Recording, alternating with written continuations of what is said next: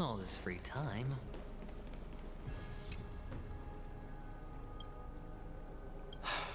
Aglaea, with all due respect, this trial is taking far too long.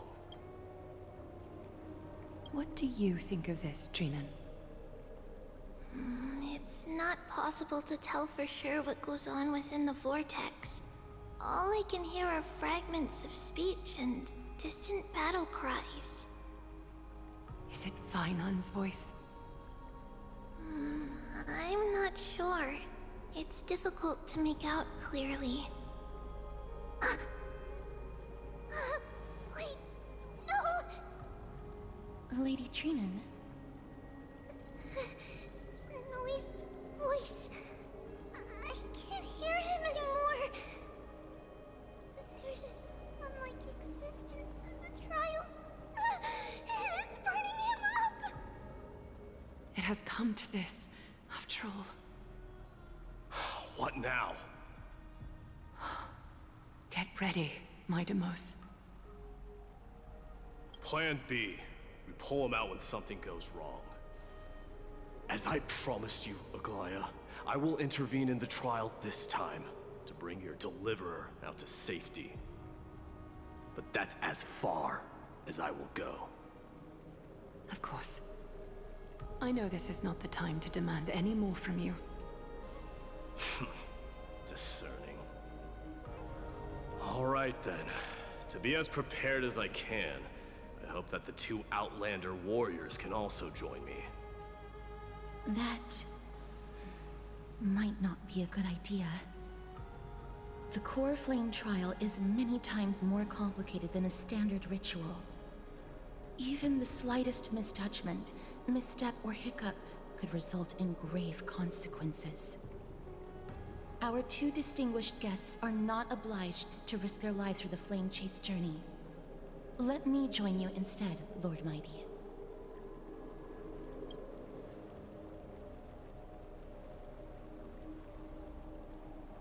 Join me in the trial to look for Phainon. And when we do, Aglaea's golden thread will guide us back out. Assuming we survive Nikador's wrath. If something bad were to happen, Castroice, your priority is to ensure the safety of these two. I can find a way out on my own. Yes, Lord Mydei. Thank you both for your valor. Time to get to work then. Let me have the honor of taking the lead in this battle.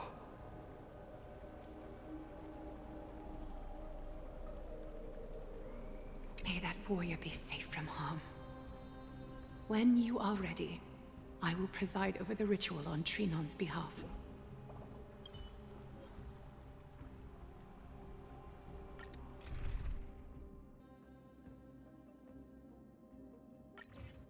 Our reinforcements from beyond the sky, warriors of high esteem.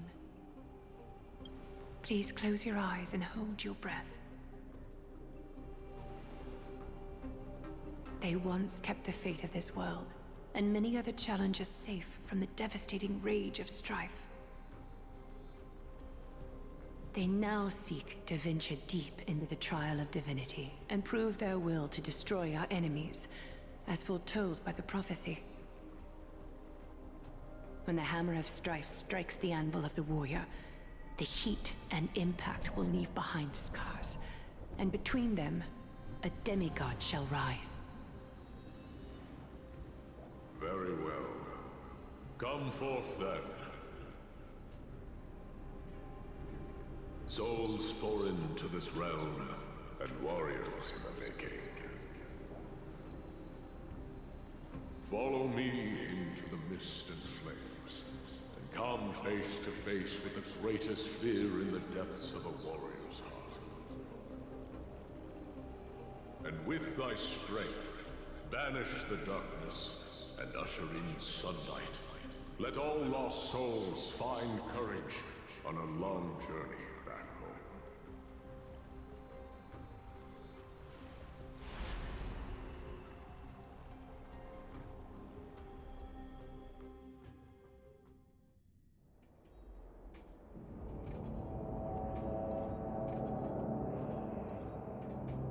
What's the matter?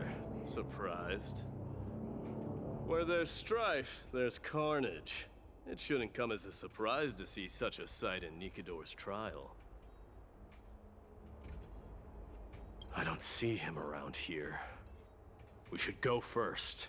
Let's pray he stays safe. Huh. The greatest fear in the depths of a warrior's heart, huh? So, this is what he fears the most. A disaster for Akama. So much for the king of... You won't get away, Cremno and vermin! Be on alert. The smell of rust is thick in the air. Tell me your name, brute. Your demise shall be a tale I boast about at the feast table. My name is Perdiccas, and I am here to avenge my people. Cremnoans and Akamans are at war? Perdiccas? Even the tragic cries of beasts at the slaughterhouse sound better than your name. Say whatever you like, despicable Akaman. Better to die in battle than return even in glory. May the Cremnoan spirit always watch over me. Foolish brute. I see you're eager to die. Very well then. I shall grant you just that.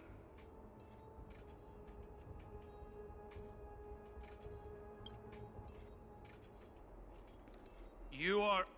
Oh. So the Alpha Brute has found his way here.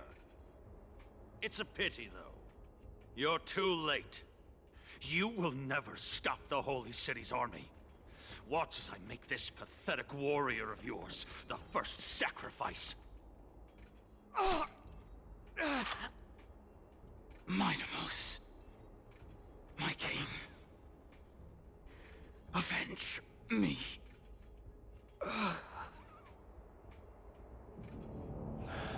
Is this? You're next.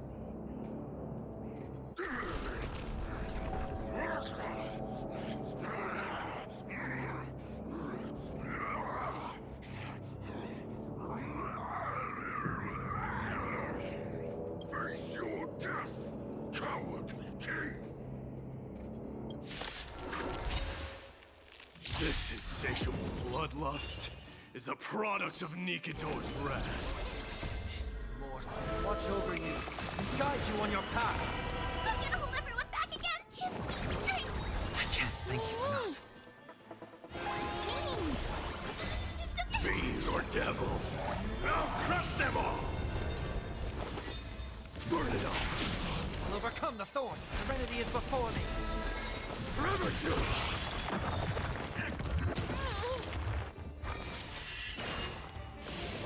So few dying soul now accept your punishment.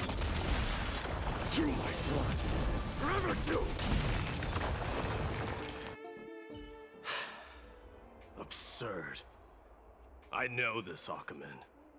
Strife contorted an honorable warrior into this perverse and twisted being. And that horrible noise. I can hardly suppress my bloodlust when it sounds. This battle cry must have gone to Phainon. That's why he lost himself. What a useless fool.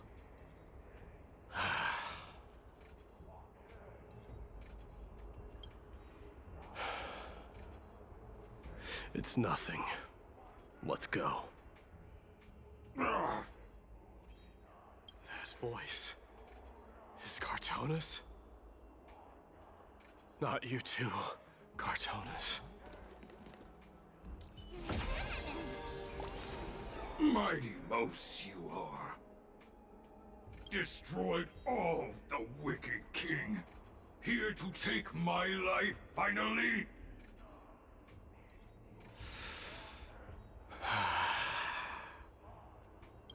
I won't ask how this happened, nor will I hurt you like you said.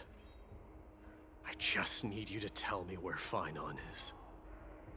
All of this you know very well. Leave our city, cursed son of Gorgo! I have no intention of hurting you, Cartonus. Humiliate me you shall not! Leave! Get out of Okima! Get out! Symbol of your sovereignty, take it! Signet of Kremnos, bask in blood-soaked glory, your kind alone! This is... Mother's signet?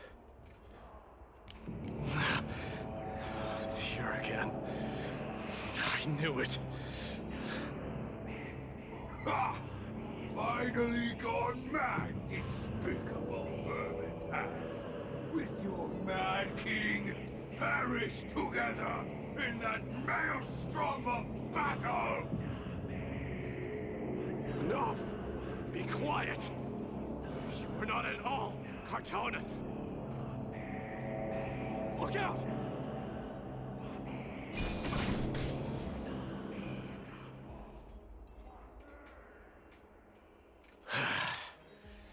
Nice move.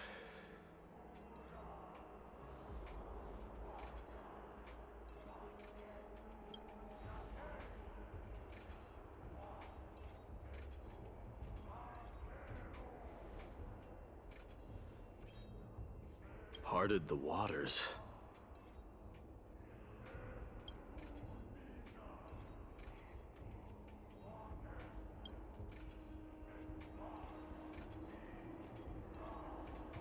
So, you are Dan Heng. What did you go through before meeting us?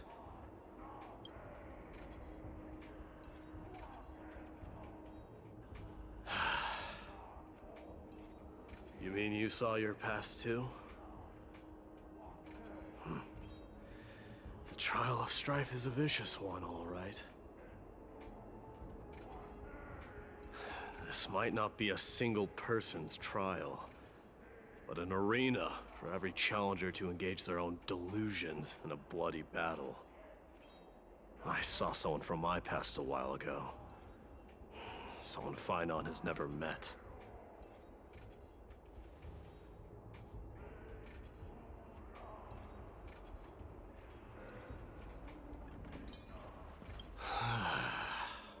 We can only hope this battlefield is nowhere as extensive as I imagine it to be.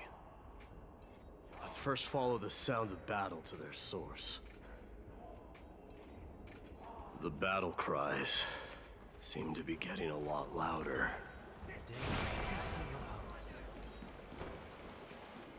Find your friends in hell!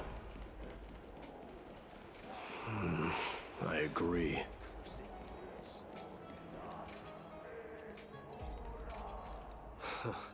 Just as I thought. This is where the battle cries were coming from. The true entrance to Nikador's trial.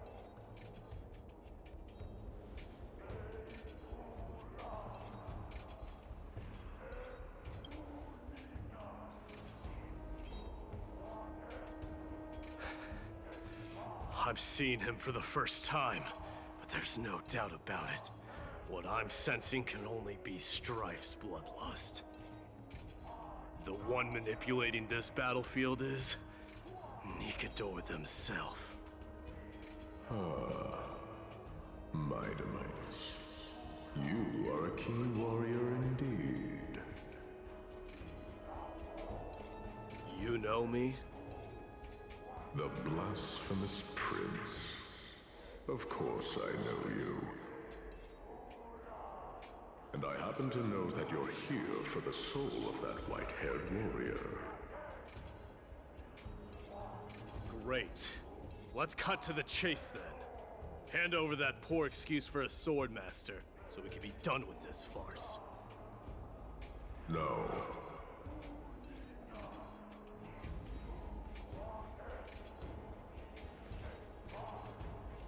I applaud your courage and strength for coming this far. But you have chosen to besmirch the dignity of one who has fallen, and I cannot turn a blind eye to that.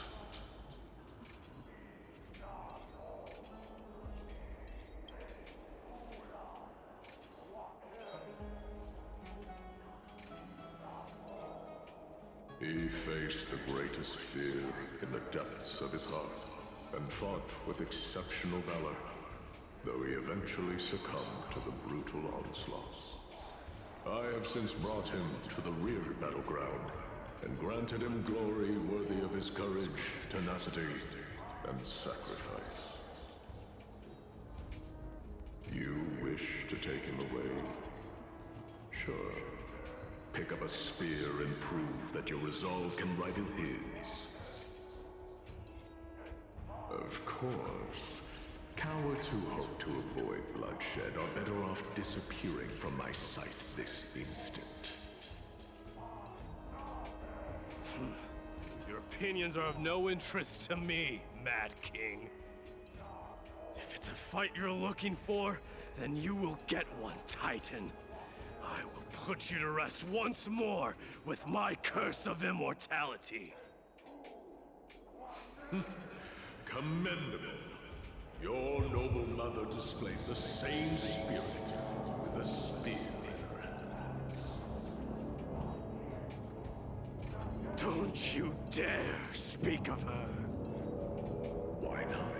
She challenged the former Krateros king to a duel, even knowing that it was a deadly trap, all to protect your dignity. Are you suggesting her efforts were for naught? Her death was caused by you, the incarnation of strife. How dare you talk about her past? Enough of this nonsense. You should be wielding your weapon as the god of strife. Battle me and put a swift end to this!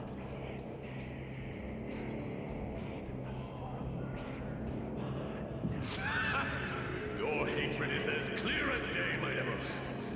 I once must have stung deeply. But thanks to that, I have also come to realize. This is why you killed your father for the throne, only to let your signet sink to the bottom of the Sea of Souls, refusing to let the glory of Krateros live on.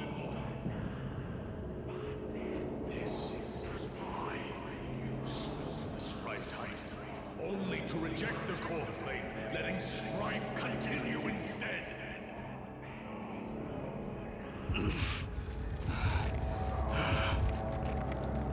Oh, child adapted by fate, show me what you are capable of. Show me if you have the power to put out the flames of your very own destiny.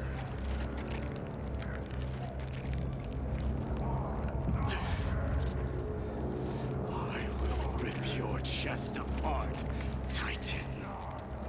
In the same way I ripped apart that former king. I see you wish to repeat this. Come at me then. Ignite the flames of your fears and step onto the battlefield. Take this fierce battle to the boundaries of strife and consume me, or lose yourself in the fight and watch your defeated corpse burn to ash. Remember this. The son of Gorgo will be crowned in blood. Very great. I trust you. Moment. Ascension. To you, the successor of Krateros.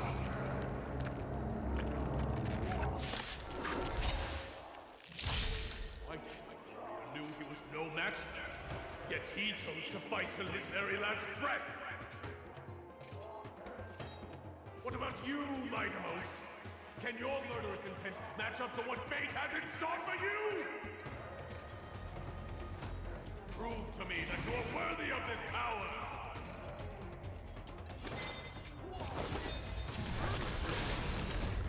Mournful cries, miserable wails.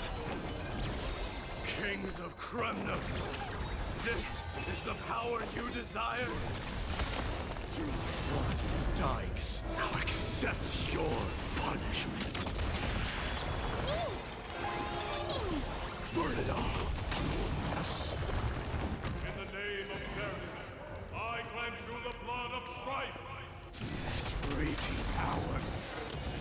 hardly contain it. Stay put! Get there! Burn it all! Dying now accepts your punishment. Heard the call. I want to head down. Farewell. Forever doomed! Conquer all lands! In fear you shall abandon your mortal body, King of Kremnos! How noisy!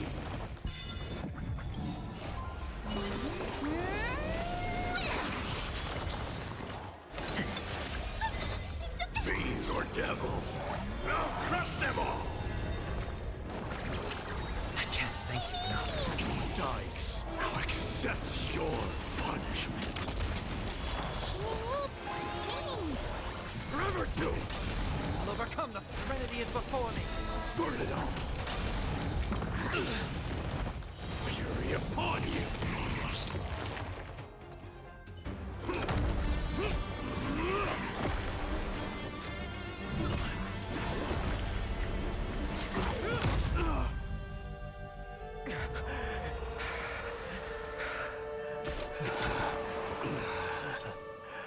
Found you.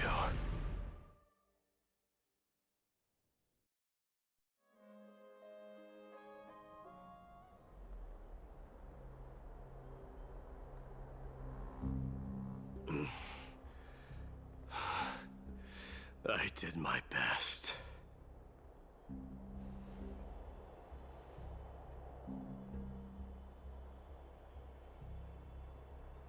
There's no need to worry. His soul is in a stable condition. With ample rest for both body and mind, he'll be up and about in no time. The greatest fear in the depths of his heart. Lord Phainon must have been forced to relive his past during the trial, and revisit his homeland that had fallen to the Black Tide. In all likelihood.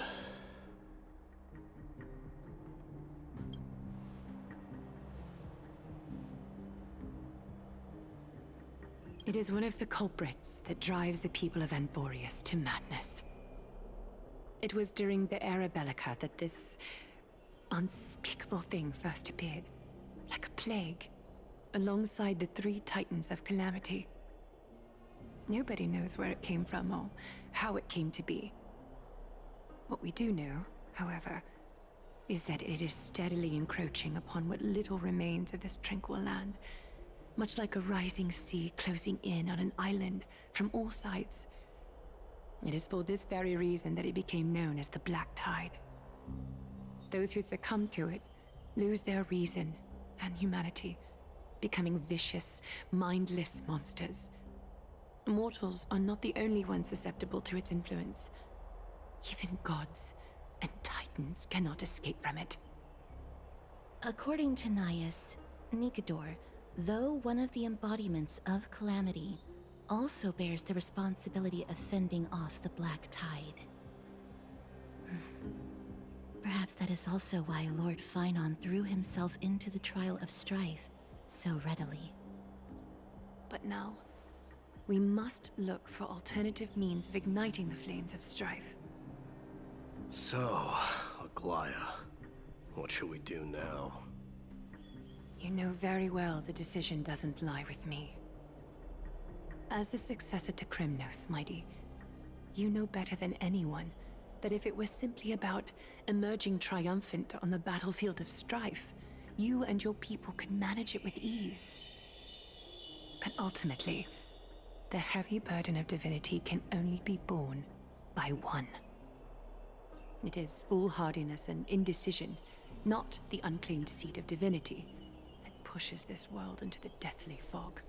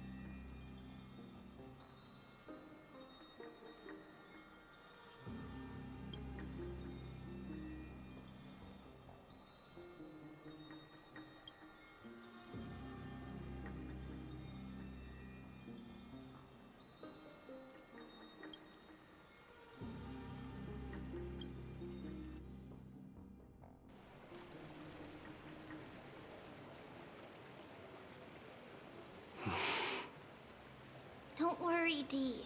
This isn't the first time he's been like this. A long time ago? I'm not worrying about him. Oh, alright.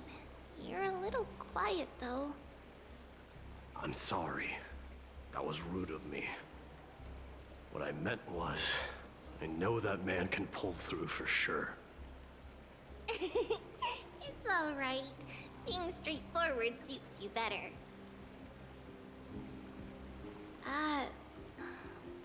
Actually, Dee, there's something we're curious about. What did you see in Nikador's trial? Something that terrifies me. Isn't that ironic? There shouldn't even be a word for fear in the Kremnoan language. Do you think you stand a chance against that thing that terrifies you? Is this also part of your grand scheme? What do you mean? Aglaea knew that Phainon might fall. And she expected me to take his place. That was the plan all along, wasn't it? Yes. Looks like you know everything. I have no intention of condemning you for it. The Flame Chase journey is not a game, and I have long understood this. With the downfall of strife, and the ever-growing threat that the Black Tide poses, if Cerces and Oronyx are also impacted, ramifications will be dire. They are the only two Titans who are still lucid and willing to coexist with humanity. Regrettably, I do not hold the key to completing the trial. If I wish to conquer that fear, I need the assistance of my fellow Kremnoans. Give me some time to speak with my people. It won't take long, I promise. I see. There is strength in numbers, but you must know that the trial to become a demigod is ultimately meant for only one individual. Your people, they have been eagerly awaiting a new king all this time, haven't they? If you take on the divine role, they will have no reservations about following your lead. After all, you're the hero of Castrum Kremnos. I once was. But Lady Tribios, therein lies my deepest fear. We'll talk again later. I'll be back. Dee? Regardless of what happens, we will always be there for you. Thank you.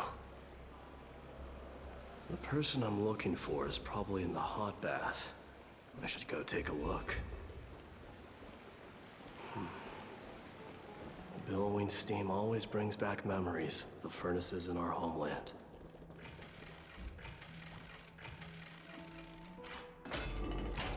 Children left unattended by their parents? That's not safe. You shouldn't run around in here, kids. Hey, it's the Crown Prince! Are you also here for a bath? I want to hear stories about princes on the battlefield. The Crown Prince? Are you Kremnoans?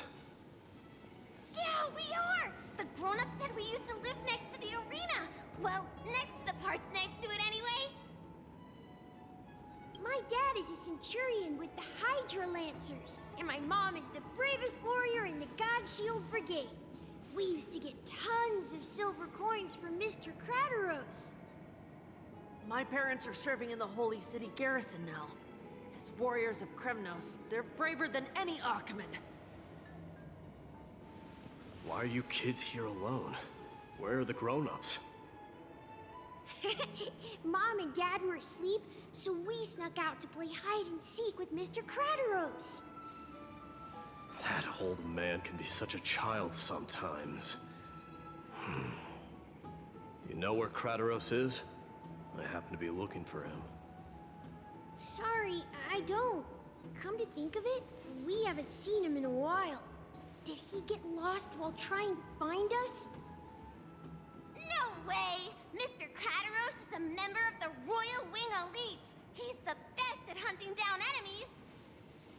He was counting near Aglaea when we went to hide. I thought about taking a peek, but who knows if it might be a trap he set.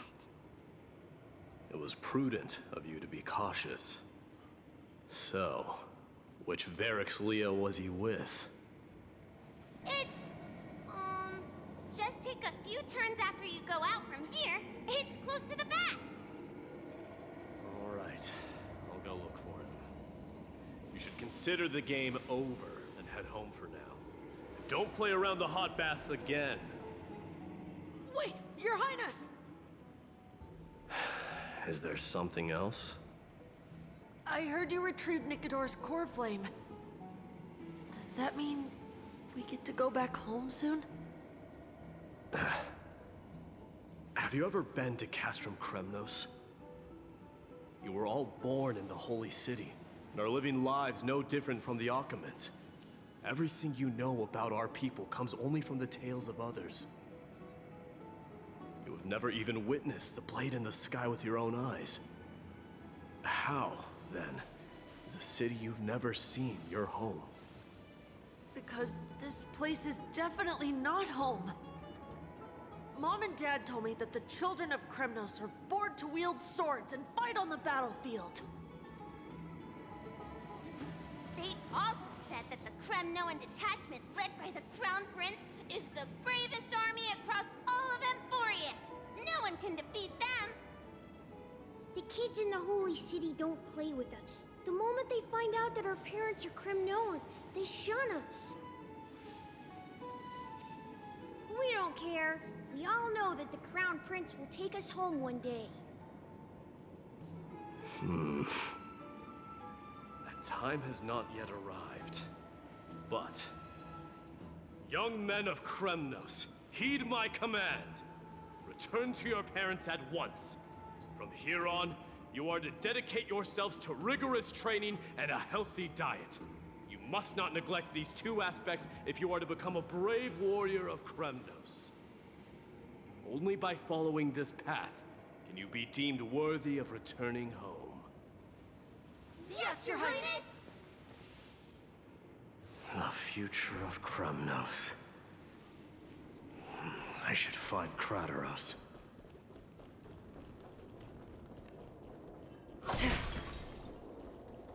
There he is. Is he engaged in a debate with that foolish lion? Rat! Oh, it's the Crown Prince of Castrum Kremnos. Get a grip. We're here by order of the Council of Elders. Even the Chrysos heirs have to think twice before doing anything to us. Out of my way, lackeys of the Council. The Civil Guard of Achaema is on official duty. Please keep out of this area. Calm down, my lord. Play nice. Don't make me repeat myself. I'll allow you to pass this time, but just this once. So, you think yourself knowledgeable? Then here is a question for you. Do you know how Chrysius Leo in Castrum Kremnos came to be mounted on the wall? I don't know, my lord. How did it come to be? Let me enlighten you. A long time ago, the founder of Castrum Kremnos led a group of warriors to hunt down a lion on the outskirts of the city of Tritos. That vicious beast had been a menace for years, and the bones in its den were stacked even higher than the peaks around Achaema. But do you know what happened? Nary a moment had passed after the beast's head peeked out of its den, when the Kremnoan warriors surged forward. and brought it down within the blink of an eye, shattering its knees with a single strike. And then... why are you red-faced already? We haven't even gotten to the best part yet. It's your storytelling, my lord.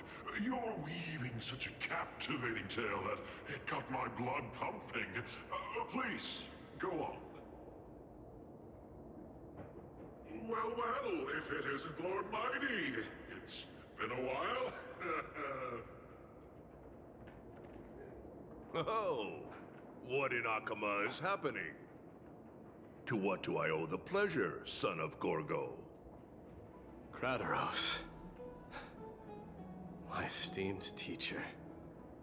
Let's talk somewhere else, Mighty Mos. I'm tired of speaking with this silly lion. What about the Council's informants? Those two hyenas are nothing but scavengers of rotten meat. They couldn't bite even if they tried. They can follow us if they want to. Let's go. Good, wait, so how in the world did Chrysius Leo get mounted on the wall?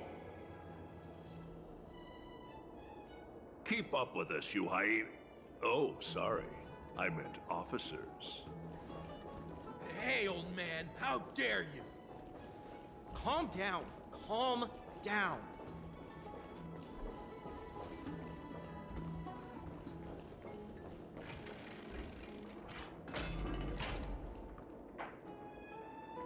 Don't fall behind now.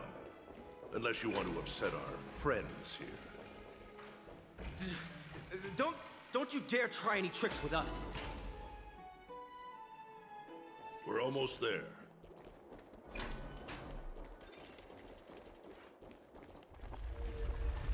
Why have you stopped? This is a nice spot for a private chat. Shall we, sir? Let's do it. What are you up to? Someone help me! Some privacy at last. So, tell me, why have you come to seek this old man's counsel? I came to discuss the future of the Cremnoans. Interesting. I heard the coreflame of the Lance of Fury has been restored, though not by your hand. And you're even considering giving up Nikador's divine power. Is this true? Those rumors are not entirely groundless. In other words, you did entertain the thought of giving up the throne of Kremnos and forsaking your people. The divine power is not equivalent to the throne. The path of strife is also not our people's only way. Enough with the word games. You, of all people, should understand the plight of the Kremnoans. Think about all the warriors of the Kremnoan detachment who left their homeland with you. Think about their children. Only the yearning for our former glory days has kept us going all this time. If they ever learn that the Crown Prince they look up to so much is actually toying with the notion of stepping down, think of the disgrace it would bring upon your departed mother, Mighty Mos. You best remember that she died for you because of Europon's schemes to restore the glory of Kremnos. Since you've brought that up, tell me, who is responsible for my father's death? Are you trying to shame me, Mighty Mos? I may be old, but I haven't become so decrepit that I've forgotten it all. Of course I remember that Europon died when the Kremnoan detachment surrounded him. You drove the spear into his chest with your very own hands. That was merely the final outcome. Do you still not see it? What led my parents and our people to their downfall is none other than the strife we speak of. The quest for glory. The tenet of valorous death before glorious return. This is the creed of every Kremnoan, no matter whether these beliefs are justified or not. Don't be ridiculous. The only thing that could slay a king is a spear. Even an infant knows that much. I swore to your mother that I would guard your crown with my life. I never foresaw that the son of Gorgo himself would be the first to turn his back on the Kremnoan spirit. Gorgo. Your mother bore that name. The name of the great founder of Castrum Kremnos. And she upheld that name with honor. If you choose to turn your back on her legacy, like a wretched deserter, do not fault me for withholding my loyalty, Mighty Mos. I came to discuss the future of our people with you. But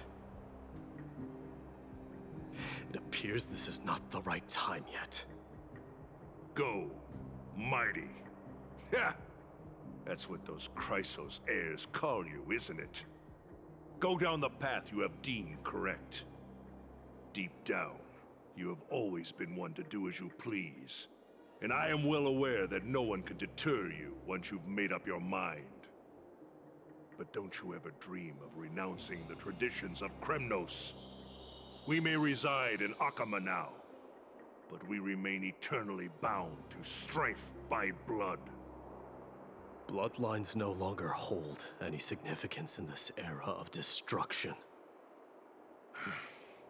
My young lord, always bear this in mind.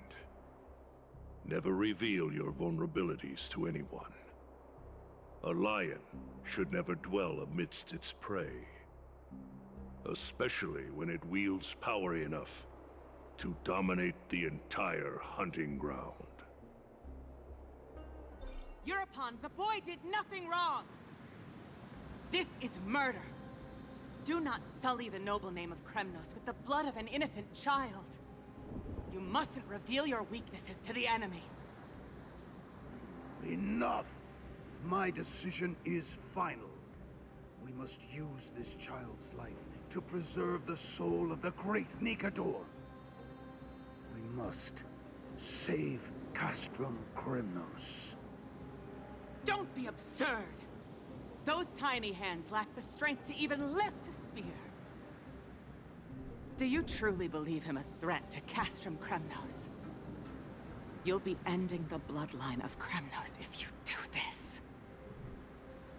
Our millennia-old glory will become nothing more than a joke. Have you forgotten that we Kremnoans place no value in bloodlines?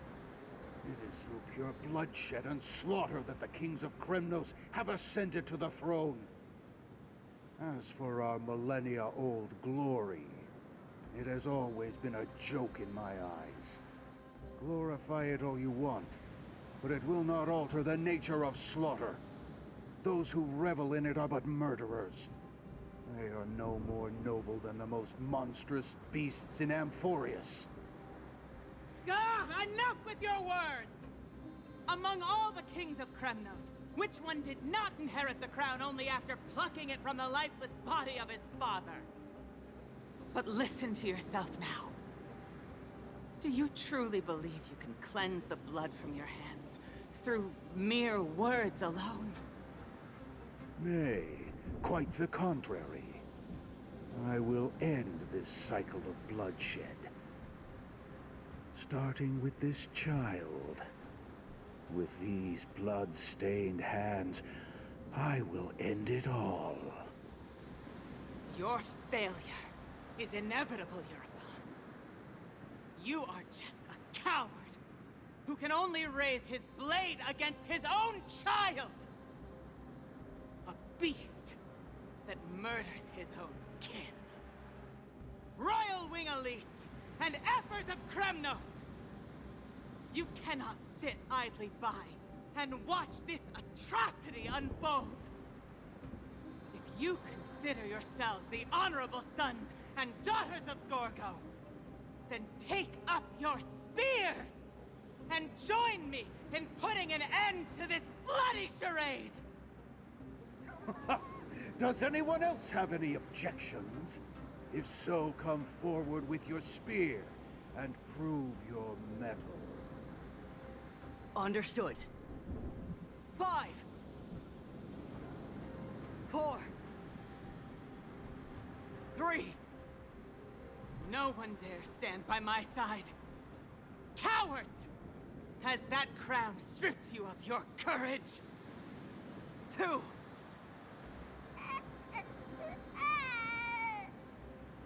One. It appears there are no objections. Then, in accordance with the Cremnoan Council's principle of tacit consent, the decision is final. With all present as witnesses, this child shall descend into the Sea of Souls, where he will nourish the Lance of Fury and join the fallen heroes. May fate and the gods await your arrival. My son, Mydei. Stop! If you have more to say, then speak. On account of the life we have shared together, I grant you this one final chance. With the blade of fury above us and the council bearing witness, I, Gorgo, hereby move to challenge the crown in accordance with the laws of Kremnos. O unworthy king, in the name of the Council of Elders, I demand that you duel me! Very well. We shall see who the Cremnoan blade strikes down. Mydei, my son. They all tell me to forget. But how could I ever? The son of Gorgo will be crowned in blood. If there is no Kremnos without the crown, then I shall seize the crown and smash it to pieces to bring the people to their senses.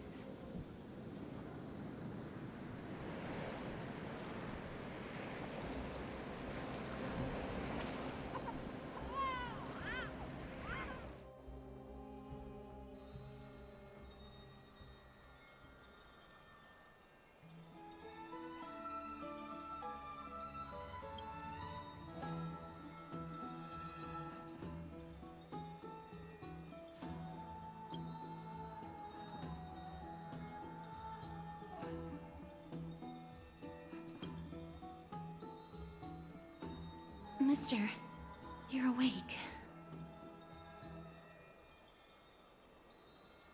That's a complicated question. I'm not sure I can answer that. I apologize for arriving uninvited. I saw that you were still asleep, so I took the liberty of waiting nearby. I bring a message from Lady Aglaea. She has prepared a gift for you and Dan Heng, and wishes to present it to you in person. I'm glad you're in good spirits. All right, let's set off.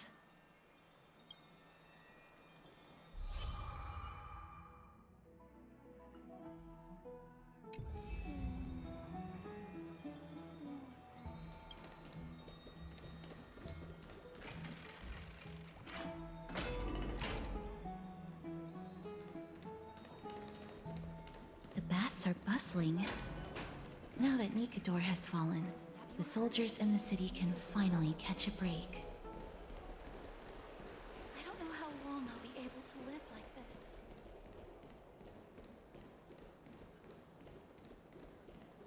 Is that Lady Tribbie and Lady Trianne?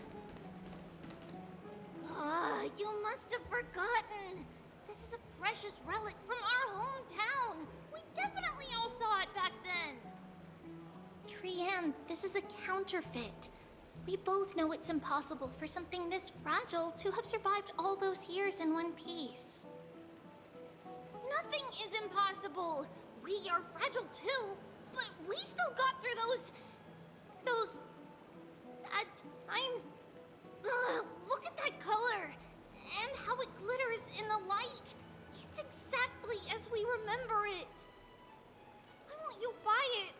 If someone else gets to it before us, we'll miss our chance forever.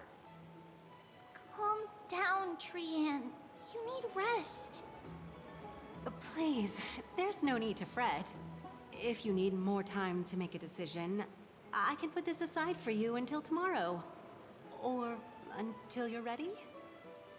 No, it's all right. Trianne is just... She'll come to her senses tomorrow. We'll be off first. Trianne is just... what?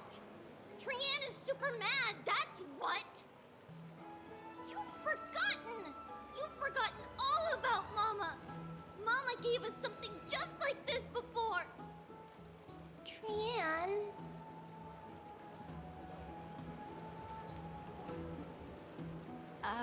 See you tomorrow? I hope you two patch things up soon. See you tomorrow. May the winds of fortune bless you.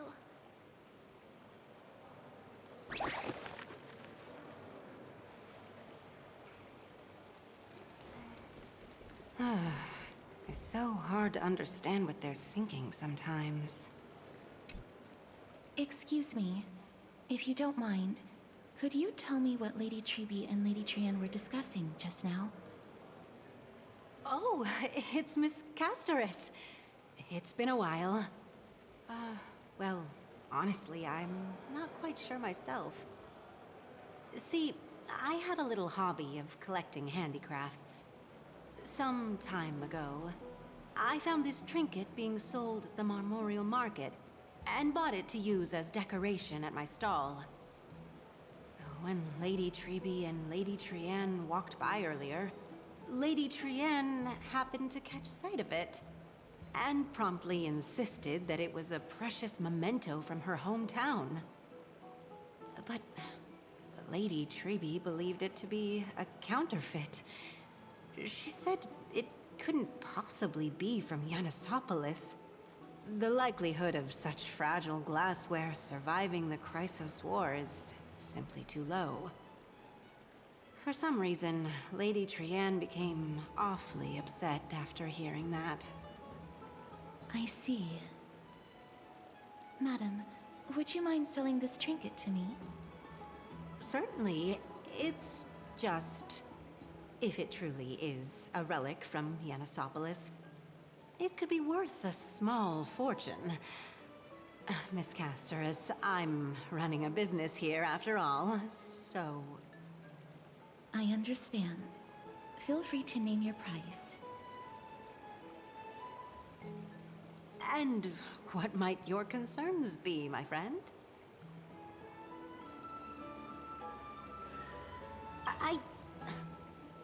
Fine.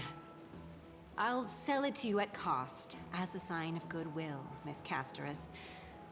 Just promise to support my business in the future. Much appreciated. Thanks for helping me out. I'm not one to venture out often, and while I have some savings, it takes a lot out of me to even talk to people, let alone haggle.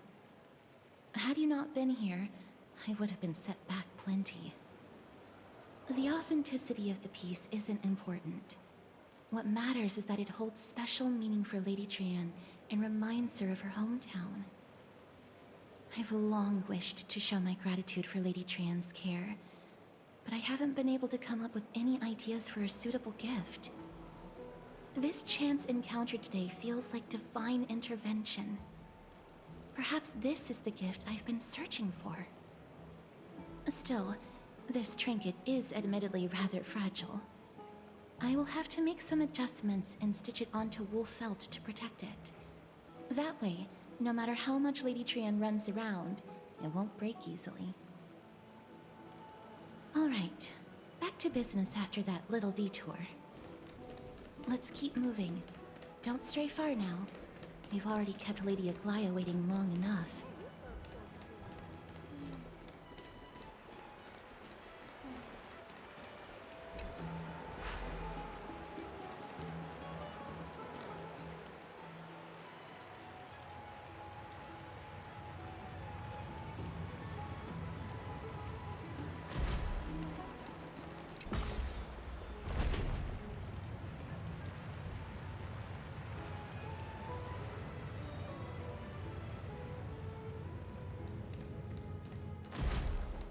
It seems your friend arrived before us.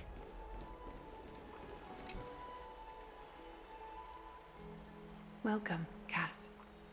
And you as well, Trailblazer from beyond the sky.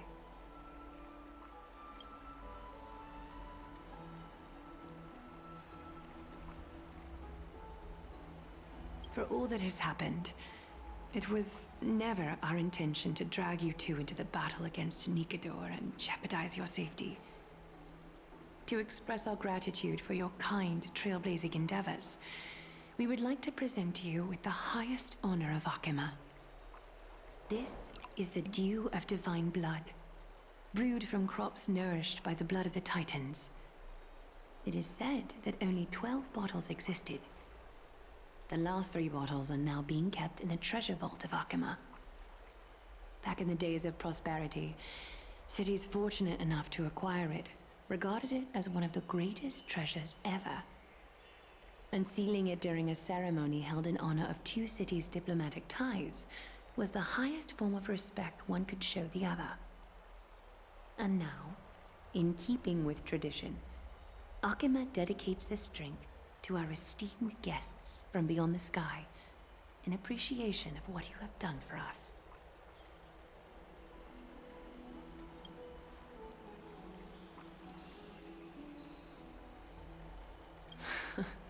Very perceptive, Mr. Dan Heng. Your heroic deeds have proven that you come in good faith. With the Dew of Divine Blood as testament, we wish to forge an alliance with the Trailblazers.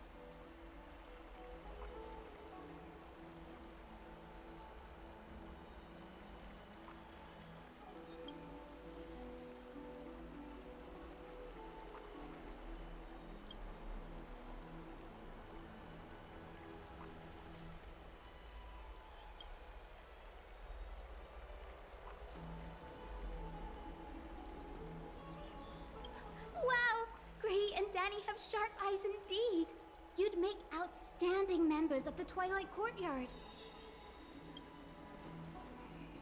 No need to worry, by the way. I can tell from Lady Aglaea's tone of voice and micro-expressions that she's being genuine. Not only are you guests from beyond the sky, but you've also done so much for Akima. You're practically heroes to us all. Lady Aglaea would never subject you to Aquila's judgment. Hyacinth, thank you for taking care of the wounded of the past few days. Oh, it's no trouble at all. The patients are very cooperative when we attend to them. I'm just thrilled to see them all going home healthy again. Oh, it's Cassie! Oh, I've missed you.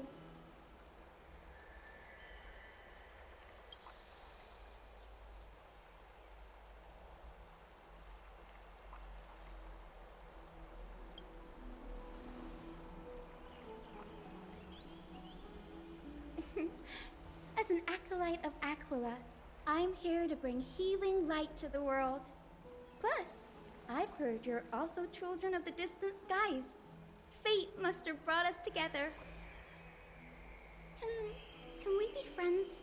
I'd love to hear your tales of the sky. And oh, it's a rare occasion that Akima presents such an invaluable gift to guests.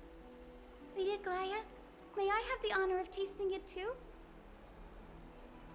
Of course you may.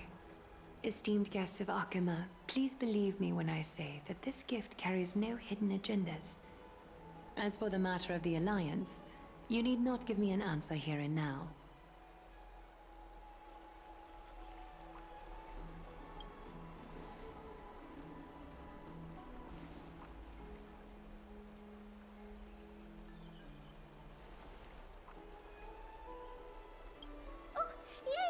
Then I'll get started on my questionnaire.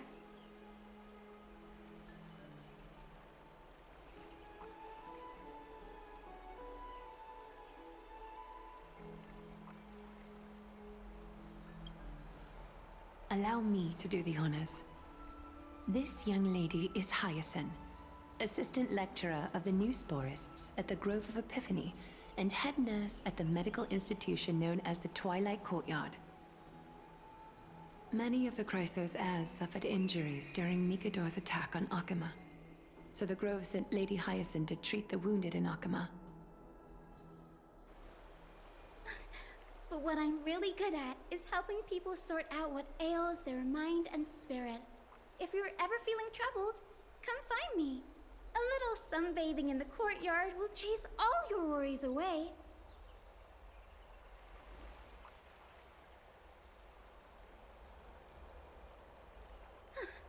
Well, it looks like everything's sorted out now. The patients have also all recovered. I think it's time for me to head back, Lady Aglaea. I would love to keep you in Akama for a few more days, but I would hate to provoke the ire of the Grove. As it happens, Akama intends to send a messenger to the Grove for updates about the research on the Black Tide. We also want to communicate our desire to discuss the retrieval of Cerces' coreflame at the earliest convenience. Oh, that sounds pretty serious. Lady Aglaea, you can't be asking me to... No need to fret. We won't put you on the spot. Trianne will be going there as the diplomatic messenger of Akama, and Castroice will be accompanying her. I happen to have a few questions for Professor Anaxa as well, regarding the missing Titan Thanatos.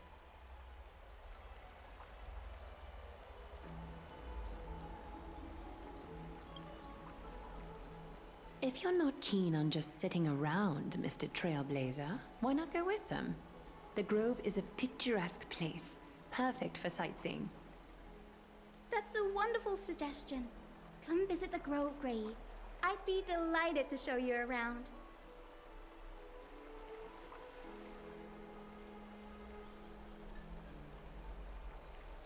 In that case, do bring this spindle along with you. This tool, called the weft, is used to spin thread and has been passed down in my family through generations. Though it doesn't see much practical use nowadays, it's become a symbol of great significance. In this respect, it is the perfect token to represent my will.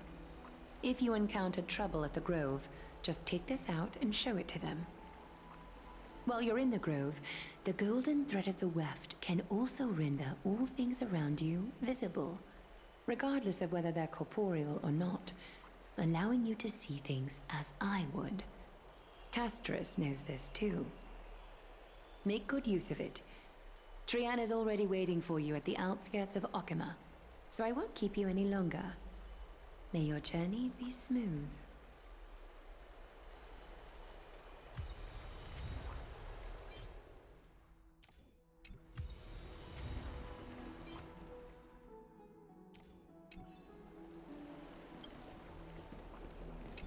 I'm glad to be in your company again, mister. Thanatos controls my fate, in a sense. The curse I bear came from them. And they have something of mine. Something of great importance that I must get back from them.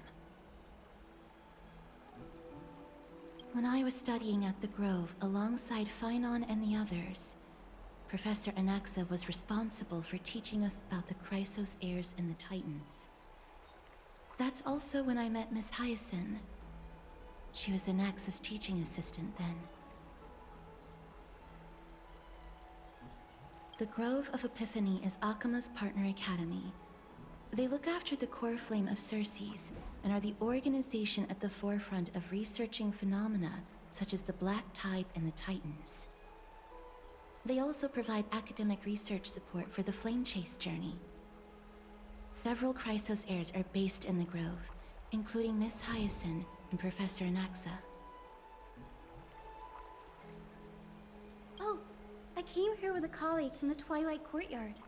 I've asked her to pack her luggage in advance, so she's already waiting for us by the city gates. Let's go meet up with her.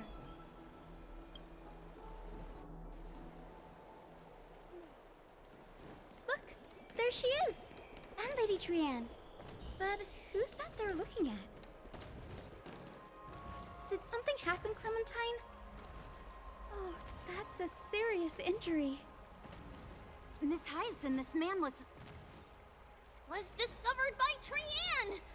Trianne was in a bad mood this morning, so we went to the outskirts of Akama for some fresh air. But then we found him collapsed on the roadside. Trianne knows the city has good doctors, so Trianne brought our new friend into the city to look for a doctor. I was waiting here for Miss Hyacinth when I bumped into Lady Trianne. But by then, this man was already in critical condition, so I had to perform some emergency treatment first. These wounds, they're caused by the black tide. This is bad. Clementine, prepare a ward for this man at once. I'll treat him myself. It's a miracle he's still alive, considering how badly the black tide injured him. Grey, Cassie, and Trianne, would you mind making your way to the grove first? Once this man is out of danger, Clementine and I will join you. As a healer, I cannot ignore those in need of medical attention. I understand. May fate have mercy on this poor man. Trianne believes he'll get better. Everybody, follow Trianne! Fly, fly, fly away from Akama! Down this road we go, to the skies we fly, leaving Akama behind! Little Cass, little Grey, are you ready? You might not be aware of this, but using the sentry gate takes a significant toll on Lady Trianne. Trianne promised Tribbie that we wouldn't open the gate unless we had no other choice. I'm ready too. Okie dokie. Everybody, let's hold hands. To the grove we go!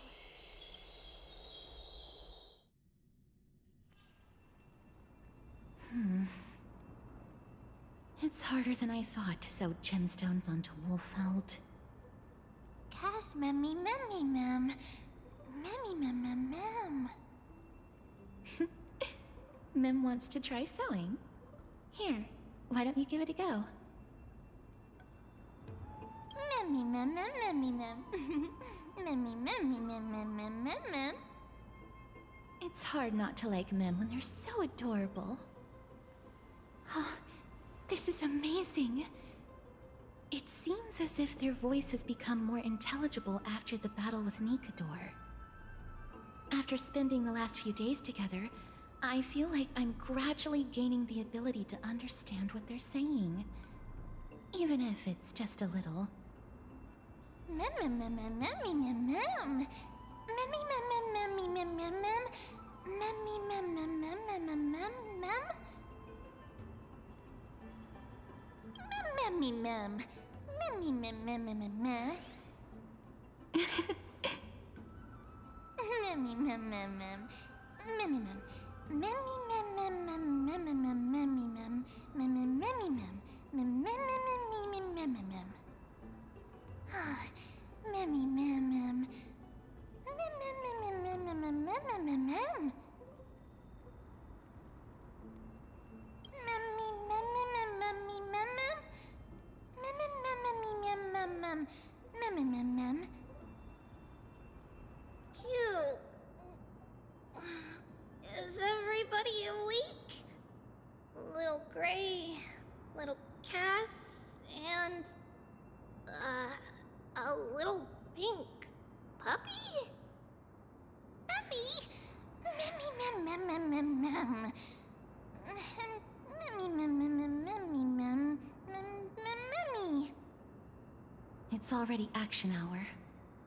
Lady Trianne, I hope you're well rested. You were talking in your sleep. Did you dream of many things? Sleep talking? What did Trianne say? Something like, Mommy, doll with sword, let's fight together. We'll be brave. Ugh, it's so embarrassing. Please don't make fun of Trianne. Of course not. Wasn't Lady Trianne's mother also the Holy Maiden of Yanisopolis? Uh-huh. Mama was the strongest holy maiden in all of our history! She also gave us the prophecy of deliverance! And she had red hair that looked like a cute red mushroom! But Trianne can't remember what Mama looked like anymore. Not even in the dream just now. Mammy mem. Mammy mem mem mammy mem mem. Mammy mem mem mem. Mammy mem mem. Mammy mammy mem mem mammy mammy mem mem. Mammy mammy yummy mem. Mem mammy mem mem mem. Mammy mem mammy mem mem. Mem mammy mem mem mem mem. Mem mem mem mem mem. Boom. Mem mammy mem mem mem mem mem. Mammy mem mem. Mem mem mem mem mem mem. Mem. Trianne thinks that's a great idea. Can the pink puppy help Trianne out? Mammy mem mem mem mem mem mem mem. Yay! And I'll call you Little Memmy from now on. Mem mem mem mem. Memmy mem mem mem mem mem. Mem mem mem mem mem memmy mem. Mem mem. Mem mem mem mem. Me mem mem mem mem memmy mem. Mem mem mem mem mem mem. Memmy mem mem mem mem. Okie dokie. Trianne remembers that we need to help Aggie ask the big tree whether Cerces would be willing to visit Akama. If we follow this woven trail and keep going upward, we'll reach the grove in no time! Mem mem. Memmy mem mem memmy mem. Legend has it that whenever they requested an audience with Cerces... Look! A huge tree! It's... huge!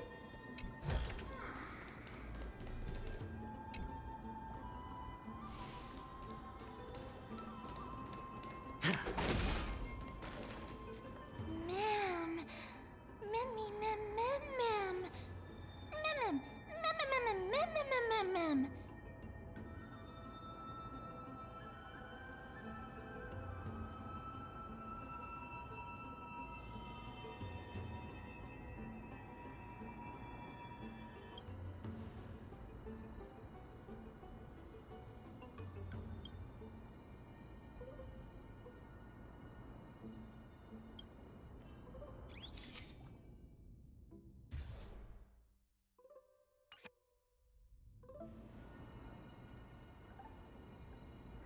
Memmy mem memmy mem mem. It's the Bough of Rift, the divine body of Cerces. Flora began to grow where they planted their roots, and this flatland basin upon which we stand gradually became a large, verdant forest. A long time ago, Thelesis, the first scholar, led the masses to build a garden and courtyard in the forest, naming the site the Grove of Epiphany. There, people sought mental clarity, knowledge, and enlightenment.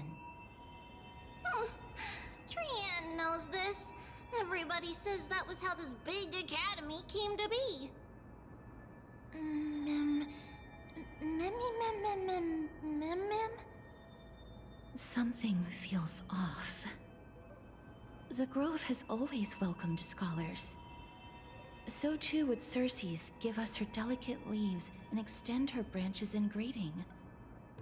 Yet, it seems both the Grove's messengers and the Titan are indifferent to our arrival. That doesn't seem likely. Miss Hyacinth didn't mention anything about it. Maybe everybody's still asleep because classes haven't started yet.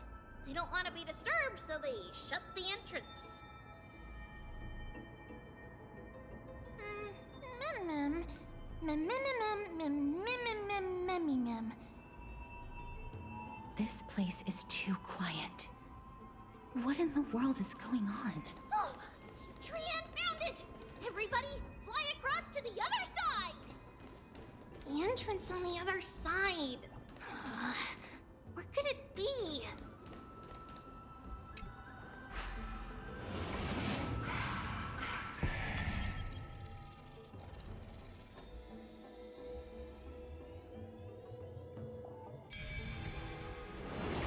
His eyes are so sharp! I knew you would find it. The courtyard of Storgi should be just ahead of us.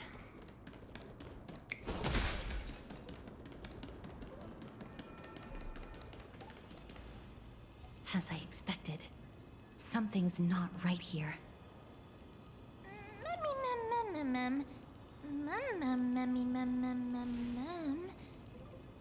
Not to mention that this whole place is also eerily quiet. That's possible. Hello? Is anyone there?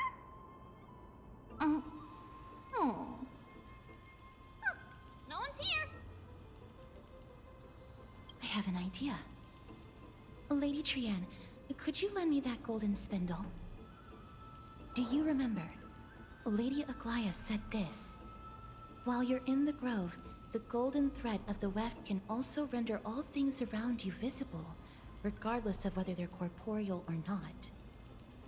This is achievable because the grove is not only where the roots of Cerces are, but also where the chrysalis of gold manifests. Oh, Nestia, with the weft as my vow, I beseech you, entwine my body with your golden thread and affection. I'm sorry. I had to recite that chant so that the golden thread would resonate with the Titan's presence within the ley lines. If I'm not mistaken, we should be able to draw power out of this butterfly exuvia with the golden thread. There isn't a reaction. Did it not work? But that shouldn't be.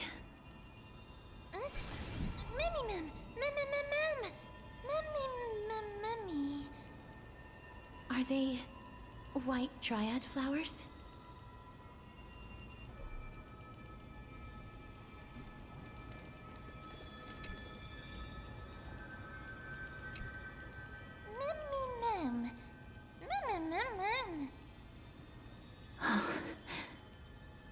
No, these aren't white dryads. These are shadows of dead white dryads. Dead me, ma'am. Shadow? Strictly speaking, these white dryads are still plants. They only gained sentience as a result of Cerces' blessing of equality. But their sentience is minimal when compared to that of humans. These flowers have already died. What you see here are just faint afterimages of their souls. However, this also means that the golden thread has definitely connected with the Titan's presence. Without the golden thread's outlines, we would not have been able to see them at all. But what happened to them? Why are there only tiny shadows of them left? Ma'am, can you read their memories? Let me try.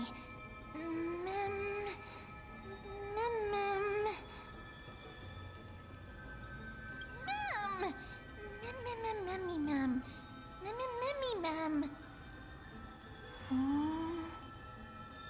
Black cloak, mem.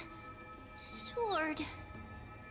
Toward the great tree.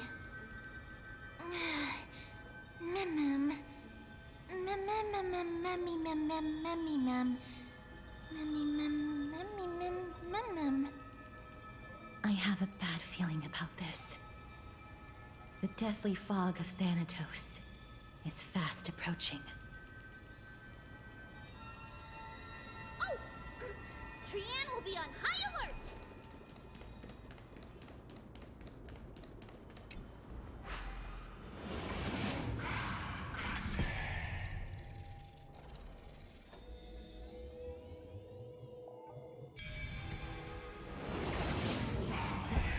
death is becoming more and more intense. There, on the steps. This looks really scary. Mem.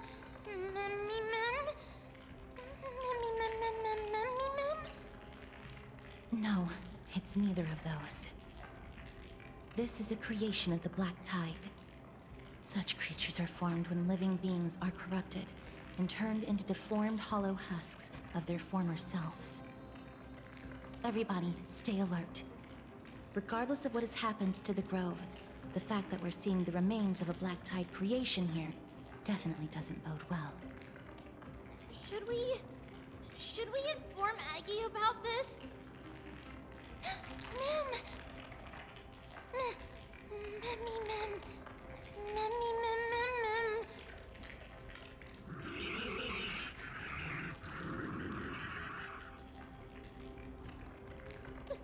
The monster is alive! Trianne will protect everybody! Trianne, please hide behind us. Mister, let's do this.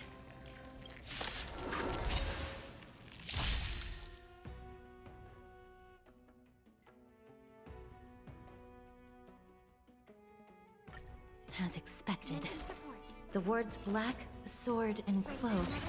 It's better to make no move. They're talking about the Black Tide.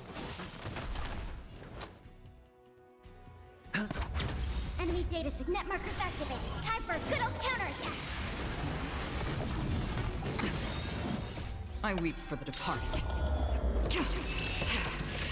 It too shall fall. You defeated it! Little Gray, little Kaz, you're so strong!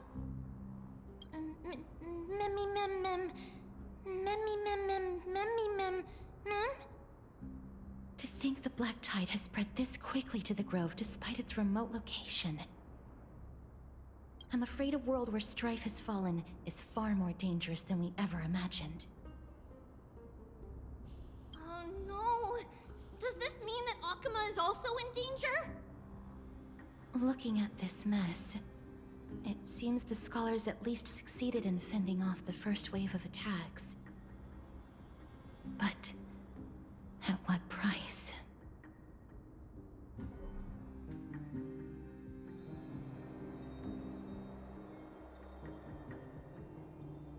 Lady Aglaea, after a few days of surgeries, both major and minor, we were able to save the life of that patient found on the outskirts of Akuma.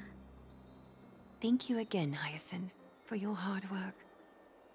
The scarring of his organs was especially severe, a result of the Black Tide's corruption. It's a miracle he's even survived. I can't say for sure when he'll regain consciousness. Don't stress yourself out over this. You've already done everything in your power to save him. There's no need to hurry to the Grove either. You deserve a good rest now. Tribbie, I have some things to tell you as well. There's something strange about where that patient came from. He is not Akuma. The way the stitches on his clothes are hidden is quite unique. Such craftsmanship is undeniably from the Grove. The Grove? You mean... Now that I think about it, Castroice and the rest should have arrived at the Grove by now. Trianne just got in contact! The Black Tide has invaded the Grove. We haven't detected any survivors, even with the help of the Golden Thread. What should we do, Aggie? The Black Tide is posing an even greater risk to us now. I did not expect the Grove to be the first to be impacted, though. Can they tell where the coreflame is right now? We see it. The coreflame is still there, but... But what? But they can't say for sure whether the Titan has also been corrupted by the Black Tide. please let them know that for now, the most pressing task is to identify the coreflame and transfer it to a safe place as quickly as possible. We must also search for survivors and find out exactly what happened to the grove.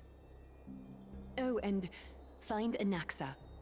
Unless something went terribly wrong, he should still be alive. They've set off. Please, stay safe, everyone. I pray for their safety too. Aggie, how do you know that Anaxa is still alive? I know that man all too well. If that blasphemous performer knew that he was not long for this world, he would most certainly try to seize the coreflame and drag the Titan down with him. Is this a joke as well? No, I'm being serious this time. We're facing threats from both within and without Akima. The merciless carnage may have ceased, but Akima's nemesis continues to sharpen their blades even now. They may have even prepared the gallows from which to hang us already. You mean... Even if the divine authority of strife is as yet unclaimed, the Black Tide is advancing more rapidly than I expected.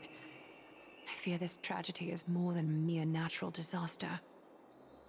Alas, it's too late. The Council will likely take this opportunity to do something... I will try to keep this under wraps for now. But you must also take care and be prepared for anything that may happen. All right. Should I inform Hyacinth about this? Not for now. She must be exhausted after performing surgeries non-stop for so many days. I don't want to overwhelm her with this bad news.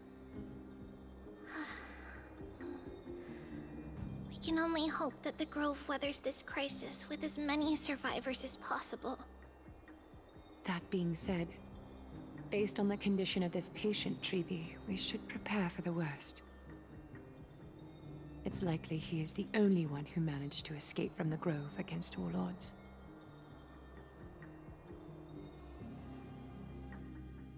Everything will be fine. The people at the Grove are really smart. They'll definitely be able to chase away the Black Tide.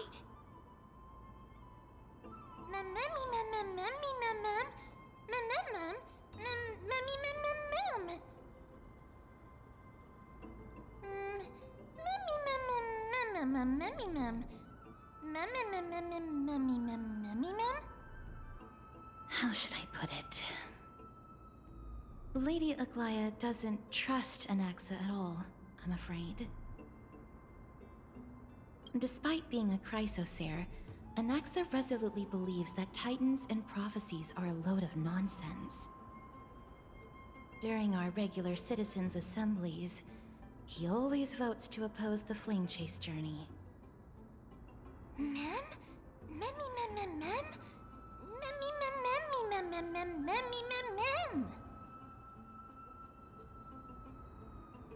Trianne knows the answer to that. Everybody says that Cerces, who symbolizes reason, is the most tolerant of novel ideas.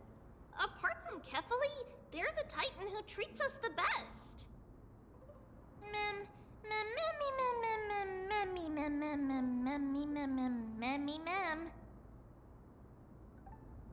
Yes, that is how we formed an agreement with these Titans who bear no harm toward humanity. If they agree to support us on our Flame Chase journey, we will wait till the final moments of the journey to restore their core flames. With the exception of Oronyx, that is. They didn't lend us their power willingly.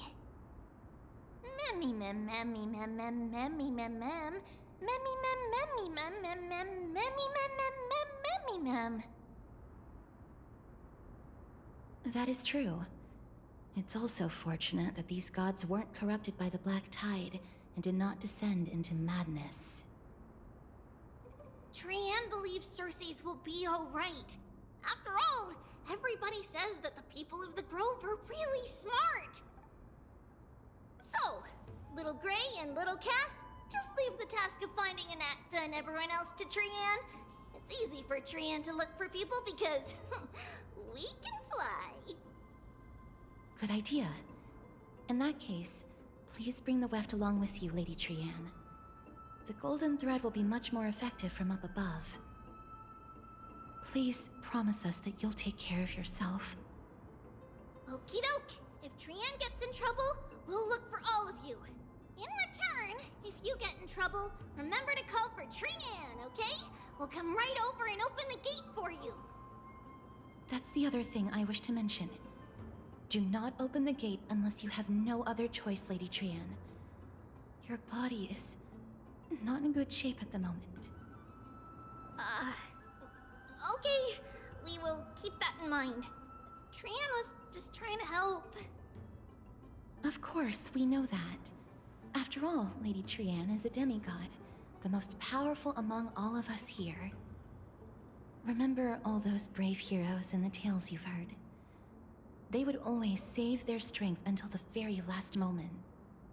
That way, they could ensure that nothing went wrong with their plans. Isn't that right? Mm-hmm. In that case, brave Trianne shall clear the way for all of you. Memmy mem memmy mem mem. Memmy mem mem mem. Memmy mem mem mem mem mem mem. Mem mem mem.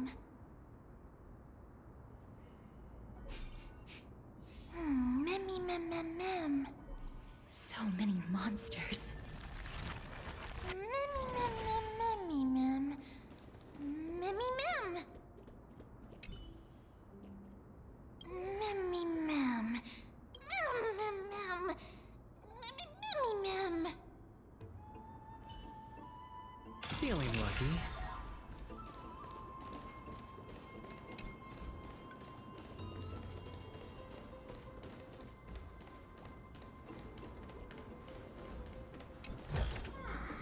A reward with no risk? I'll take it.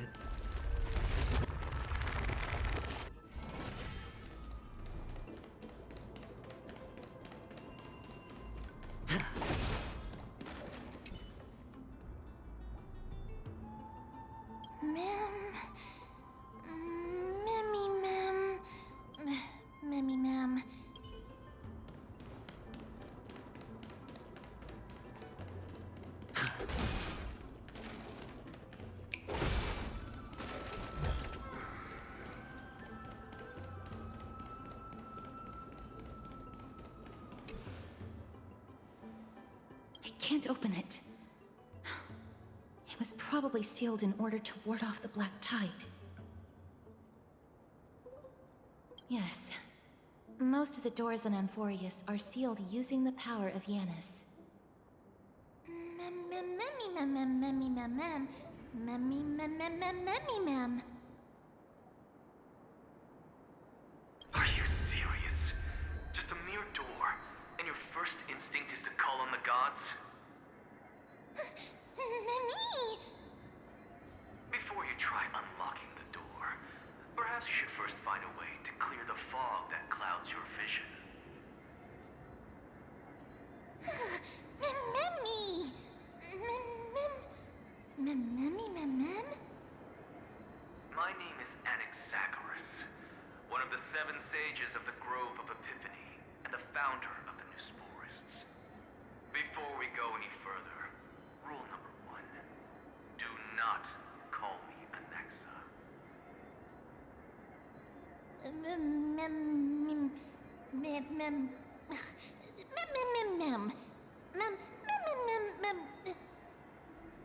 Rule number 2. Never interrupt me. Silence is golden.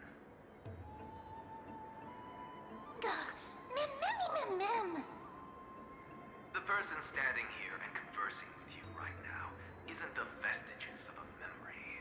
Rather, it is the culmination of the greatness of science and the pure, irrefutable, and undeniable exalted truth. Through the wonders of alchemy, I have shattered my soul and transmuted it into gold before burying it in this spot. I have recorded these words so that visitors may learn where their next destination lies. Nothing is impossible. Having said that, alchemy is not omnipotent. Each time you hear from me, an equivalent part of my soul is being consumed as the price. In other words, this voice isn't created out of thin air.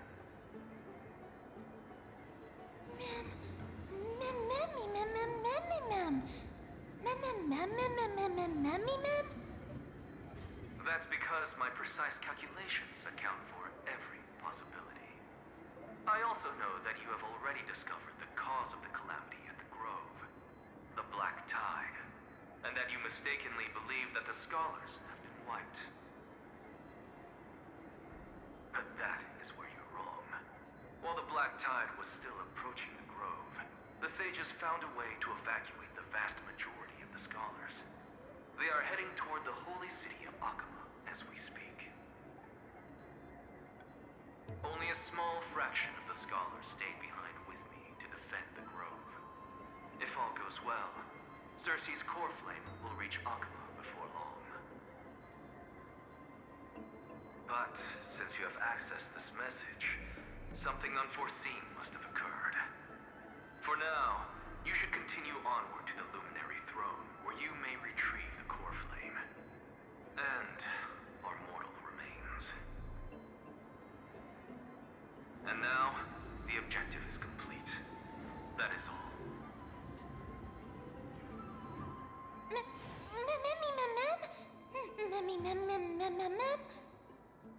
Mister, judging from your reaction, you must have found a useful memory. Professor Anaxa? That's a lot to digest at once. I'm sorry. Please give me some time. You don't have to take that too seriously.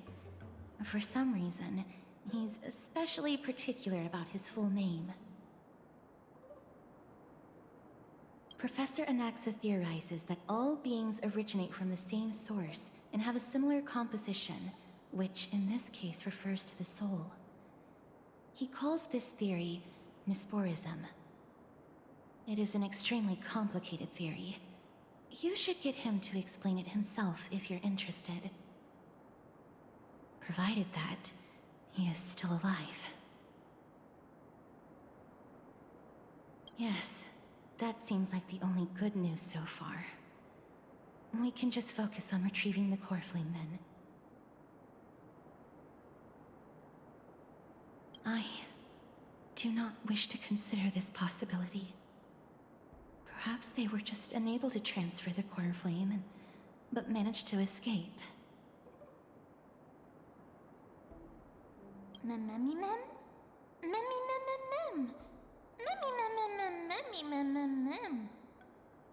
It is located at the top of the giant tree, and is where Cerces' coreflame is kept. According to Anaxa, the coreflame should still be there. But making our way there won't be as simple as the professor made it sound.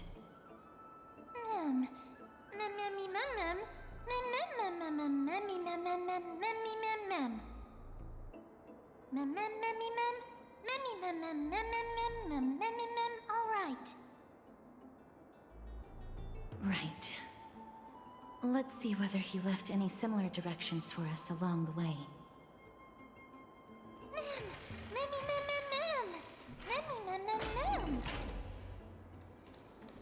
Alchemy is truly incredible.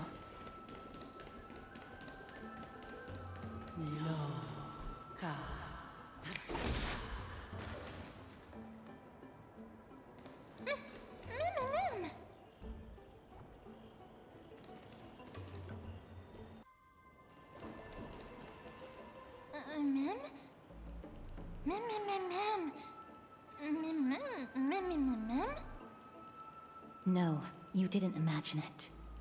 I heard it as well. I'm afraid that someone's probably nearby, as we are unable to ascertain whether they are friend or foe. We better remain cautious.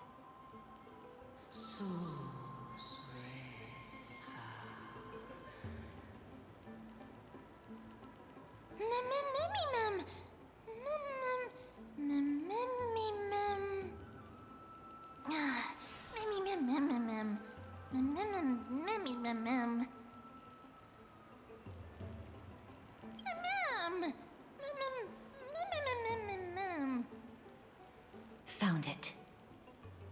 The voice is coming from over there.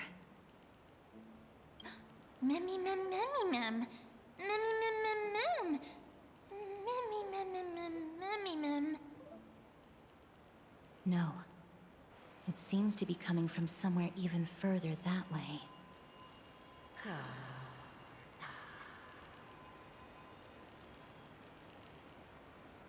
Let's go check it out.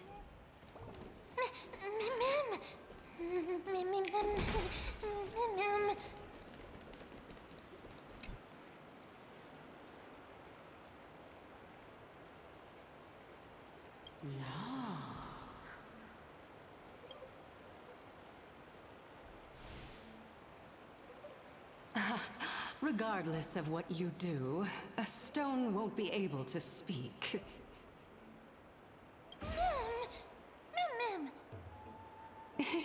Such a lively little bunny.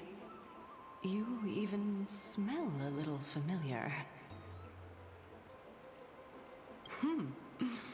What a smooth-talking child. I'll accept your praise.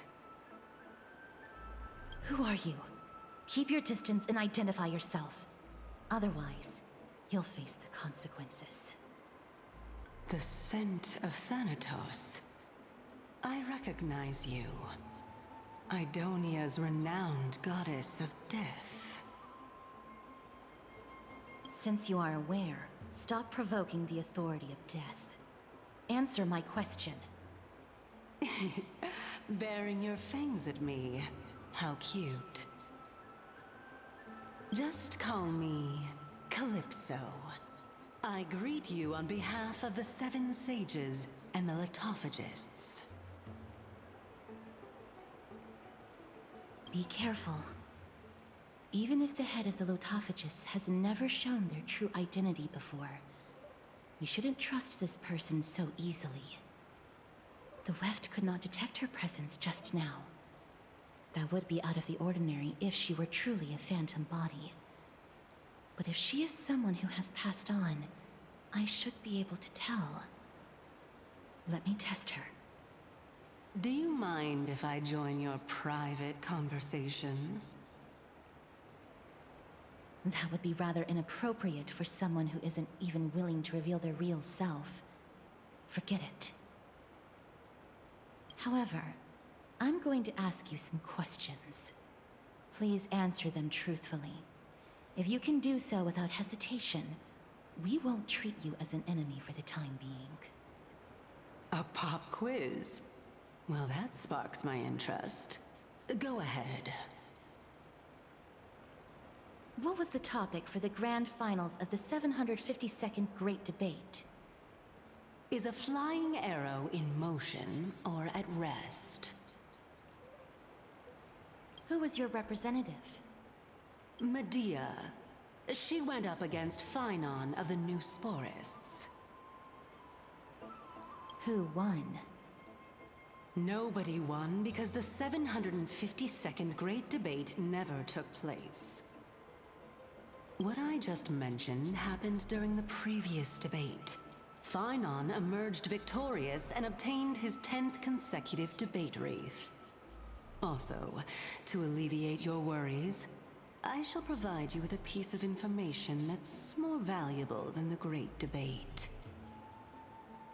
Anaxa the New Sporist is still alive. I saved him, and he is now recuperating at the Luminary Throne. So, are you satisfied with my answers? This dumbfounded expression of yours is much more adorable and likable than the previous one. As the saying goes, seeing is believing. Why don't you follow me to the throne and take a look for yourself? I'll keep my eyes on you at all times. Oh, that's truly an honor.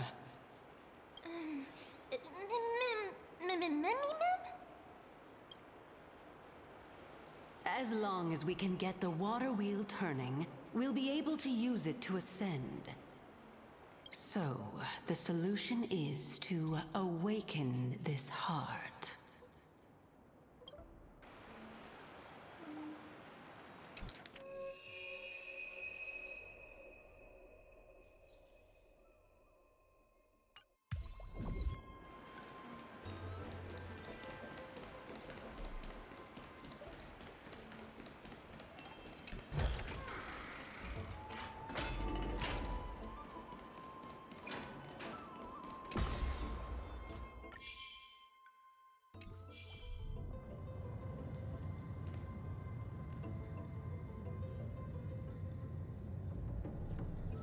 Is that the Chamber of Purifying Tears?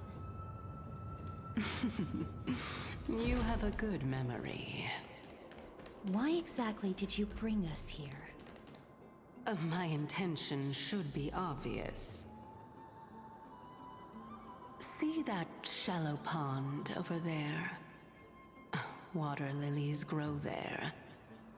Initially, Cerces watered them with their tears, while Nestia nurtured them with affectionate love. They are a token of the eternal companionship between the two gods. All the two of you have to do is to cross the deep well and retrieve the golden bough of vows for me. Mem.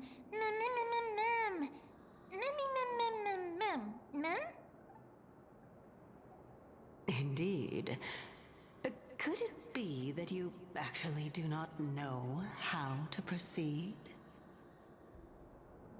We can retrieve it, but I advise you not to waste your time on any schemes. Oh my. I'm helping you to eliminate your worries and obstacles, and yet I receive nothing in return? Besides, the bow is essential for awakening the heart and drawing water out of the source. If you can't find it this time, we can just remain trapped here for the rest of eternity.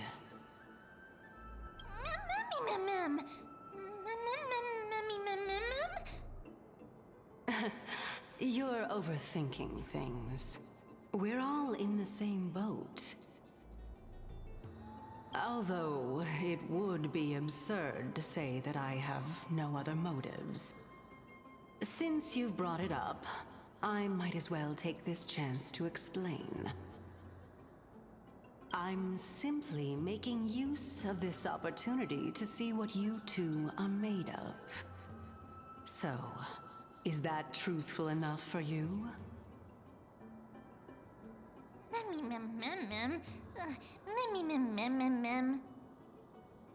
Now is not the time for me to elaborate further.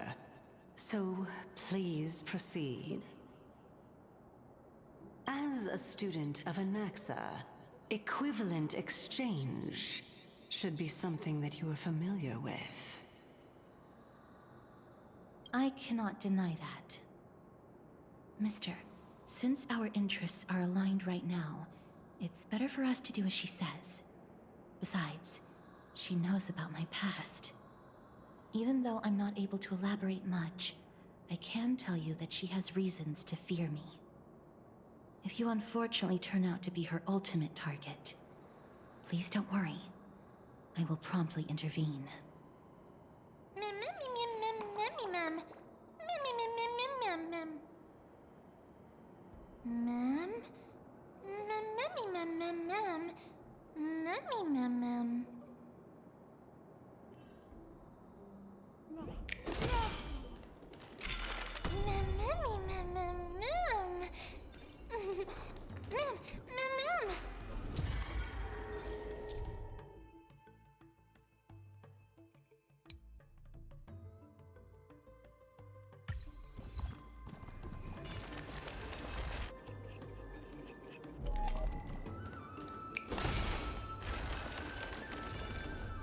forth the gleamful blades.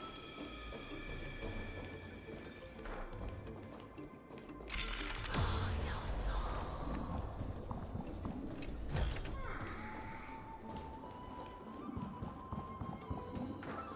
Huh?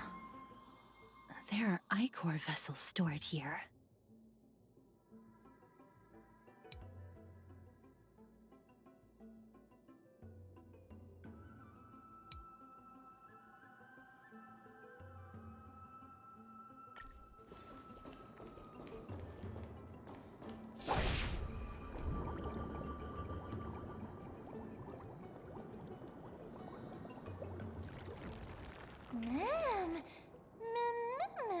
Flowers, ma'am.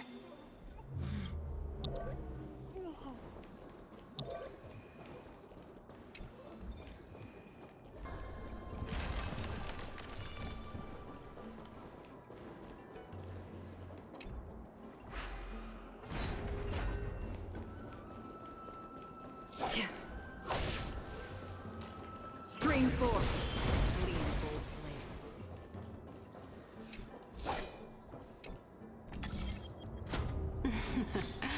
How smart.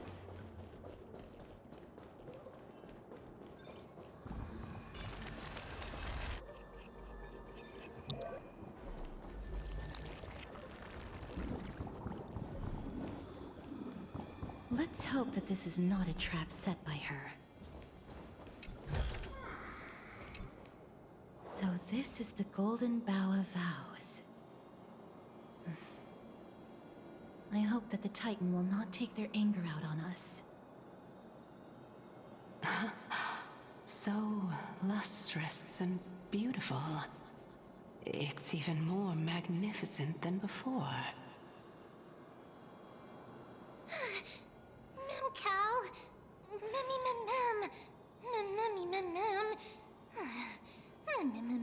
Mem. Understood. My apologies, Pink Bunny. Memmy Bunny, Mem? Mem. Is this the legendary Golden Bough of Vows? We'll know once we test it. There's a secret passageway behind the pond. It's faster if we take that path. How do you know this place so well? Well, I'm one of the 7 sages after all.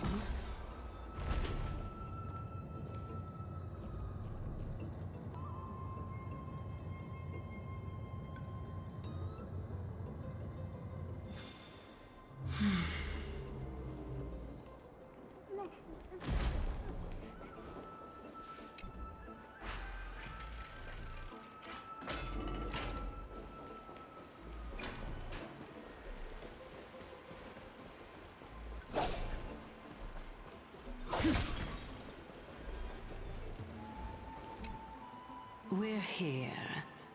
Could you kindly pluck a petal for me and place it into the pool?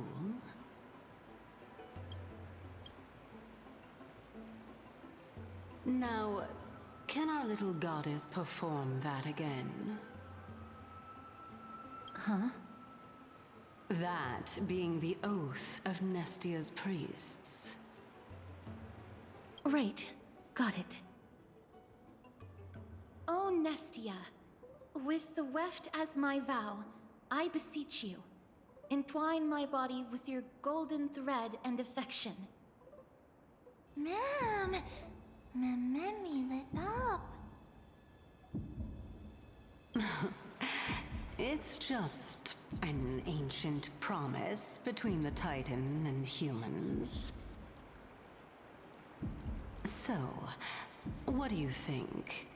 It really is the Golden Bough of Vows. And I did not set any traps for you, right? That is...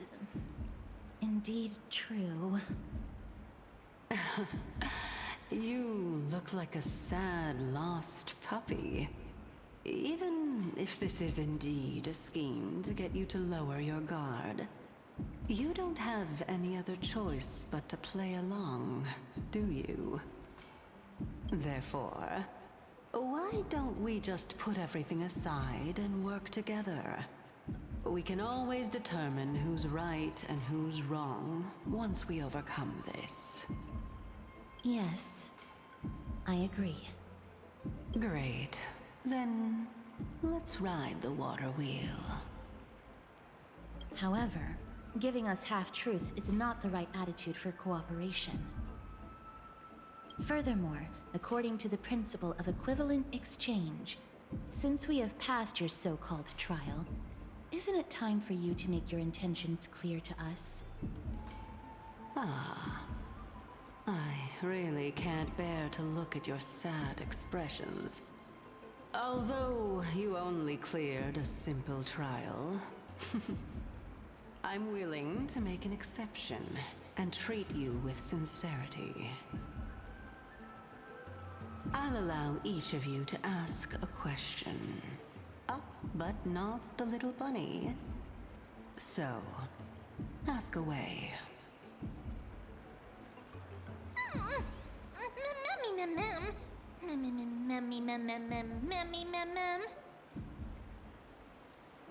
Well, in that case, mister, please go ahead.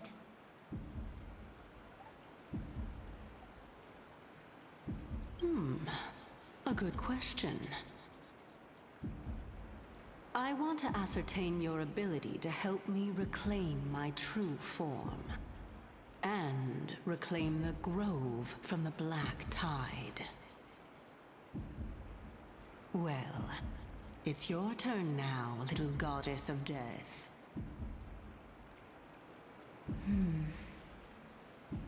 My question is, was your previous answer the whole truth and nothing but the truth? There's no point in making this unnecessarily complicated.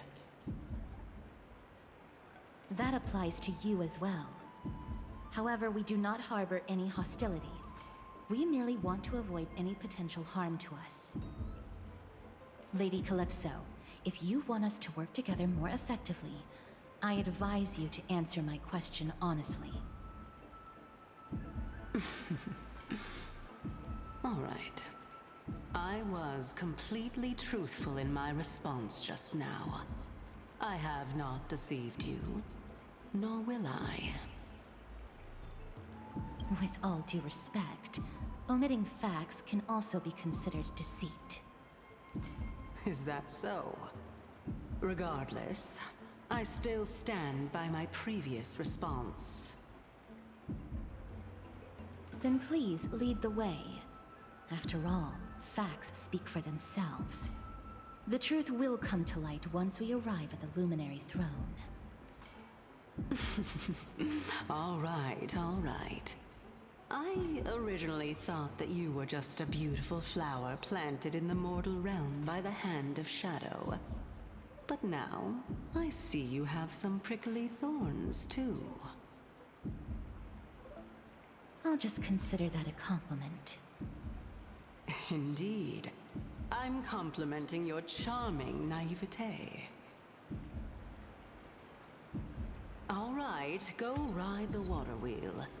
I'll wait for you up there.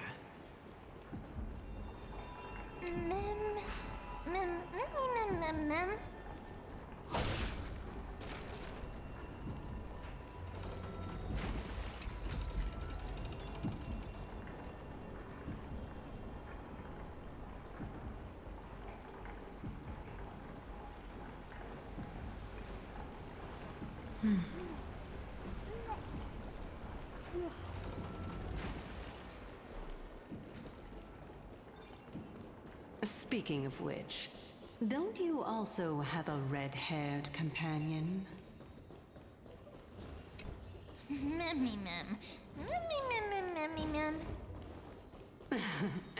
Not too much. It's just that I seem to hear the sound of a bee buzzing around.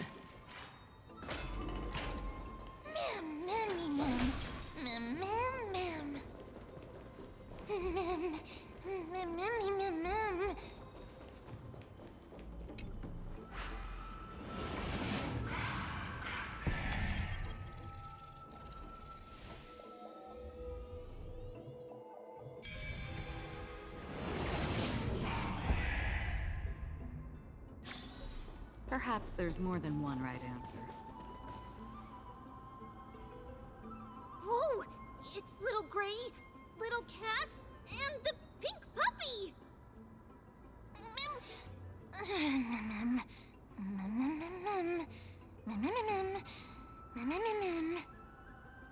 Lady Trianne, are you alright? Were you hurt? No, Trianne flew high up into the air so the monsters couldn't reach us.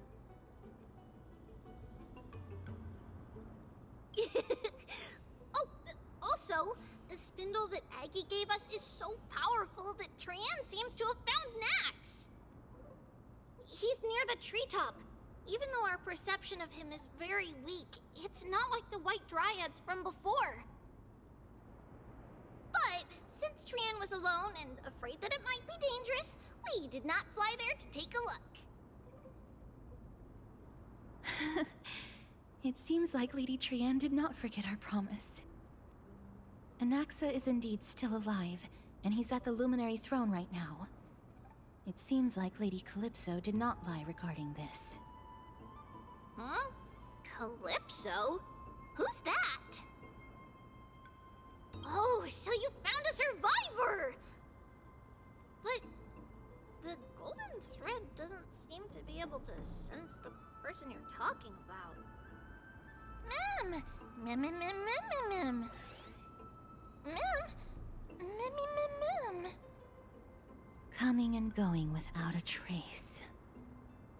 She's such a strange person. Oh! Actually, Trianne also found this. Could this be related to the person you're talking about? This is a piece of burnt cloth. Yup! Trianne found it on a branch not long ago. Trianne even used the golden thread to search around and found that the entire grove is giving off a similar aura. Mem?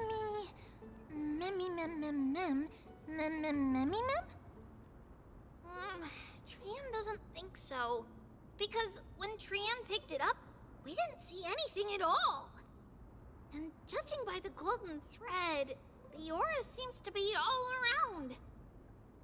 Lady Trianne, where is the aura gathered at right now? It seems to be... Oh!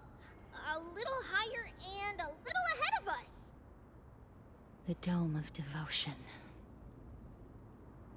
Calypso, just what are you hiding?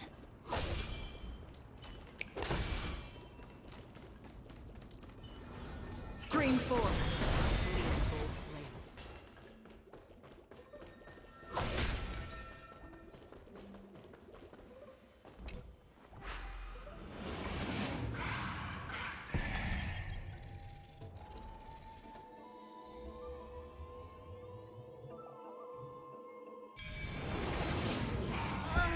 The golden thread is vibrating more and more violently! Everyone, let's be even more cautious. Feeling lucky.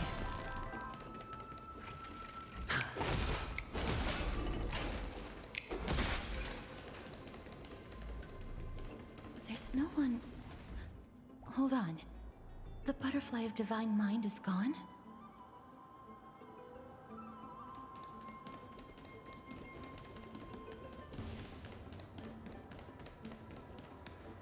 That can't be.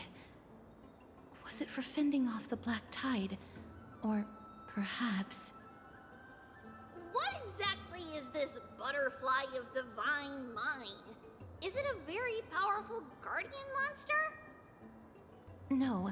How should I put it? It's considered a safeguard for the Titan's coreflame. This butterfly is created from Nestia's remaining divine mind and bears the responsibility of guarding the coreflame. Legend has it that someone can only pass the trial of the butterfly by proving they possess pure and unselfish love within their heart. Only then can they awaken the great tree to open up the path to meet Cerces. But how are we going to prove it? Mem mem mem mem mem mem mem mem mem mem mem. Sorry, but even I don't know how. After all, this is a secret among secrets that only a select few in the entire grove and even Amphoreus know.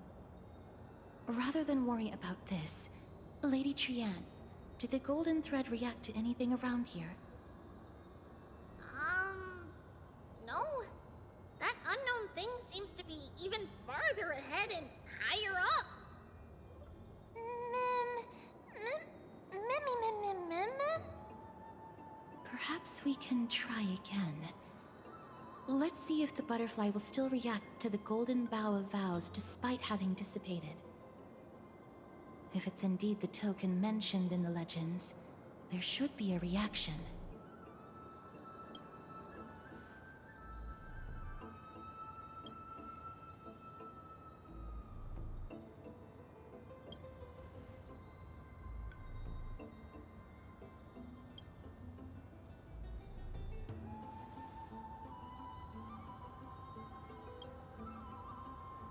Let me give it a try. Oh, Nestia. With the weft as my vow, I beseech you, entwine my body with your golden thread and affection.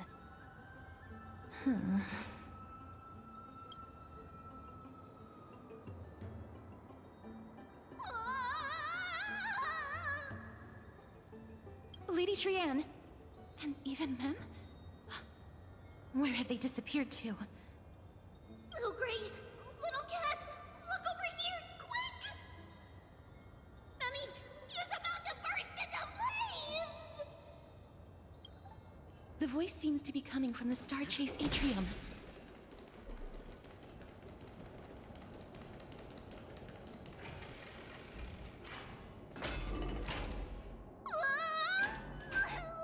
Little Gray, little Cass, it's bad.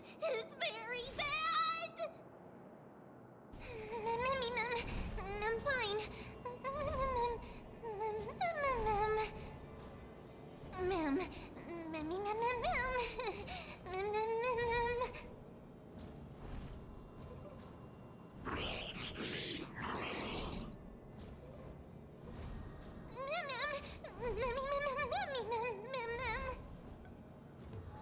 Lady Trianne, what exactly happened just now? Trianne and Memmy were looking around to see if there were any mechanisms nearby. But just as they went to take a closer look at that big piece of amber, they were surrounded! I see. Let's get a move on. The orbs belonging to Oronyx's priests should be nearby. Hopefully they'll be of some use.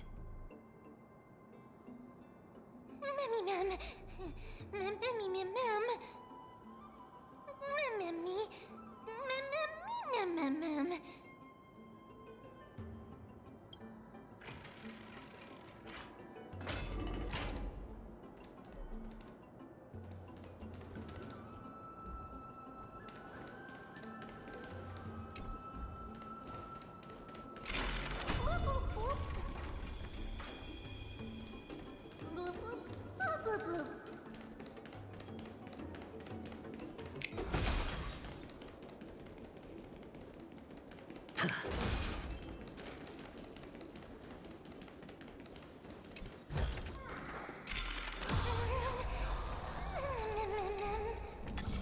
It's connected! Let's hurry! Memmy is already bouncing around due to the heat!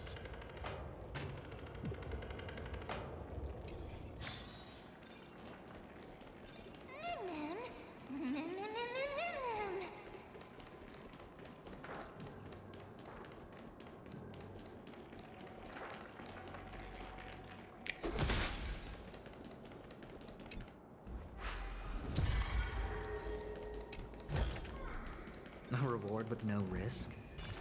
I'll take it.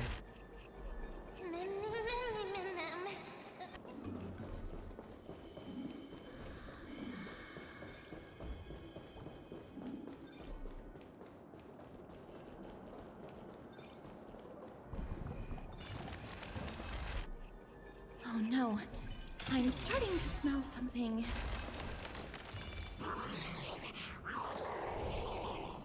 Mem, mem, memmy, mem. Memmy, mem, memmy, mem. Memmy, mem, mem. Memmy, mem, mem, memmy, mem, mem, mem, memmy, mem.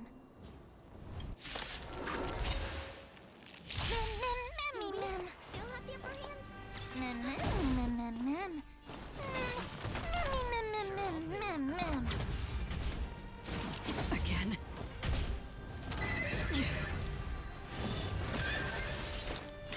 Still waters of oblivion. Commencing support.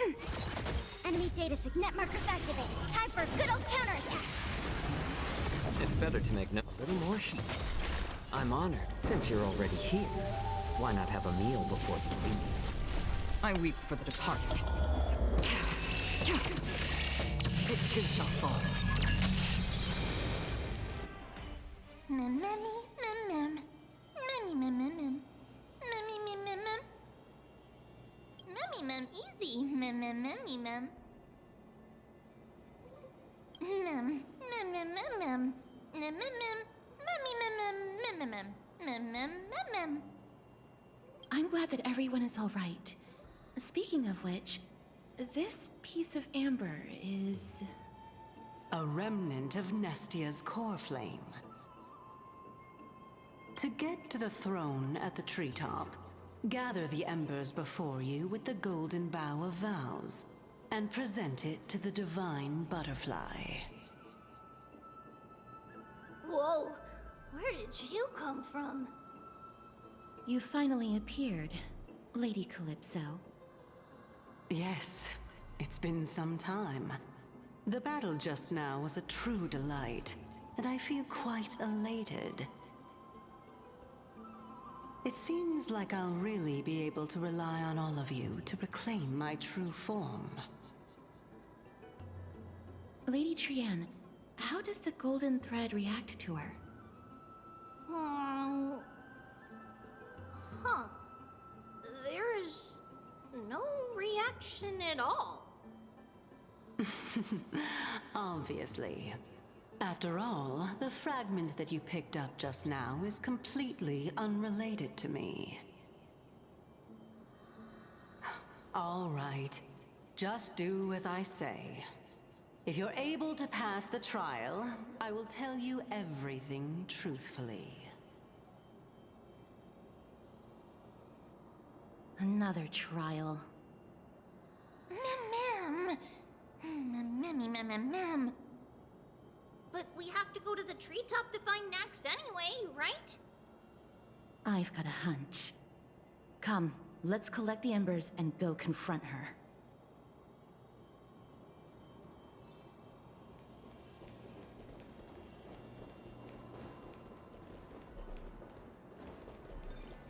According to Calypso, we just have to gather the embers before us with the golden bough of vows.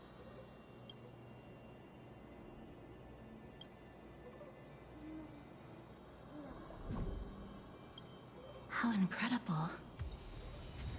Memmy, memmy, mem.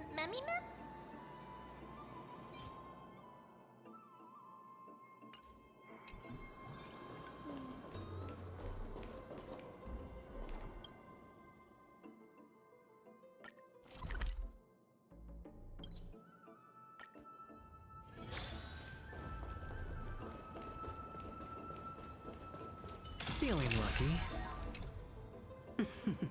It seems like you managed to gather the embers. In that case, just offer it to the divine butterfly. It'll be fine. Let's just do as she says.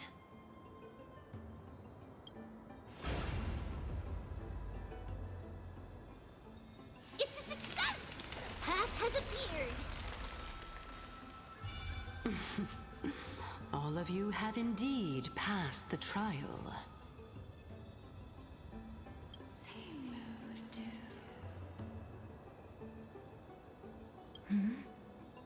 The sound of a butterfly's wings.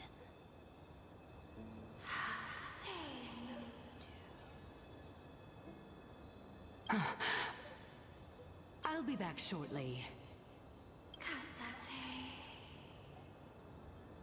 course, our promise still stands. But now,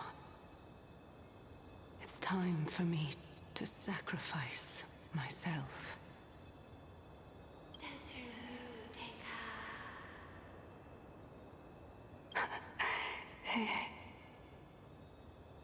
If the West Wind ever ends, let that be the place where we reunite. Farewell, my love. Lady Calypso, this is...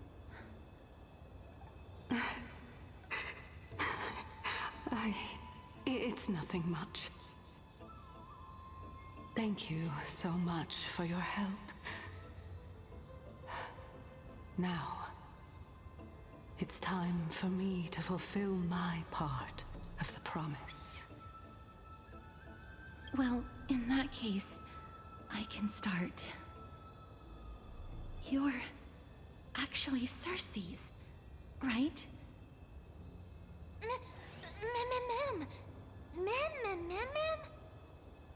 Oh my.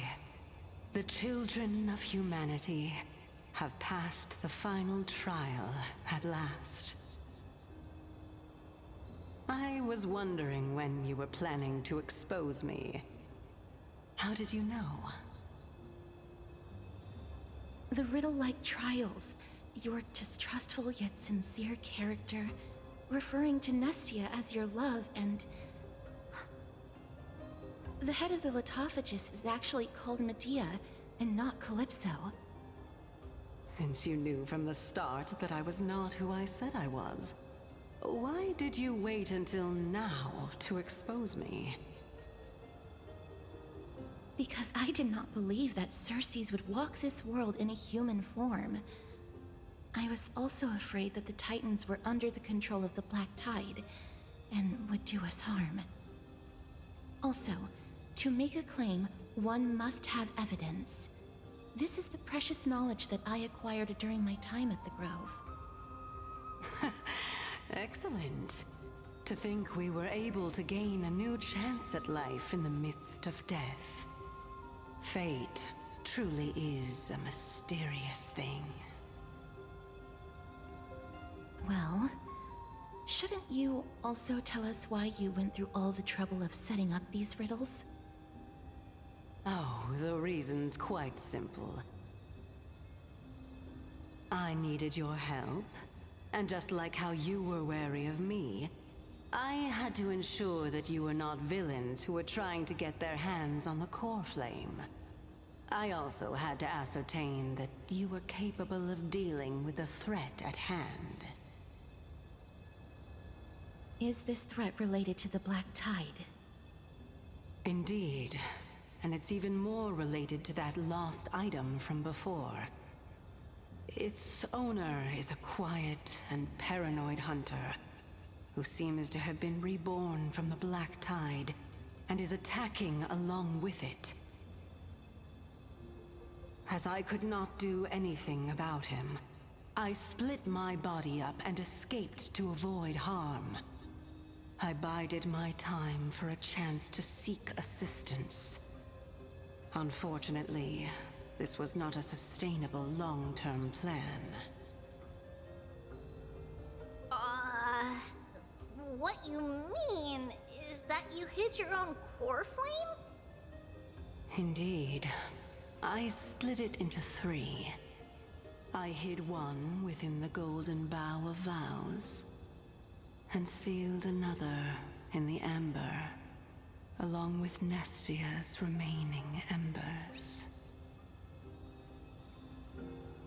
As for the last one, it's currently in Anaxa's body, which is in dire need of repair. What?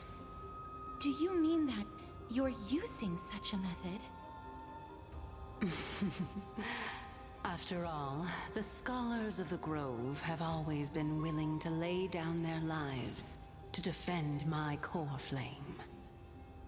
As a respected god, it would be too embarrassing if I were to do nothing and simply watch the children of humanity give up their lives for me. Especially that heretic named Anaxa.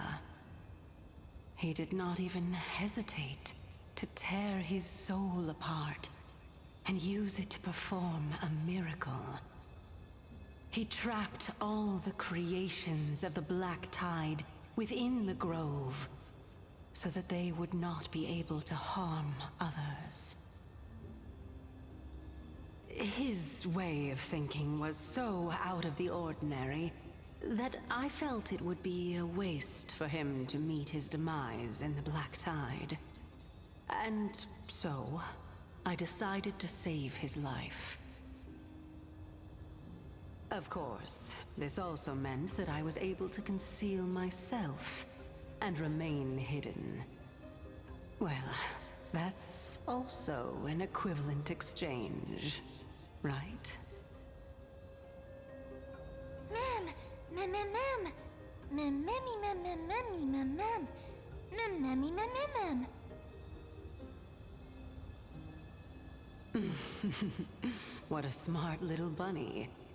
This way, I'll be able to regain my true form, and you will be able to bring the coreflame and your teacher back to Akama.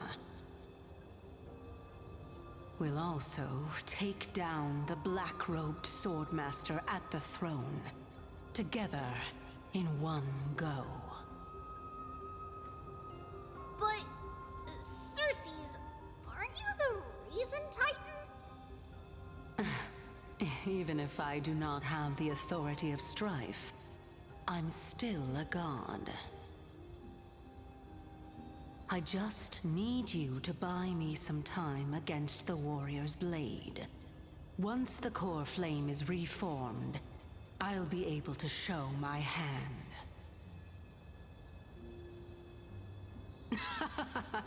Excellent.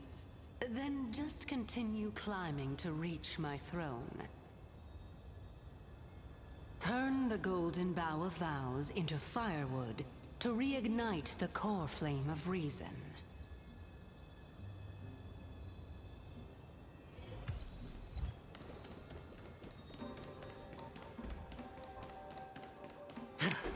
I'll leave it to you, children of humanity. May you be blessed with good fortune. It seems like a fierce battle will be inevitable. Don't worry, Trianne will protect everyone! Ahead lies the Luminary Throne. And also, the battlefield that we're about to step onto. Mem, me... Mem? Memmy, Mem? Memmy, what's wrong? Memmy, Mem, Mem, Mem. Memmy, Mem, Mem, Mem. Memmy, Mem. Is this... Professor Anaxa?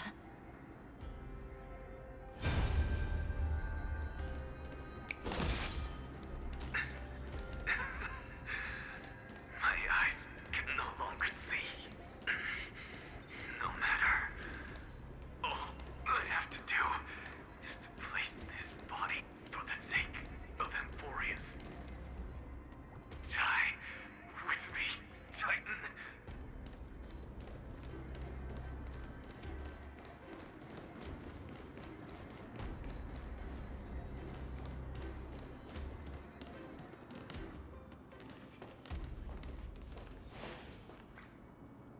Mem. Cerces was right. He's indeed here.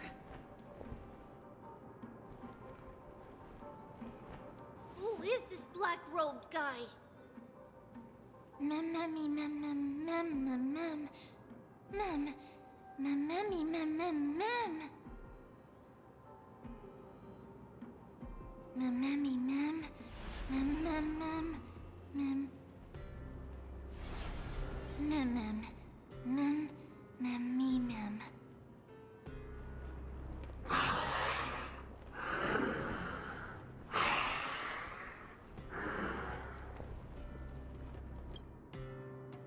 Everyone, brace yourself. This must be the hunter reborn from the black tide that Cerces was talking about. The black sword and cloak.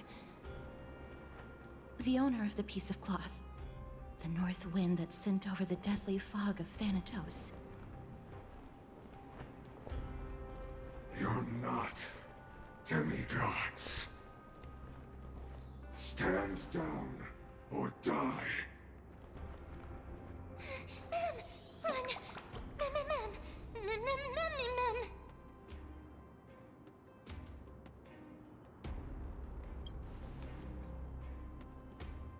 That's right. Let's do our best to buy time for Cerces. Trianne will also protect everyone! Trianne is brave! Mister. Only this time, may death protect us.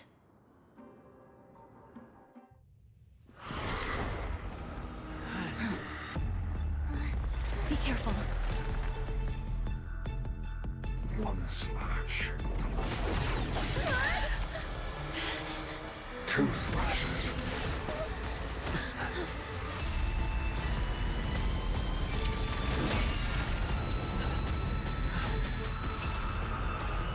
3 slashes are enough. Who exactly are you?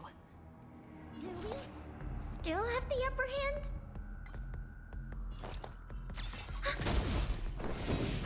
No dirty tricks. How familiar. Watch your head. The dice have been cast. Bust.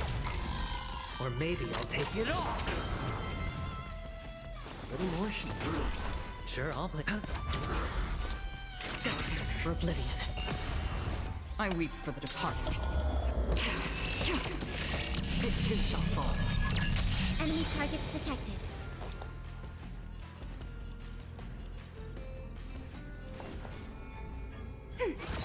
Enemy data net markers activated. Time for a good old counterattack. So powerful. Cerces was right.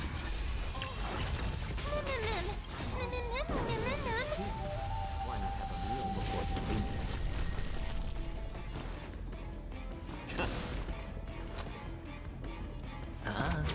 Commencing support.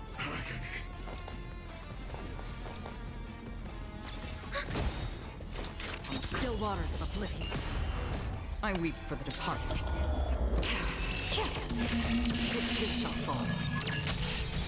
Return to the victory. Watch your head. Offer your souls to the fire. Not good.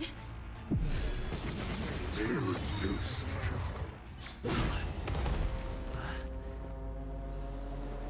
In that case...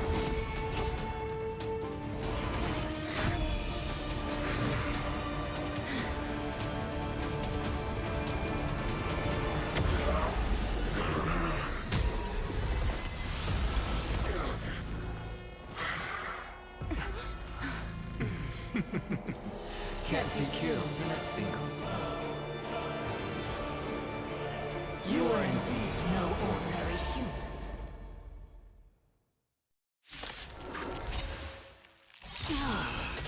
How annoying. Since the ambush failed, it'll be difficult to find another opportunity.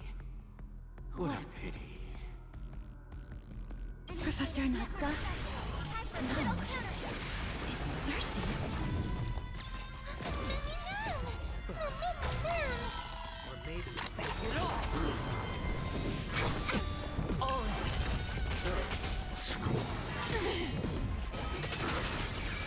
I'm honored. Since you're already here, why not have a meal before you leave?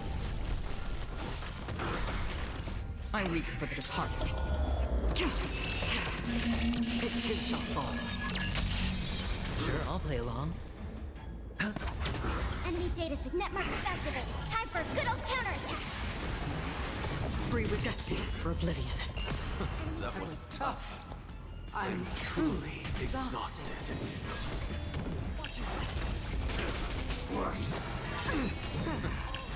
I'm about to be over. Look out, everyone!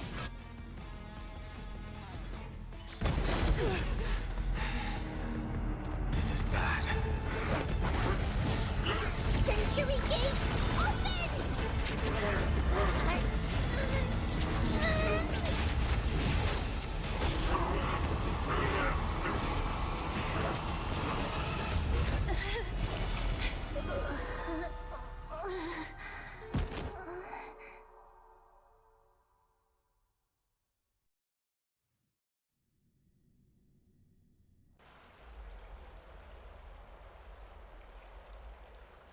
Phew.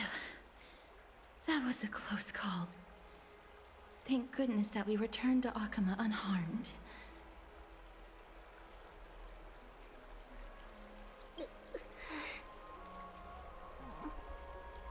Little Cass, my head, it still hurts. Sorry, I know you told me not to open the gate. Please don't blame yourself, Lady Trianne. If it weren't for you, we would have already met our end at the Grove. I feel awful. I need to go back to get some rest. Lady Trianne, you haven't been well since you woke up. Are you sure you can make it back on your own? All this noise and commotion. Akama hasn't changed a bit, has it? Are you Professor Anaxa? There's no need for doubt. The Titan no longer speaks. It is I, Anaxagoras of the Newsporists. Indeed. You are the only one who would refer to yourself like that. Professor, let me be frank. The mission Lady Aglaea entrusted us is to search for survivors, uncover the truth about the disaster at the Grove, and retrieve the coreflame of Cerces. That does not surprise me. And now, I'm a survivor who witnessed the entirety of the disaster, as well as the defenseless bearer of a coreflame. Are you going to bring me to Aglaea to fulfill your duty? That is indeed my duty, but I prefer not to present you to her as a captive or spoil of battle. Fine. There's no need to make your life difficult. I'm not against meeting that woman. But I have some things to take care of first. The families of some of my fellow Grove Scholars live in the Holy City. Before we meet Aglaea, I want to visit them.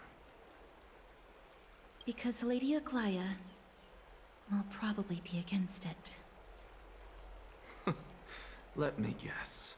That woman will not only prevent me from visiting the families of the deceased, but will also suppress any information about the Grove. She's always been that cold-hearted.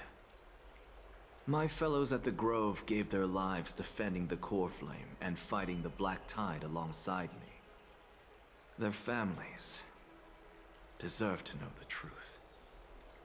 You intend to do it without her knowledge? Do you really think that woman would treat me well, even if I behaved and proved my loyalty? I wouldn't mind seeing a bit more anger on her face. Are you going to stop me, Castroice? I will accompany you, but please understand that Lady Aglaea has her own considerations.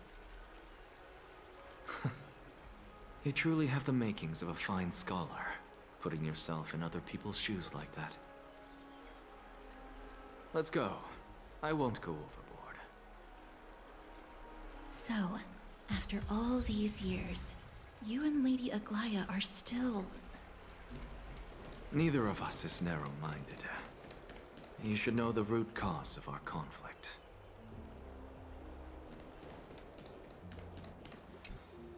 Hello. And you are? Hello. If I'm not mistaken, you are Kallinicus's wife, right? Yes. Oh, Are you a messenger? No wonder I haven't heard any news for so long. There's been a change in personnel, hasn't there? Ma'am, Kalinikas passed away a few days ago, defending the grove against the Black Tide.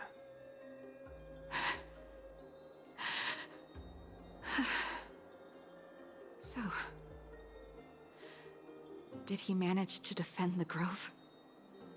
Huh? Yes. He managed to protect Cerces' coreflame at the cost of his life. I see.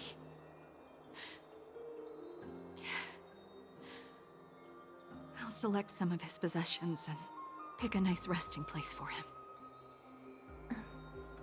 Please let us know if you need any help, ma'am. I come from Kremnos. Death and sacrifice are things I've learned to face with composure. You know, Kalinikas, even though he was a scholar, he'd always ask me to teach him how to fight whenever he came back. Isn't it funny that a Chrysos heir like him wants to learn from an ordinary person like me? I've been prepared for this for a long time. In times like these, any ordinary goodbye might just turn out to be a final farewell. I'm really sorry. There's nothing to be sorry for. I was once a warrior, and I'll find my way back to the battlefield someday. With the coming coronation of the new king of Kremnos, I'll take up my lance against the creatures of the Black Tide, and seek vengeance for my husband.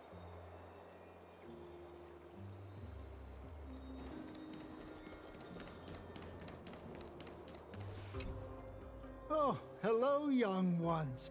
Is there anything I can help you with? Are you the father of Kenani and Ardakama? Ah, yes. Did my daughters cause trouble at school again? Alas, forgive this old brain of mine. Both of my daughters graduated long ago, and they are now scholars at the Grove. As I get older, memories from years past tend to blend together. What's the matter, young one? Why so quiet? Did my daughters really get into some trouble? If they refuse to apologize, just let me know. Their old dad can still talk some sense into them. What should we do? I really can't tell him. Mr. Fabio. The Black Tide took Kenani and Ardakama. What? They fought until their last breath against the Black Tide to defend the Grove.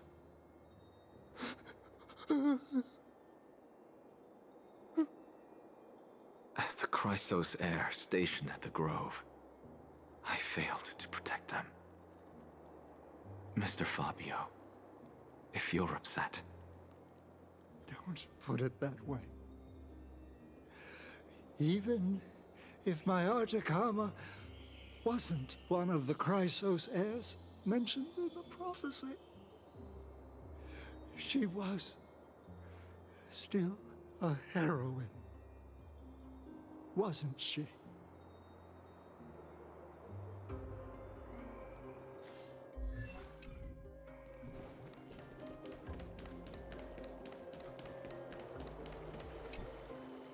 What's wrong? I'm busy.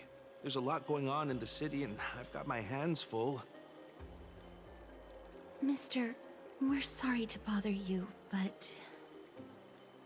No, wait, Lady Castroice, did Lady Aglaea send you because of some mistake I made at work? Keep your cool, Titus. I'm Anaxagoras from the Grove of Epiphany, and a colleague of your father, Old Titus. A few days ago, your father passed away. Wait, what? My old man died?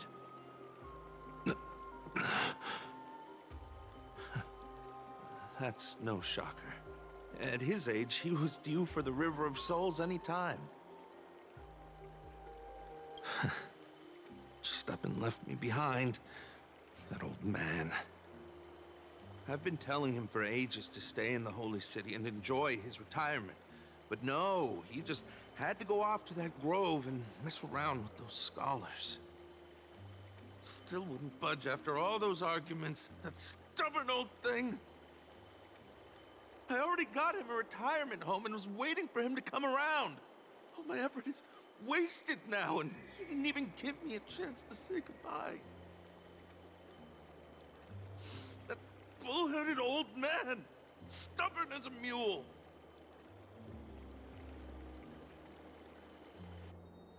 That is it. That's all the colleagues' families that I remember. Good work, Mr. and Professor Anaxa. Let's go.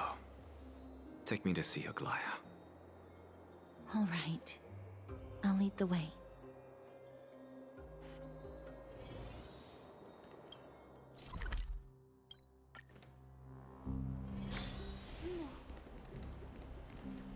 Miss Castroice, my lord, you're back. Hello. We have an important matter to discuss with Lady Aglaea. May we trouble you to inform her of our presence? My apologies, Miss Castroice. Lady Aglaea has just informed me that she has no time to receive anyone at the moment. That's just great. She refuses to even see me. Answer me this, friend. Did Aglaea order you to take me directly to prison? Who are you? Please don't jest. It's possible that she really is busy. Let's wait here a moment, and I'll try to contact her using the slate.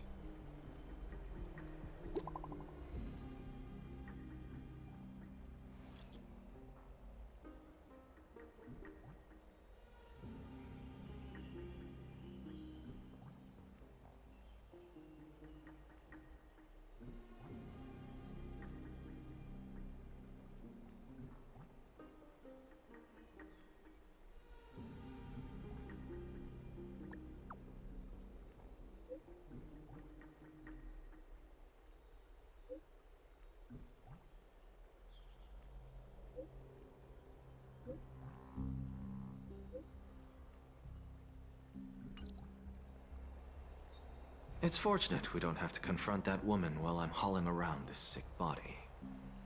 Castroice, and this friend I haven't gotten the chance to know, I'll take my leave for today. That Titan made a myriad of adjustments on their own. My head still aches from that. I don't want to stay a second longer in this noisy city if I can. Please be careful. Akama isn't the Grove. This place is covered by her golden threads. I know. That woman is extremely confident I won't escape her grasp. Don't worry. As I said before, I'll mind my behavior. Mister, so many unexpected things happened on our journey to the Grove. We truly had no intention of putting you in danger, let alone face the Black Tide head-on. The Black Tide is not just an enemy of Akama, but all of Amphoreus. Even back when the forces of strife coveted the Holy City, their warriors still undeniably halted the Black Tide outside Castrum Kremnos. Nikador's coreflame now sits vacant, and the Black Tide has returned. The Grove is an academic city with the best understanding of the Black Tide. It shouldn't have fallen so easily, and yet it was taken overnight, leaving the city in blood and tears, haunted by the spirits of departed heroes. The trial of strife is imminent. I pray Mydei will be able to steel his resolve soon. Lady Tribbie once traveled across thousands of cities in Amphoreus to repel the Black Tide. But even they have no recollection of this powerful enemy in all their journeys. Perhaps the fall of strife has triggered even more terrifying events in unseen places. As for me, I detected a strong stench of death from that entity. But it wasn't because it had a connection with Thanatos. I'm afraid it's purely because it has sent countless others to their deaths. Speaking of Thanatos, Mister, there is something else I wish to verify with you. You must have an idea of the curse I bear by now. I was born as the shadow of death, a poison shunned by all living beings. Yet when you caught me in the grove, I'm curious why you weren't affected by my power, Mister.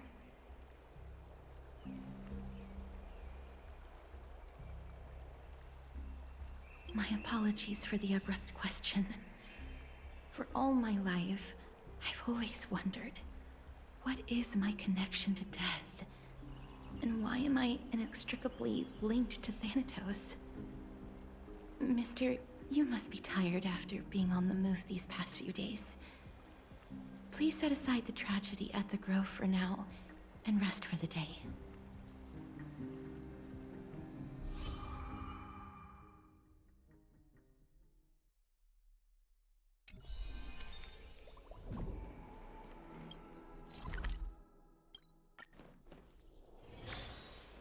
Have you heard? Seems like all the rooms are full. I'd love to go in and take a look.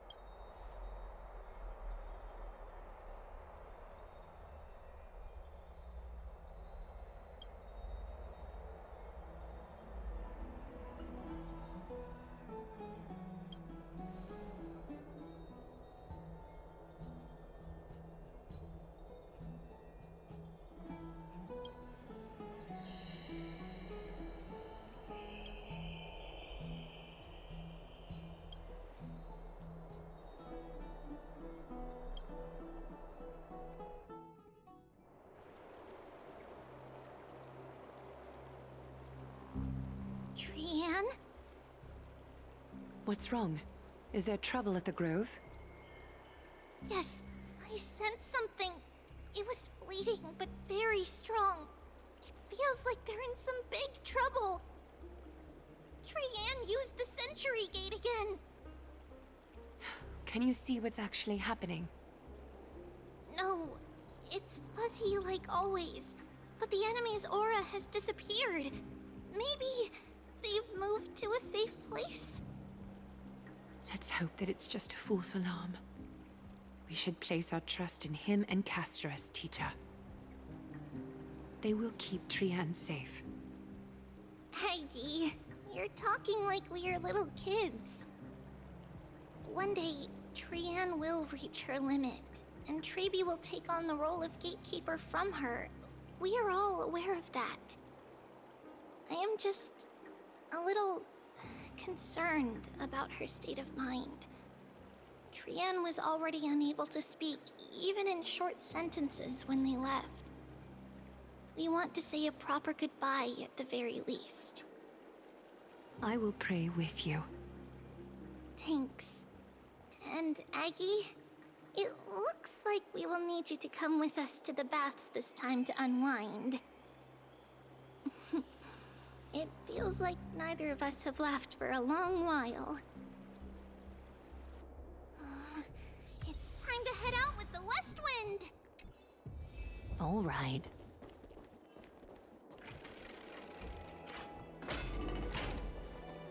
Here's really hot and heavy. Has it always been like this? Is someone injured over there? What happened here? Watch out! Watch out! For the Cremnoan!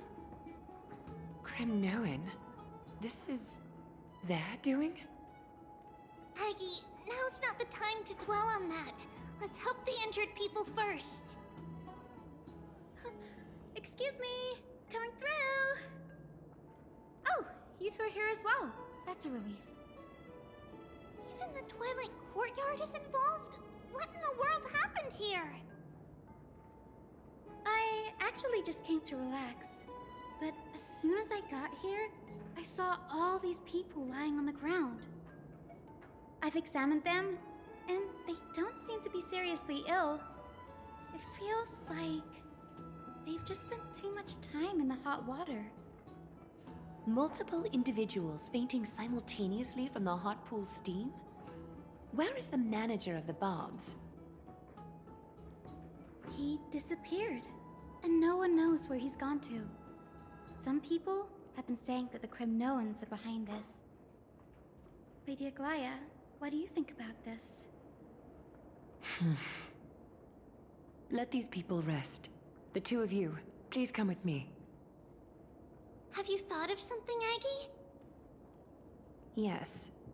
While their intentions elude me, it's time to bring this farce to a close. This is really bad. This is all you can do, huh? Pitiable deliverer.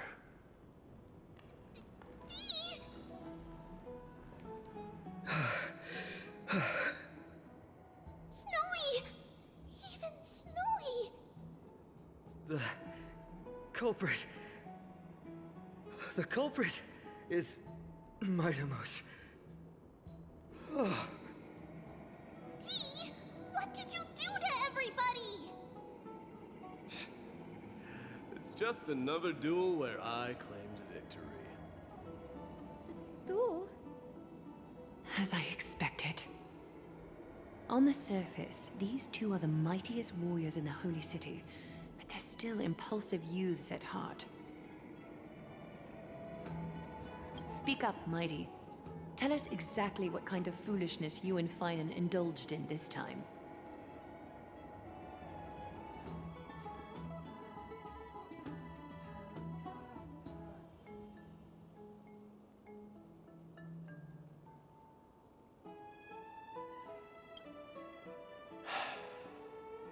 No, none of those sound right.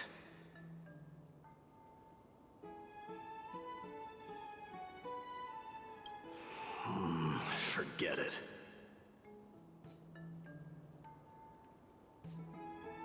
Am I seeing things? Is the magnificent deliverer finally deigning to step outside?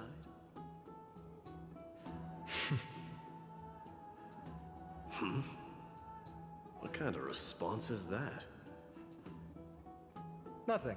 I was just imitating your usual response. I don't feel anything special from you. Have you passed the Demigod trial? The ritual hasn't reopened yet. In case you forgot, it hasn't been that long since I pulled you out of the trial. I didn't forget. Then, you're welcome. In Twilight's last gleam, Makima stands bold. Her walls sturdy, tales untold. Dreaming of her fruitful gardens, pilgrims arrive from distant lands. Figs and olives, oh so grand.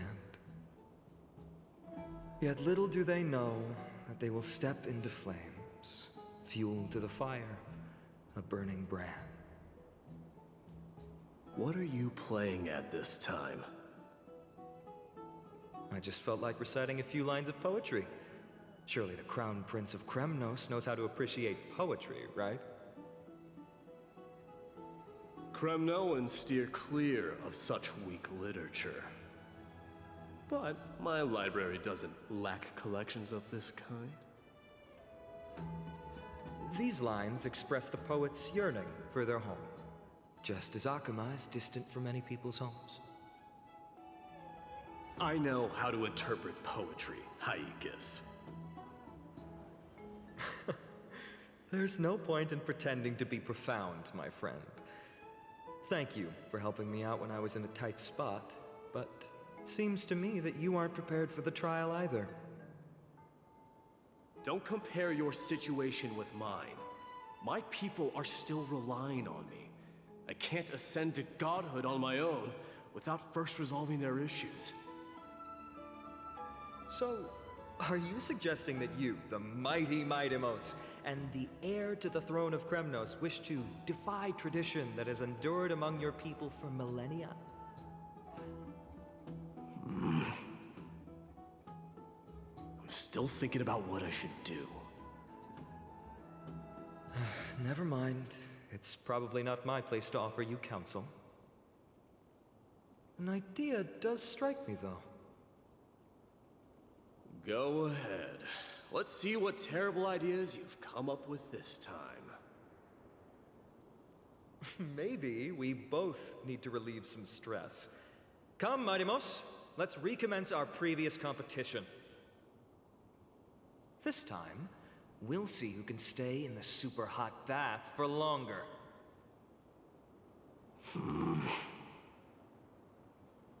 What? Are you chickening out? The phrase chickening out does not exist in the Kremnoan language. I just find the situation absurd, that's all. All-knowing historian, are you not aware that we Kremnoans use boiling water from sword forging for our baths? Looks like I'll have to teach you some royal etiquette today. And thus, an unprecedented sauna battle commences! With unparalleled resolve, the two warriors' determination even alters the very hue of the steam. Flames intertwine with scalding vapor, reaching toward the heavens, shrouding the sky and the sun. The spectacle is so magnificent that none dare gaze upon it directly. Since we can't see what's happening in the competition, why don't I regale you with a tale of kings to pass the time? Do you recall the legend of the Gorgo lion mentioned by a certain veteran? The central figure, the main character, was not the sole sovereign of that land. An Oryx stood as its formidable rival.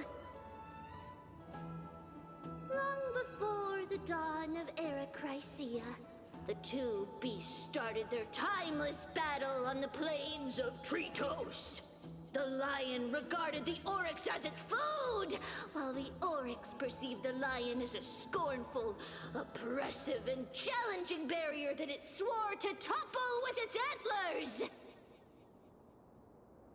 For tens of thousands of years, without respite, the two creatures thus continued their relentless pursuit and rivalry.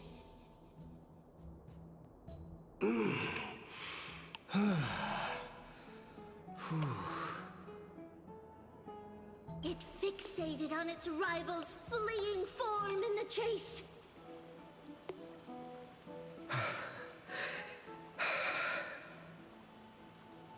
It set its sights on the other's neck, nearly within reach.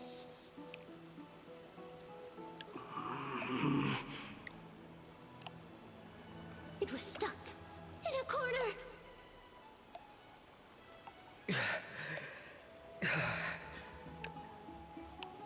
It had nowhere to escape.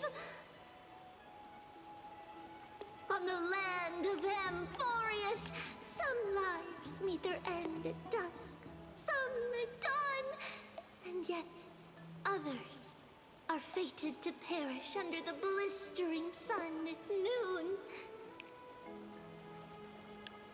And at last, the most scorching moment of the day descended upon them. The formidable hand of fate heeded their call and arrived! My lords, would you like me to reduce the temperature a little?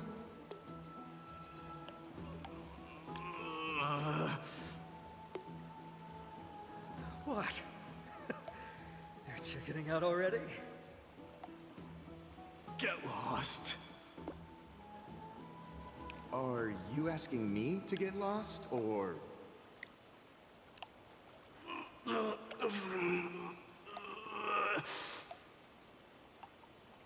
Do whatever you want. Oh, please, forget my presumptuousness, my lords.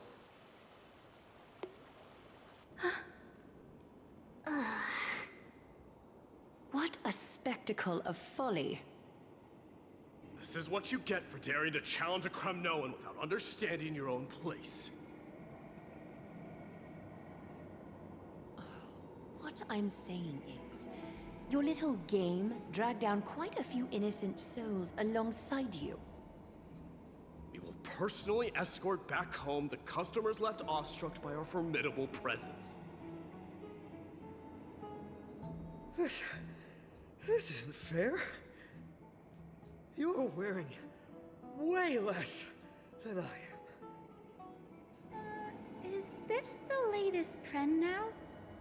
Getting into the baths while dressed in full armor? Don't look at me like that. It was he who challenged me. There is no word for flee in the Kremnoan language. Very well. Let us bring this farce to a close, shall we?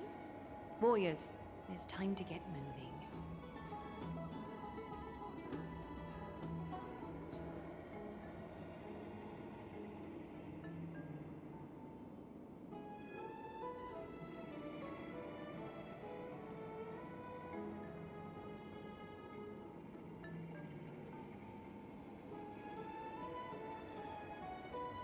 Alas, the flame chase journey is destined to be a lengthy one, replete with obstacles. But thanks to those two, all the gloom has vanished into thin air. Though we just had quite the commotion. It's not every day we find the Marmoreal Palace this serene. Shall we continue with our previous plans? Hyacinth, would you care to join us? Such an empty bath is indeed a rare sight. I was looking forward to unwinding after work. I'd be delighted to accept your invitation, Lady Tribbie. How about we go to the biggest bath?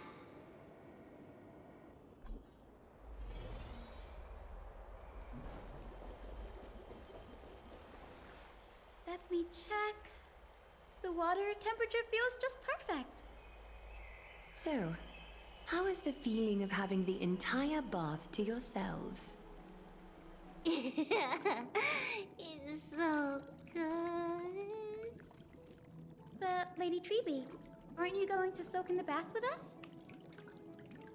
We will have to pass. After all, we've become children. Please understand that she can no longer endure the heat of this pool due to the blessings of Janus. Oh. Are you curious about us, Hyacinth? I am, but something tells me that it might be better to change the topic. Don't get all nervous. It's not something we can't discuss. The truth is, a long, long time ago, we were a mature adult just like Aggie. Then, because of reasons, we inherited Janus's divinity and gained the power of passage. And in return, the price we had to pay was the splitting of our soul. Each opening of the Century Gate intensifies the strain on Tribbie and the others. They are gradually regressing towards infancy, both in body and mind. We don't know what awaits us at the end either, but anyway, That's why we've turned into children. In that case, when you opened that giant sentry gate above Akama during the battle against Nikador... Well, there's no way around it. We all know that the flame chase journey won't be a smooth ride. Maybe we can find a way to fix it. The primary research focus of Noosporists is the soul. We explore its depletion and methods to restore dispersed souls. As long as research continues, there might be a breakthrough that can help. We will do everything we can. So your first reaction is in fact denial. You're indeed an Anaxa student. I look forward to your good news, Hyacinth. Now there's another reason to look forward to tomorrow.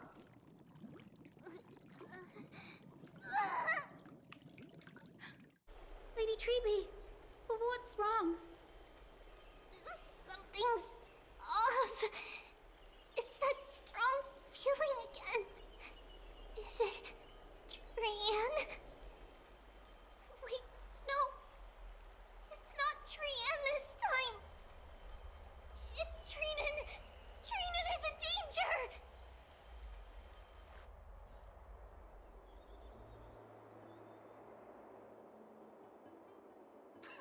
I win this round of escorting the bathers home. How does one contender alone make a valid competition? Offering a compliment or two wouldn't be the end of you, you know. Haikas. What is that word? Is that your native tongue? It means hyena. I'm likening you to a weak hyena. By the way, you emphasize the completely wrong syllable.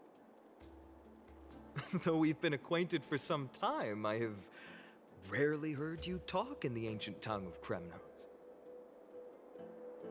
It's because I'm not exactly a master at it either. I can listen and read just fine, but when it comes to writing...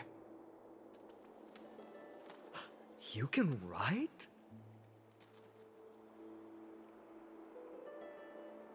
You speak as if you don't have a brain. That was in jest. I understand. After all, you spent all your childhood wandering far from home. Worry about yourself first, Deliverer. You also never mention your hometown, apart from when you need to introduce yourself. Well, it's because there isn't much to say. Cerces Aglaea is simply a tiny village that disappeared many years ago in the flames of war. The only times I get to see it are in my dreams, and in the trial from the Lance of Fury. I knew it. Yes, I saw it all. Cerces Aglaea ablaze with everyone. My family, friends, and my kin, lying in a sea of flames. A blood-red half-sun hung in the sky, just like on that day. And before my eyes, that murderer killed Cyrene. But I saw its form this time. A black cloak, an eerie mask, and a broken giant sword that carried an ominous aura. I fought it in the trial. But even though I've been fighting, improving, and resolutely getting stronger all this time, I still couldn't defeat it. You were blinded by hatred, and almost lost yourself in that trial. That's right. And that's why I am truly thankful to you, Mydei. You finally picked up some manners. Better late than never. Then what about you, Mydei? What did you see in that trial? What do you fear? There is no word for fear in the Kremnoan language. I'm getting the feeling that your language has no words at all. But to answer your question, I saw Akuma in the trial. As well as... my old comrades. Hephaestion. Perdiccas. Ionius. Ptolemy. And Possesta. Ever since I returned from the Sea of Souls, these 5 have been by my side. We faced life and death together during our days in exile. Those 10 years were arduous, yet filled with moments worth treasuring. Each night, we would gather by the campfire, savoring honey brews and singing our hearts out. The wind in the wilds of Amphoreus smelled like rust. Hephaestion would always tease me about adding goat milk to the honey brew, claiming I ruined the blood-red color of the drink. He had a scrawny figure, but was a relentless force on the battlefield, dispatching foes without so much as a blink. Perdiccas was an expert in concocting medicines, delving into all those strange folk remedies. Ionius was a swift runner, and our most reliable messenger. Ptolemy was a real bookworm, always spouting off in chapters and verses. When we left Kremnos, he made off with a stack of ancient tomes from the Grand Library. Not like it mattered, as my family owns the library. And then there was Possesta. He was the silent type, but a truly masterful musician. This is the first time I've heard you mention these 5, and their names. They died on the battlefield before the Kremnoan detachment managed to join Akuma. Perdiccas was the first to go. He was shot in the stomach by a poisonous arrow from the people of Ladon in the 2nd month of cultivation. In the end, his remedies mended all but himself. Mydei, do not mourn. I have achieved honor by bestowing a noble death upon the enemy. Leonius died in the 5th winter. Idonia's snowstorm lasted 3 full months. On the night of the fiercest storm, our foes launched their assault. Idonia. Is that the city Castroice used to live in?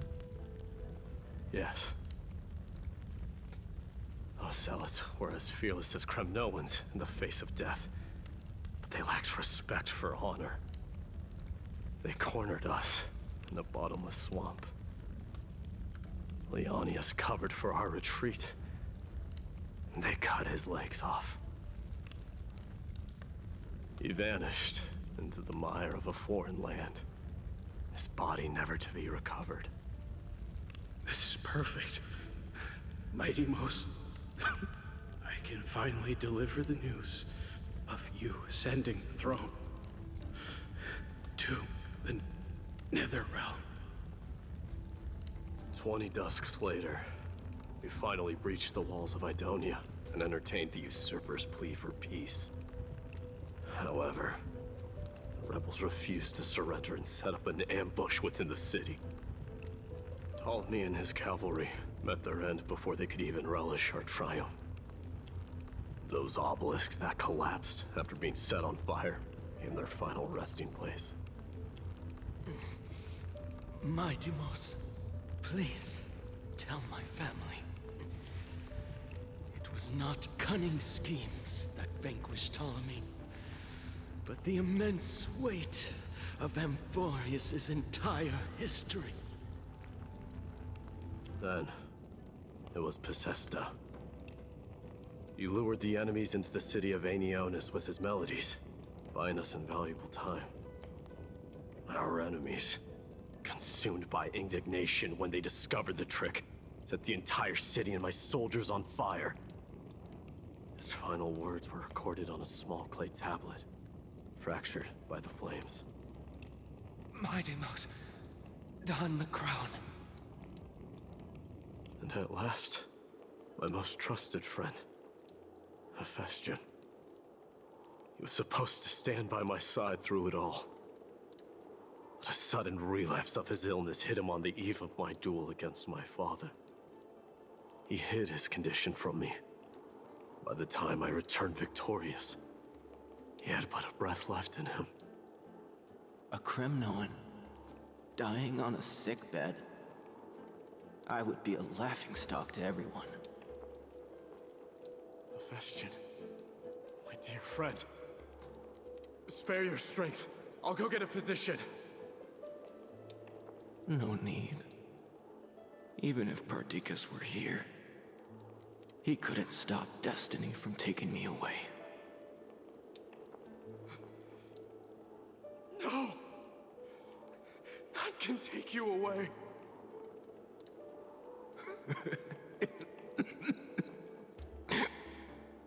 Mydei, our king, do not shed tears for me.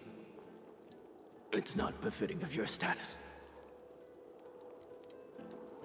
Farewell, my dear friend. You must lead us back home. What a grave trial indeed. Now I understand why you see immortality as a defect, or even a curse. My father threw me into the sea of souls to break the wheel of karma. But little did he realize it would grant me an immortal body and summon a fated revenge on his head. Following his demise, I considered leading my people back to our homeland. Kremnos had already turned it into a wasteland. Only darkness and insanity thrived there. Against the dissent of many, Krateros included, I made the Kremnoan detachment stay in Akama. But I know that their glory will never be doused out. The instant of strife shall inevitably arrive. If you take over Nikador, then you must begin the journey back to your homeland. So, you hesitate because you think leaving your people in the Holy City is a better choice? I don't know. But I have never been crowned. And those 5 were never endowed with any titles. None is aware of their glory. Your predicament is truly complicated. I don't know how I can give you any useful advice. Maybe you could seek counsel from more peoples, such as the Grand Craftsman. Cartonis' peoples seem to have been through comparable dilemmas. And that teacher of yours, Krateros? Dee, we've got a big problem! Big problem! Lady Tribbie, what's making you so flustered? Hurry up and go save Trinnon! She got abducted by Krateros! Krateros! What's going on? Mydei. It seems I was the one who exposed my vulnerabilities first. Aglaea, I demand an explanation. This man abducted Trinnon by force, and forced her to bring him to the vortex of Genesis. He then brazenly stepped into the trial of the Lance of Fury, and naturally failed. She telling the truth? Why did you do that? Because I don't want to wait anymore. Your hesitation made me desperate. If you want to run away from your destiny to become king, then keep running. Someone will eventually stand up and fill in the gap left by strife. Then they will lead our people home. Age has blinded you, teacher. Can't you see that I'm hesitating because of this very recklessness seared into your blood? Krateros, do you truly believe you're worthy of entering the trial? To blaspheme against the prophecy? Does the mission we Chrysos heirs bear seem like child's play to you? Do you know how the Kremnoans see you, Aglaea? You're a hypocrite and a megalomaniac. The prophecy of Genesis and the Flame Chase journey are just excuses for you to seize power. Silence, Krateros. Do you even know what you're saying? Are you defending this woman, Mydei? How many wars did people start because of her and her so-called prophecy? How many cities fell in the past millennium, their people massacring each other? Even if this so-called Genesis really exists, will there be a place for the Kremnoans in that new world?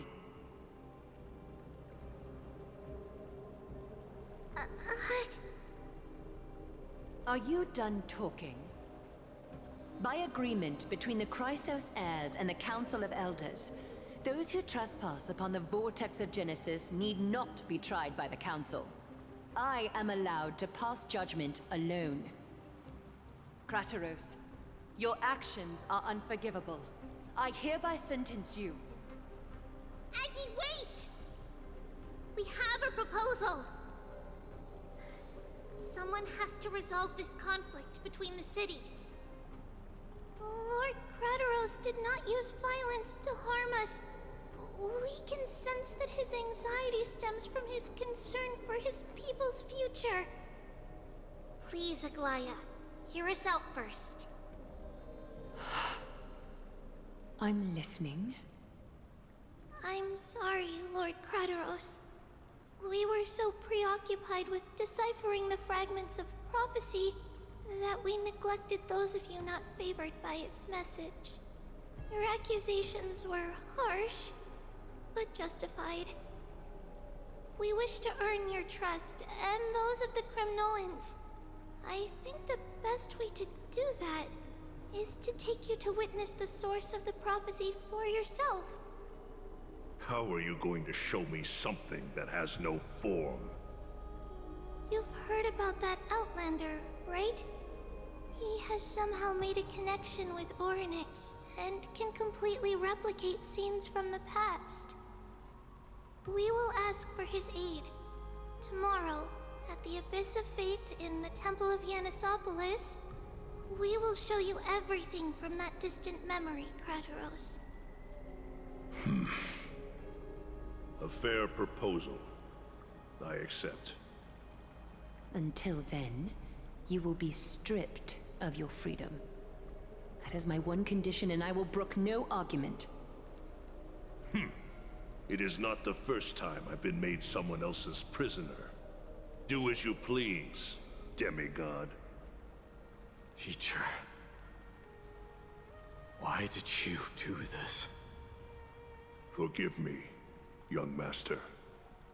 But I just cannot wait any longer. Ever since your father died, our people and I have been waiting for a day to revive Kremnos. We placed all of our hopes in you, but never received an answer. This obsession for returning home has become a sickness for our people. Wise as you are, I refuse to believe that you can't see the truth.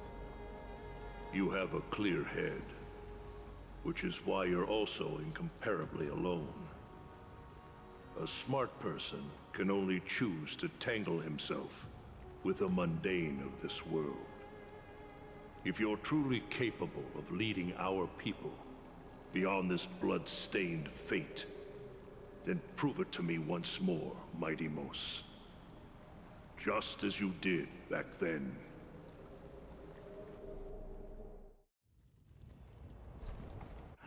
A fierce fighter.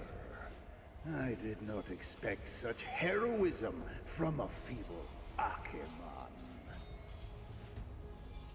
Fulfill your duty as the victor, warrior, and tell me your name. I seek an honorable death from you. As if you have any honor! Listen closely. I am the leader of the Kremnoan detachment, Mydei. I'm here to finish you, father.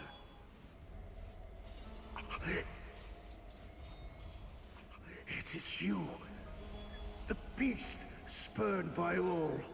So you did defy death. The prophecy was true. You will bring an end to my Kremnoan dynasty.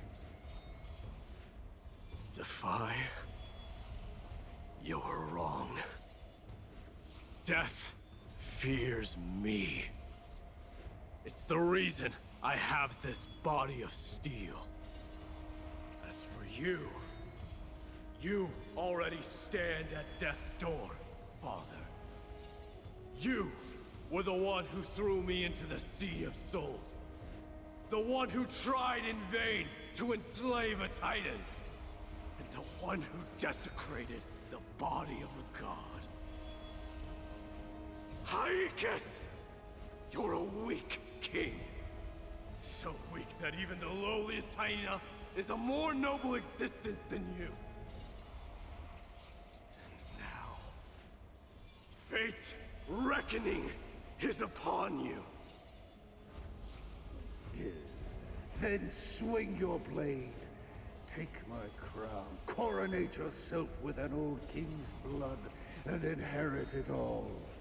Become the new rightful king of Kremnos. No. I don't want the crown. Listen.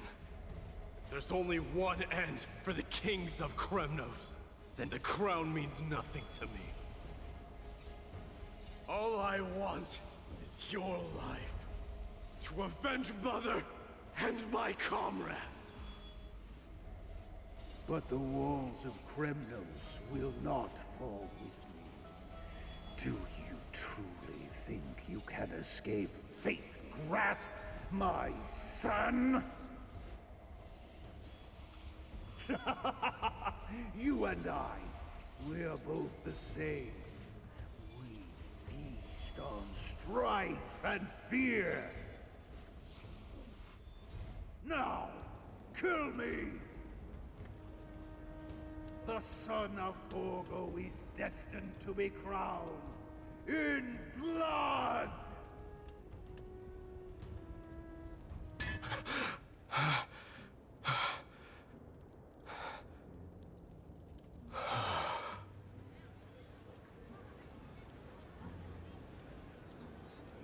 Krateros.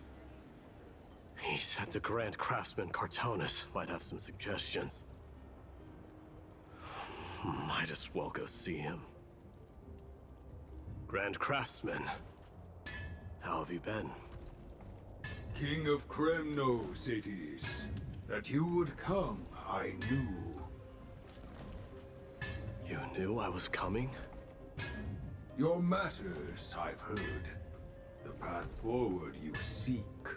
Many questions you have. But before that, take this. What's this? A signet ring for the King of Kremnos. Belonged to your mother. Recast and restore it. I did. What? Mother threw it into the Sea of Souls. A long time to fish out it took. Very fortunate we were. I can hardly imagine how much patience and courage it must have taken to find such a small signet ring in the Sea of Souls. I owe you one.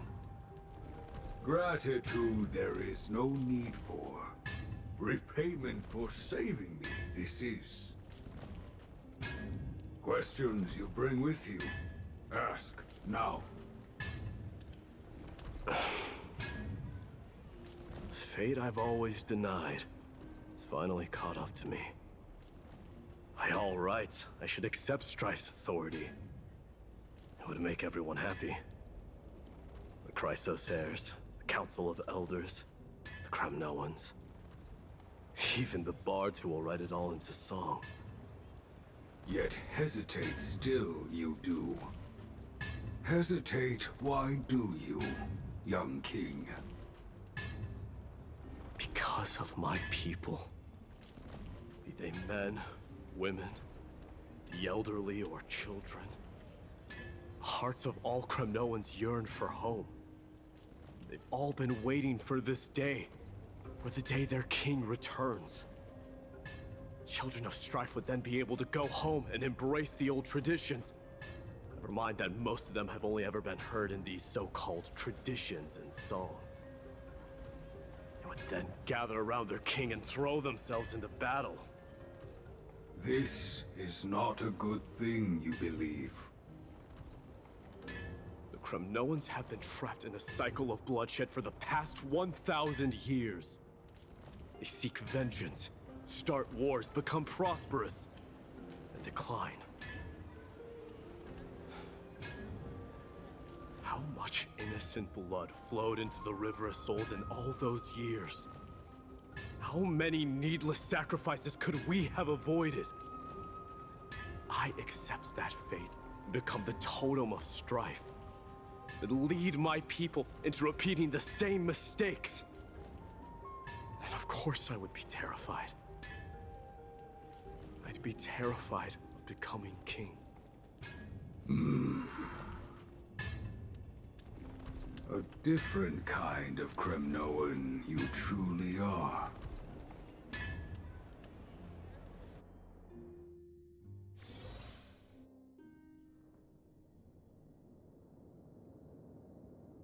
Mama, I had a dream last night.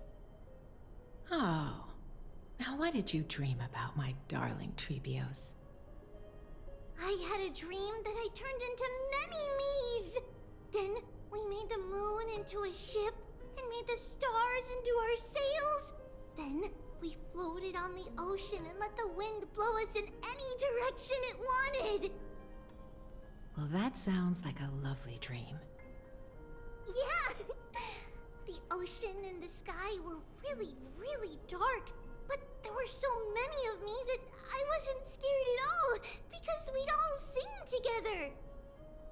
The ocean wind blew us onto an island where the wind tasted like flowers.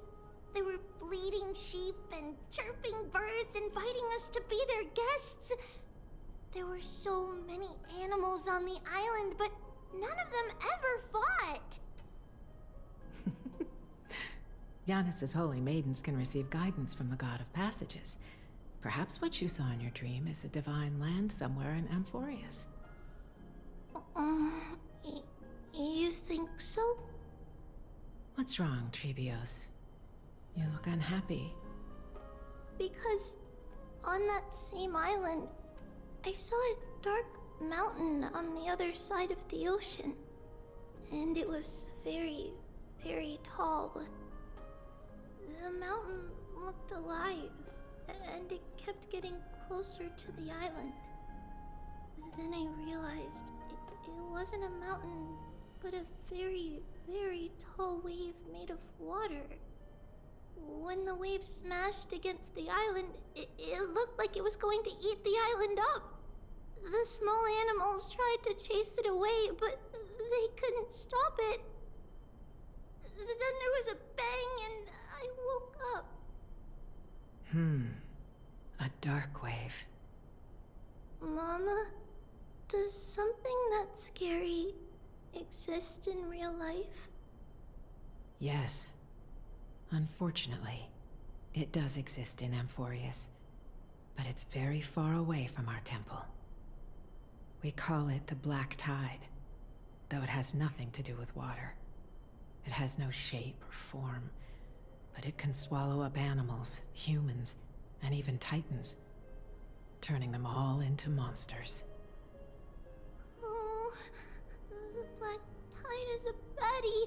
I don't want everyone to turn into its food. Can't we chase it away? Of course, my dear. You only need to behave well and listen to what the adults tell you. Study all the knowledge and etiquette you need, then grow up and become a proper holy maiden. The divine Yanis will then give you guidance and help you light the way for the people. Wow, I'm gonna eat a lot and study a lot and become a holy maiden. But Mama, you said the black tide can swallow up titans too. What do we do if even Yanis is eaten? If that happens, then the Holy Maiden will have to be the one to guide people on the right path. After all, we are the human avatars of the God of Passages, yeah? Yeah! But one person alone is not enough. Once you're older, you'll make a lot of friends. You must do your best to unite them, because that's also our duty as priests. Friends? Are they also like me and Mama with pretty red hair? They might not, but they'll certainly be just as smart and kind as you. Mama? Am I dreaming? Don't be silly, dear. Of course you're not dreaming. I've always been by your side. What?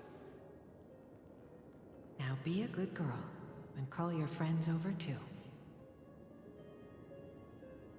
Let's play hide and seek, just like we used to, okay? My Tribios is the smartest girl. I'm sure you remember where everyone is hiding.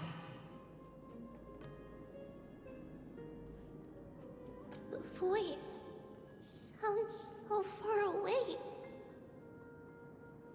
I don't remember. Who am I looking for? Your friends, who will chase the black tide away alongside you, of course. Is this from my childhood? I don't remember. Use the spindle to connect everyone. There will be an amazing captain on that big ship. She's cheerful, optimistic, bold, and cautious. She'll be able to get everyone together. Wow, that's amazing! Can I be the captain? Of course you can. But you'll find someone else who's better for the job, my dear. I think that person lives in a beautiful temple that sits atop a hillside, covered in golden fig trees. There's a noble girl there who's very smart, but also very delicate. Just like Mama? Perhaps. But before we find the captain, the ship also needs someone who can navigate it. Who could that be? Let me think. I know! She's Tribbie! I named this doll after myself? I don't remember it all. Is this a dream? Or something that happened in the past?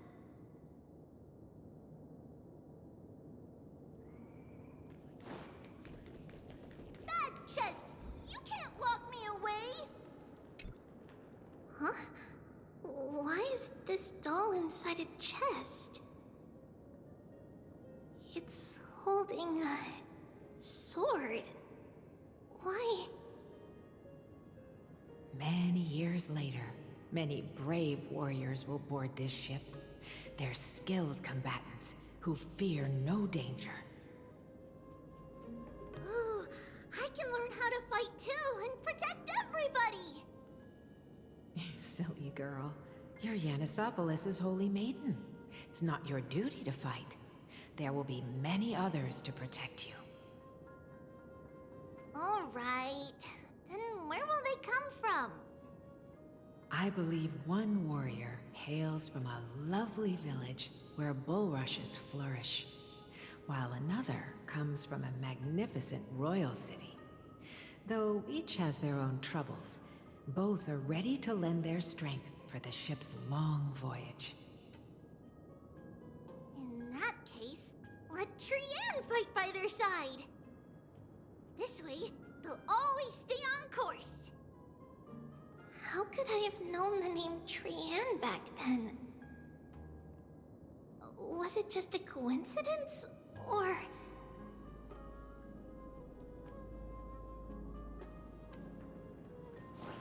Learning can change your destiny. When navigating at sea, you need to know both astronomy and geography. Isn't Yanis's knowledge enough? Oh, sweetie. The ocean isn't like the land. It's easy to get lost. That's why it's important to learn to recognize the miracle of Aglaea. Alright! Even though my brain is already super duper smart, I'll still try my very best! Cerces also favors children who try their best. They will send a wise scholar as everyone's teacher to help you reach your dreams. I want to be a teacher too! Oh, wait. I'm super duper smart. So I want to be the teacher's teacher! Why not? But if you're going to be a teacher, you might need to tone down that hyper energy of yours. Then Trinnon can do it! She's well behaved and would make a great teacher. Mama and the others always said that I had a great memory. But now, I can't even tell if this is a memory or a dream. Come, let's line them up.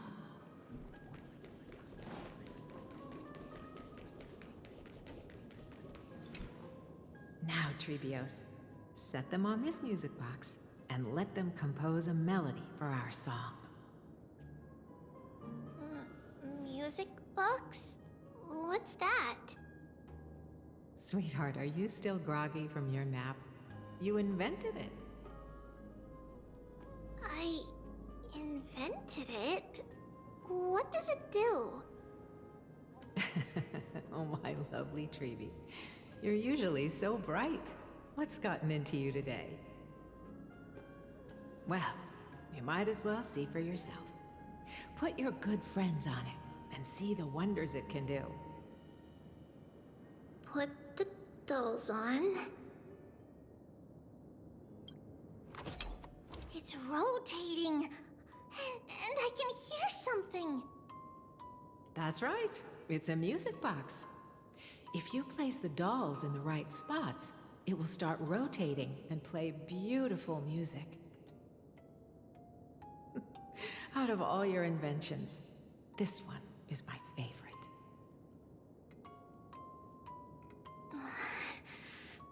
I don't remember. It's all right, my child. I'll sing along to the tune, and it will help jog your memories. Happiness abounded in this lush land by God's chosen. Giants raised their glasses in a toast, beheld by the 12 constellations. 3 carved the heavens and the earth. 3 wove the threads of fate. 3 molded life with their hands, and 3 guided calamity's gate. They declared the world too unstirring, hence wished endless laughter upon the living. Thus you and I were created, with words and song to weave, and love and intimacy to give. Thus creation was complete. Who then will bear the weight of humanity's souls, to lighten the steps of the living as a whole? O great Kephale, all-knowing father of stature so tall, yet low does their gaze willingly fall. With light of dawn heavy upon their shoulders, golden blood spills unto the land, converging into a boiling river that flows to the heroic heirs of this world.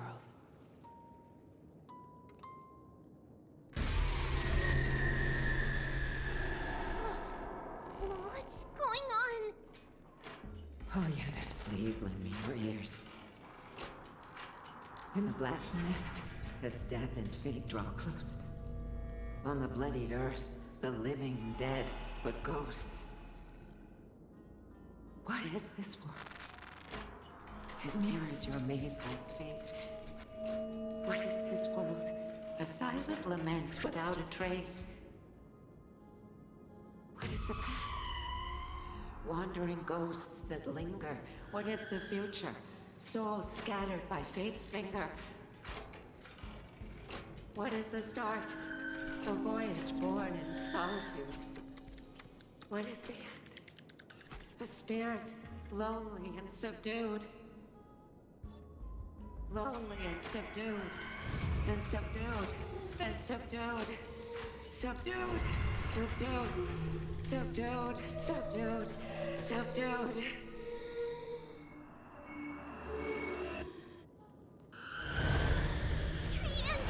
Trinnon! Mama, what's going on? Hurry! Run! Tribios, run! The black tide has arrived!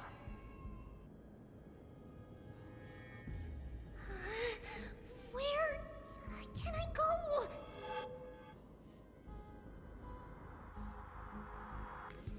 What's this?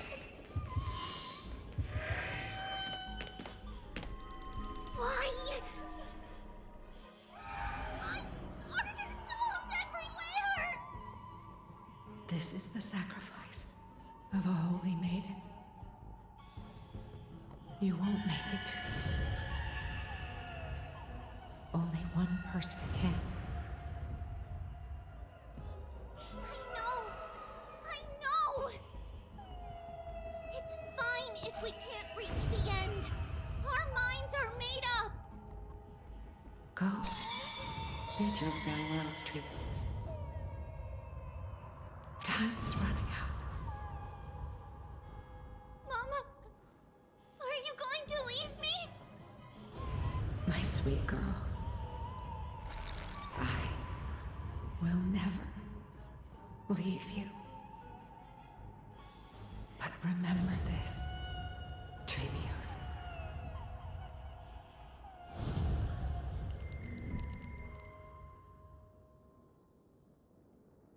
All shall bid farewell to one, and that person alone will witness the miracle. Since your mind is made up, then traverse the black tide and dispel the fog for Amphoreus. I shall see you tomorrow, my dearest Tribios.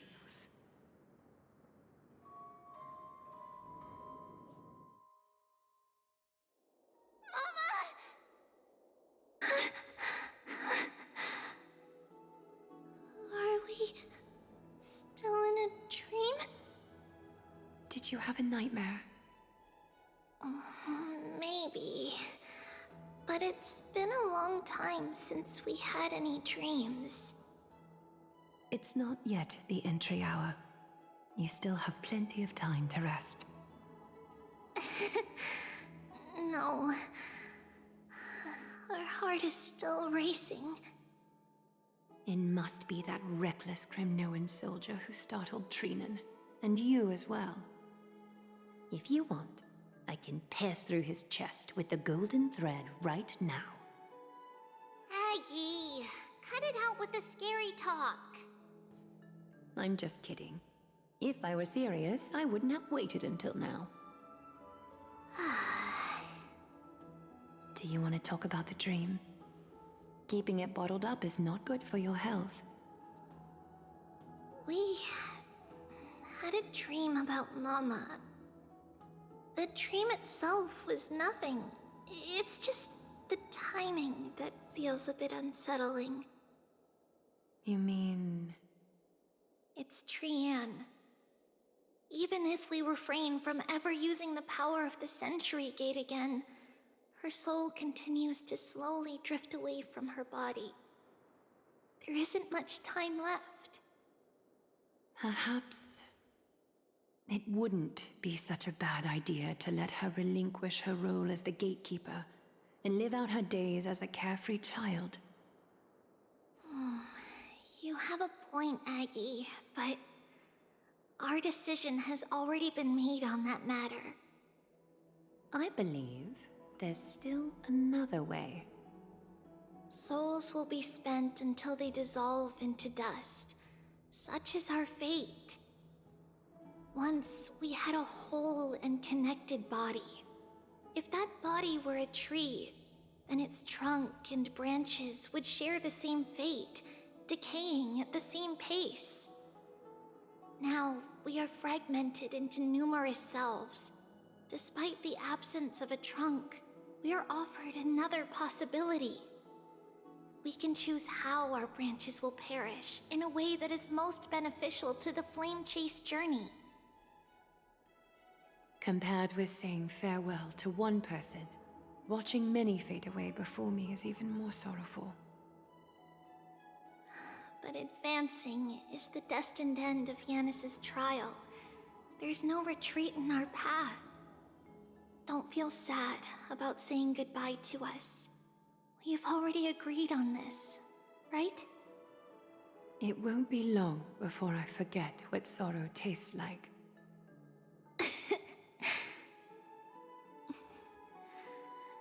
So, what would you like for breakfast, Aggie? What? Where did that come from? After all this talking, we are feeling a bit hungry. Plus, it's nearly the entry hour now. Do you remember when we first met, Aggie? You were still a little one, and we caught you secretly eating oatmeal late at night. While my emotions might be fading, those memories are still as vivid as ever, teacher. Please, let me do it. What would you like to eat? It's fine! Leave it to us. You should rest for now. It won't take long, and we'll call you when it's done. In that case, thank you. Then, see you tomorrow, Aggie.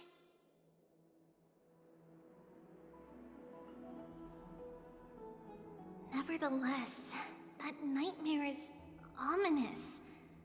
Memories are slipping away, even the image of Mama. Just as expected, another trip must be made into the abyss of fate. Hopefully Oronyx will be willing to help us.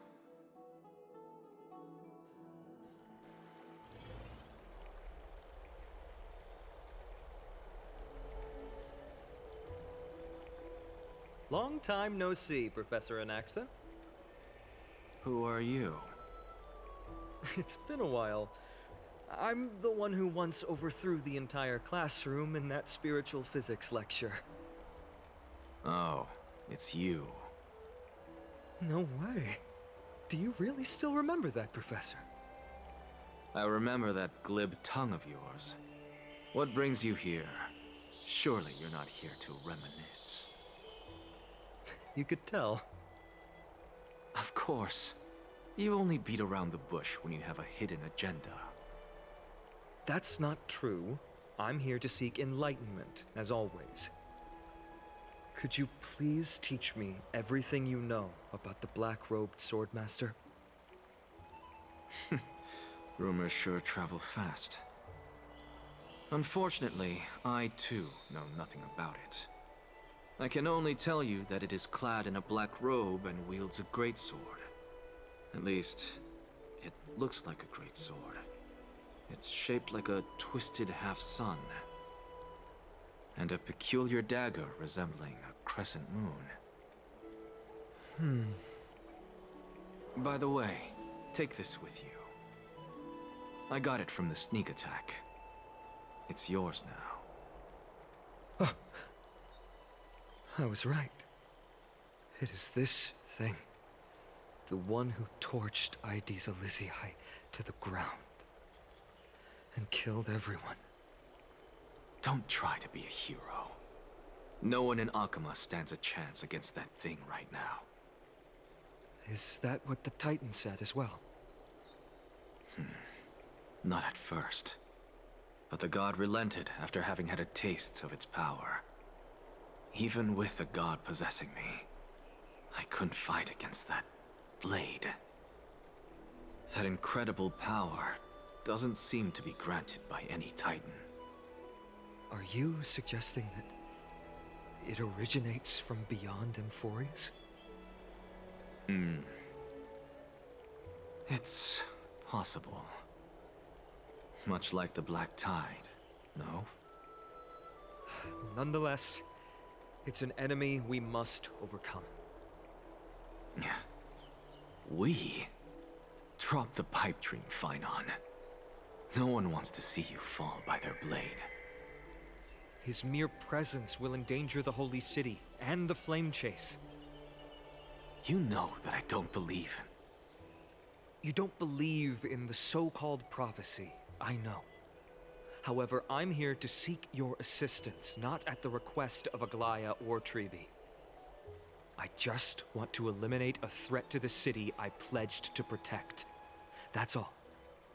The tragedy at the Grove must never happen again. Take a seat. Since you are sincerely seeking enlightenment, I suppose I can tell you one more thing.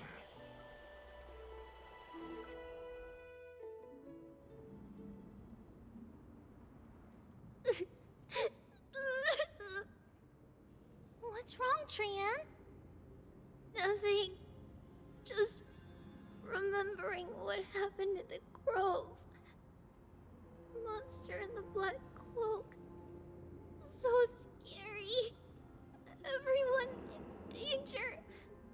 Nightmare. I can't forget. Don't be scared. There are no bad guys here. Didn't you save everyone with the Century Gate, Trianne? Trianne threw it away. Far, far away. It's never coming back. We got back safe from the Grove because of you, Trianne. You're the reason the Flame Chase journey can continue. Sorry. Trianne feels a bit dizzy. Why are we here again? For the same thing, of course. Remember? Tomorrow we will reveal the prophecies past to everyone. But first, we need to restore the memories that have been blurred by the fragmentation. We hope to present the full truth to everyone, without hiding anything. Since Yanis caused the fragmentation, we can only turn to another Titan, Oronyx, for help. Also, remember to get breakfast ready for Aggie before the lucid hour tomorrow. Oh, yes! Trianne remembers now. Oh, on that note, we had better prepare some saffron before we meet with the Titan. Saffron? Huh, it's an essential offering for rituals in the Temple of the Three Fates. You think we shouldn't go to Oronyx empty-handed? Yes, it's also a symbol of Yanisopolis. If we are to replicate memories, we need to use something that has experienced those days. And when we first met Aggie, we added that to the porridge we made for her, and she really loved it. I see! It's like killing 3 birds with 1 stone! But it all depends on whether Oronyx is willing to help us. This could be a problem. After all, it was us who took the coreflame from Yanis from Oronyx's kin. We will have to give it a try. If there's truly no other way... In our current state, we probably can't do anything to them. We'll cross that bridge when we get there. Leave it to Trianne. Trianne knows how to play cute. In any case, let's look for Saffron first. I hope there's still some left in the temple, untouched by Nikador's soldiers. I remember that aged saffron is preserved in sealed jars. Let's be on the lookout as we go.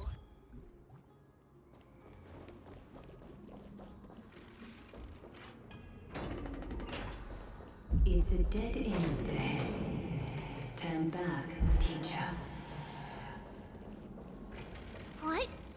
Aggie? No, it's an illusion.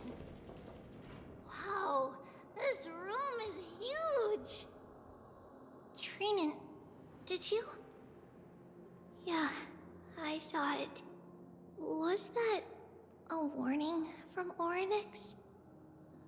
What are you two whispering about? Tribbie? Trinnon? Trianne can't even hear our own telecommunication. Well, never mind. Trianne suddenly feels like this place is quite familiar. Oh, there's a whiff of safari in this room. It's right over there. Over here! Follow Trianne! Trianne, slow down!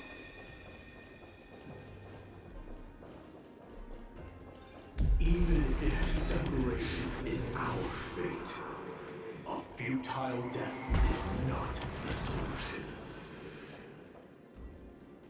Right here! I summon thee, Oronyx! Stir up ripples of past reverie! Something's appeared!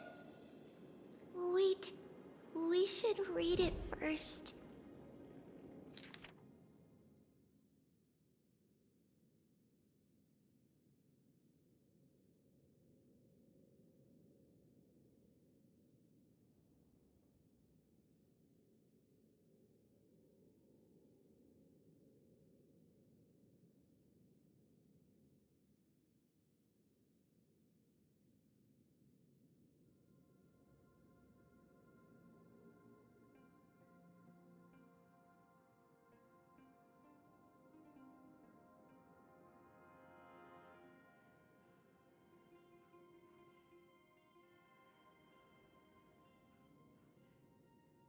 Wait, this is a letter?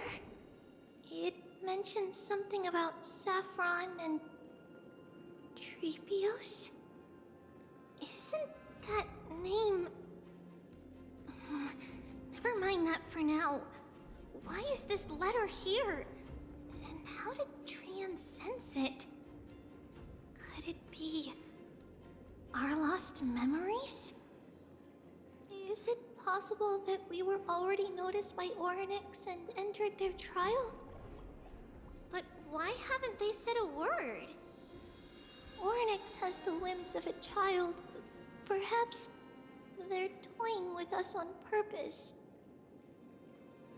Come on, this isn't the right time to be playing games. Separation and death are two. Reconciliation doesn't come easily for a mortal. Are they Tribbie? Trinnon! Look what I found!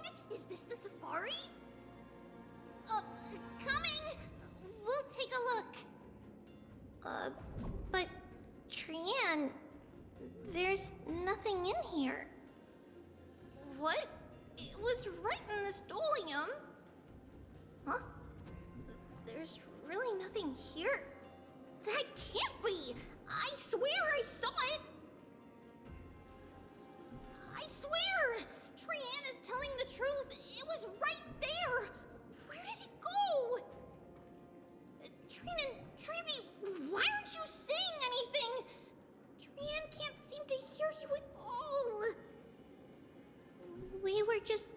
lost in our thoughts. Don't worry, Trianne.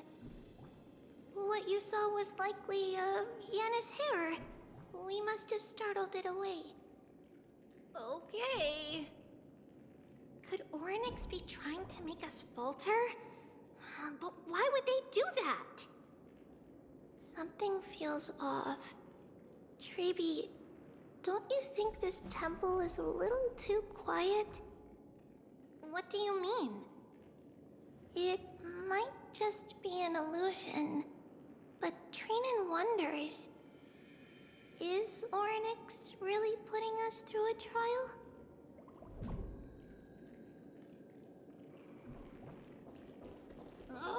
Still no luck finding any safari. I suppose we can do without it. Let's try to convince Oronyx. At least they didn't toss us out straight away. Whoa, Tribbie, Trinnon, look at this! So cool! So many of us now! It's really quiet in here. Do all Titans live in dark places like this?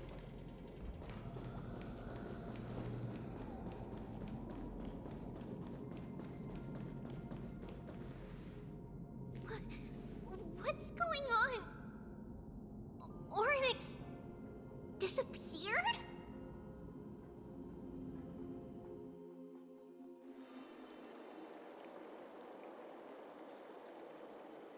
Are you saying that the black-robed swordmaster is not just tied to the Black Tide, but is also hunting for core flames everywhere? This is the most plausible possibility. First, it has a vessel that can hold core flames. Second, I'm one of its targets. Let's start with the first premise.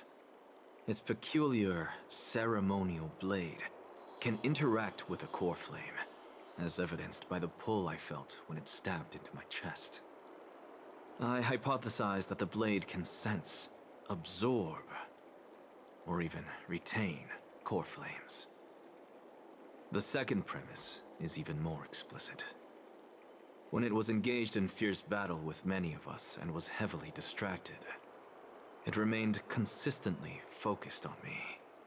Or rather, on the Titan Cerces inside me. So it's plundering the flames. But if your argument holds up, wouldn't he be headed to Akama soon? The vortex of Genesis is full of the Titan's core flames. Not necessarily. Let's call that person the Flame Reaver for now. If my presumption holds, that person has 3 targets. The first target is me. The second target is Oronyx, who hasn't yet fallen. And the third is Akama and the Vortex of Genesis, where the core flames are housed. But I suspect Akama won't be their first target. Kefali's core flame is guarded by the Council of Elders' arcane power. And Fagusa's water curtain should be able to block out any external perceptions. What about Thanatos and Aquila? Their core flames are yet to be restored? The whereabouts of Thanatos remain a mystery to all. As for Aquila, can you fly? No, I can't. Why are you asking that? Can that Swordmaster fly? Good point. But what if he does grow wings? If they had wings, I wouldn't have made it out of the grove alive. That's a relief. Anyway, since the Flame Reaver has 2 targets, we need to move fast. With the distances between Akama, the grove, and these potential targets, I believe we should bolster our defenses and...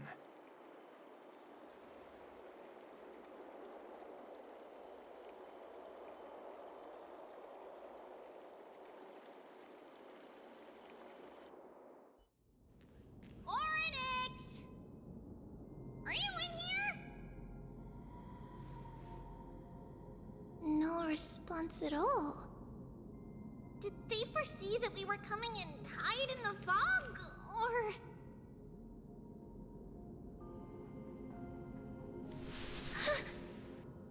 Tribbie, we should leave. This temple has other people in it. What? Oh. Listen, footsteps. Fast ones. 3 or 4 people coming this way. Come on, we need to hide. Whoever they are, we can't let them see us.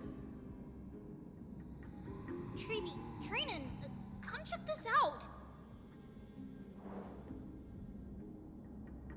What's this? Trianne feels like it's so familiar.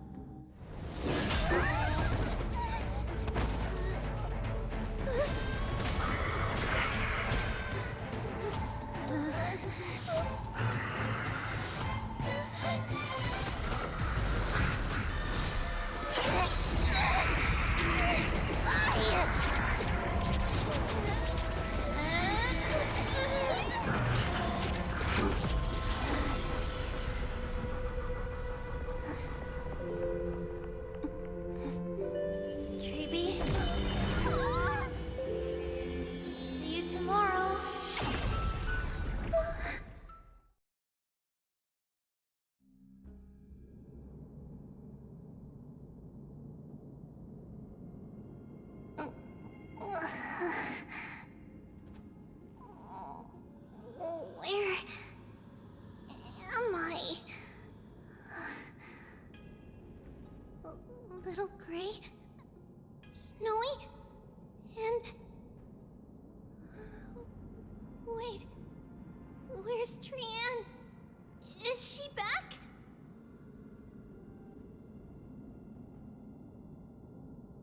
We only saw the 2 of you collapsed on the side of the road when we arrived. Danny and I looked around, but we couldn't find any traces of Lady Trianne. What about the black-robed swordmaster? Blast it! Of course it's him. We were still too late.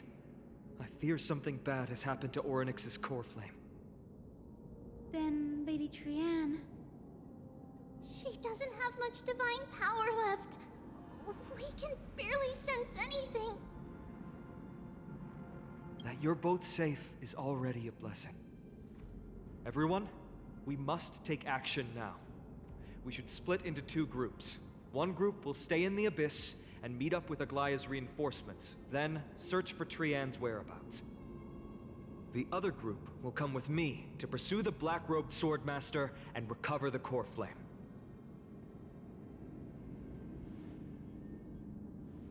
I didn't get to tell you this before, but Anaxa and I already have our misgivings about the Black Tide, so we've made preparations. I'll tell you the details as we move. Opportunities are fleeting on the battlefield. We should hurry. Lord Phainon! Lady Tribbie and Lady Trinnon. I'm glad you're all right.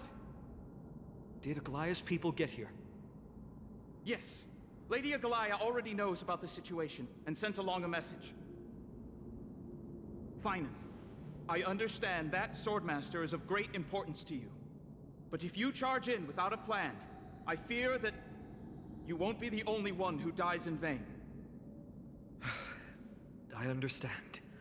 Hatred is a hero's deadliest poison. I have no intention of fighting alone. If that Swordmaster really is related to the Black Tide, the Krateros heirs must not take them lightly. I have indeed planned to return to the Holy City and discuss the strategy with Aglaea. We'll need all the help we can get for this encirclement.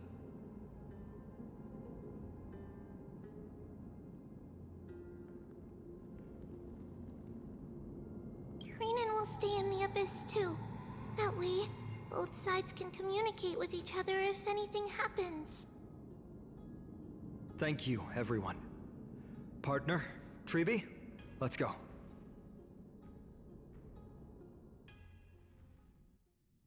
We're back, Aglaea. You should have come to me first, Phainon. Aggie, there's no need to scold Snowy. Akuma is currently in grave danger. I know. It's beyond my imagination that the only two titans humankind can still rely on fell in such quick succession. I've never seen the golden thread pulled this taut, as if it could snap at any moment. Phainon, tell us your plan.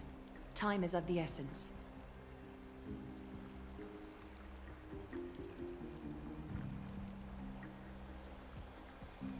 This being is not just hunting titans, but taking the core flames too? Yes, just like the Flame Chase journey is doing. Professor Anaxa thinks the Flame Reaver's arrival is likely a sign the Black Tide has spread further. Regardless of whether you're right, this being is still far more aggressive than we expected. But its madness is also an opportunity for us. If its goal is the core flame, then that means us humans can lure it into a trap. Anaxa had already left the Holy City with Cerces' core flame while we were on our way to the Abyss, so he can make preparations for the battlefield. Tell me, what makes you think this won't end with us losing another core flame? Because this time, the power from beyond the sky is also at our side. He is the key. We need your other companion, too. Ma'am, do you mean me? I see. Phainon, that battlefield you mentioned, is it Castrum Kremnos?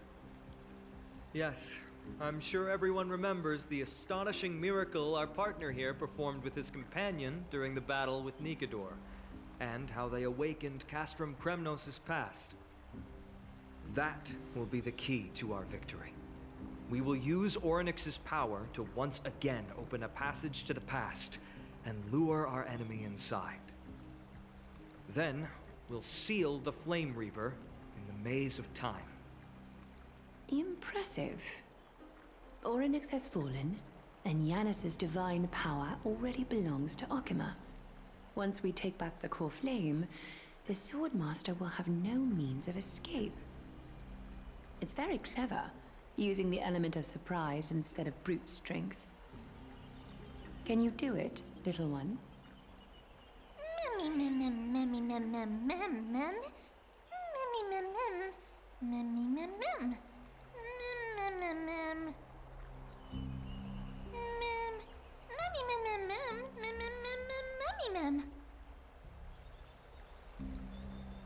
Oh, come on!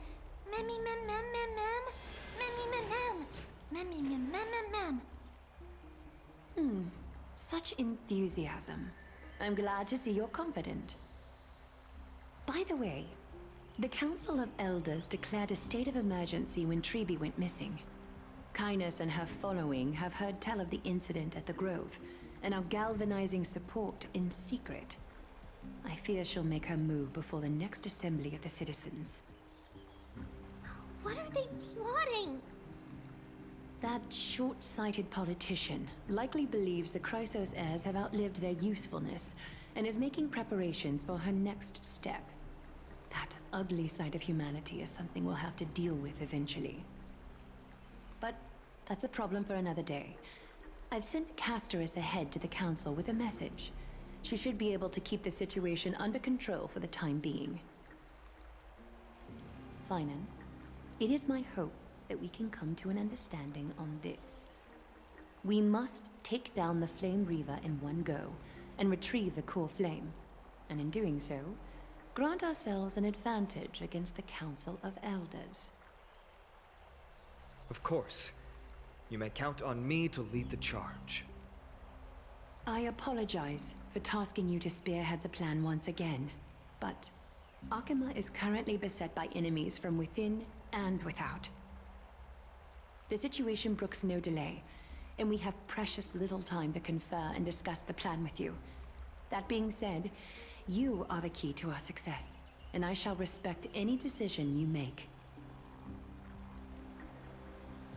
I may not be as masterful as Trianne when it comes to the Century Gate, but even I can open a nice big gate if I have enough time.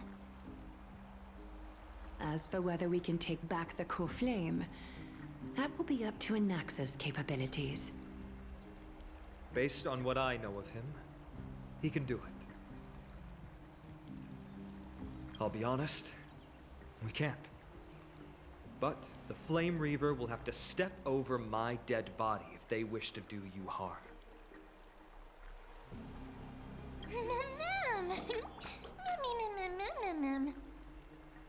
We are grateful to you for your aid, and to the rest of you as well. Now, let us be off to begin the hunt. May carefully sharpen our gaze and grant us victory over the enemy.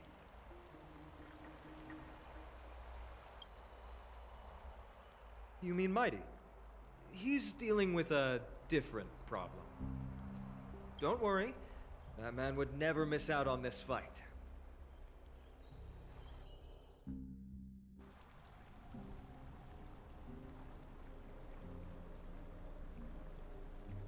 Farewell, my dear friend. You must lead us back home. You and I, we're both the same. We feast on strife and fear. If you're truly capable of leading our people beyond this blood-stained fate, then prove it to me once more, Mydei.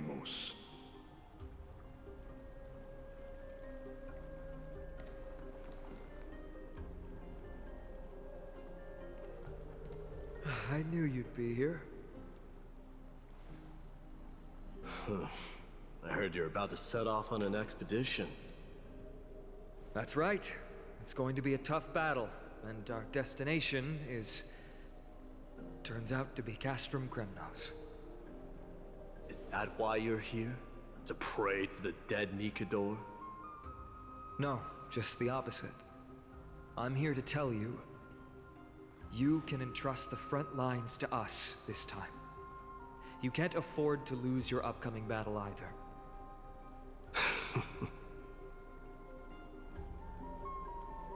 Have you heard the story of Geocles the Mountain Breaker? Sounds like you've spoken with Cartonis. That's the name of the legendary mountain dweller, right? Let's have a chat before we go our separate ways. Cartonis told me that back in ancient times, the mountain dwellers lived in seclusion. They spent their days quarrying and gathering, living a simple and peaceful life away from strife. But Geocles was different. He resisted their traditional way of life, yearning for the world beyond the mountain. They're safe, but humdrum culture was like fetters around him.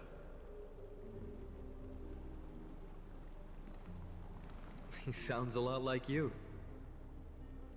Yes. That is why he, too, faced the same dilemma as I do. One day, during one of Geocles' many ventures beyond the mountain, he spied a battalion of Laedonians stationed at the foot of the mountain. The Laedonians were at war with their archenemies, the Companions, and they used the mountain as a base to carry out guerrilla warfare operations. When Geocles, who had taught himself the common tongue, approached a soldier, he learned a shocking piece of news. The Laedonians were planning to plant mines and explosives all over the mountain, and then lure their enemies within. With danger lurking with every step, the mountain dwellers' homes were no longer safe. Geocles quickly returned to his village to bring the news to his people. But... let me guess. They refused change and chose to put up with the situation instead. That's right. The mountain dwellers were fearful of even the smallest change to their lifestyle, let alone leaving their home. Despite the imminent war, the elders would rather negotiate for peace instead of leaving the mountains. This made Diocles both angry and sad. But he didn't give up. If you were in his shoes, what would you have done? Lead my people on a resistance, perhaps. I'm not sure. I can't think of a solution that would make everyone happy. A solution that would make everyone happy, huh? That's how naive we are. Well, let me tell you what Diocles did. He took the Mountain Dweller's store of gemstones and traded them with the Ladonians for a massive amount of gunpowder. But he didn't do this to fight the Companions. Under the cover of night, he set ablaze the forest surrounding the settlement, forcing his people to flee the mountain. That great fire marked the beginning of Mountain Dweller history. Since then, their people became part of civilization, and giants became a common sight in the Holy City. Meanwhile, that mountain they once lived in has turned into little more than foam inside the black tide. But leaving their homeland also brought many mountain dwellers misfortune. They were hunted by Kremnoans or enslaved. Indeed, that is undeniably also part of their history. But that is Diocles for you. The merits of his actions, or lack thereof, have been scrutinized by many, but historians nevertheless hail him as the Mountain Breaker. Why do you think that is? It's simply because he took action and enacted change with his own hands. He didn't try to make everyone understand him, nor did he even waste time trying to make everyone happy. He started a great fire and burned the shackles of tradition to ashes, and then forced everyone to march toward the coming of a new era. You've made up your mind, haven't you? I'll be leaving Akama soon to fight the great darkness of this world, and to shoulder Nikador's destiny. So, listen well. If there comes a day when we meet again on the battlefield, and I stand opposed to the flame chase, remember to stab your sword into my back through my 10th thoracic vertebra. That's my weak spot, and the only way to kill me.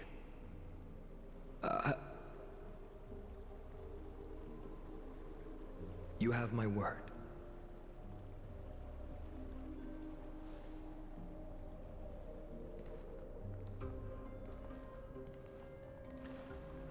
Go now. The battlefield calls. Send that flame-thieving hyena to their death. But if you find yourselves with no other recourse, pray to that blade in the sky. And loudly call out the name of the new god.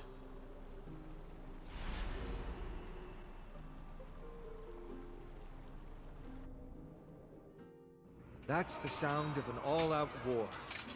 Not the kind of ruckus Professor Anaxa can raise on his own. Let's hurry. The battlefield is just ahead.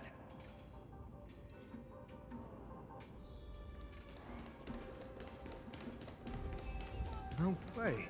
A Kremnoan?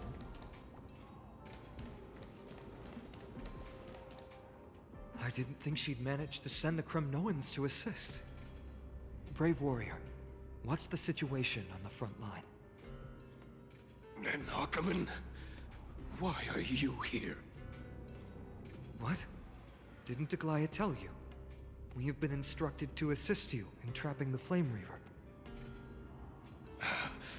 Aglaea, that vile usurper.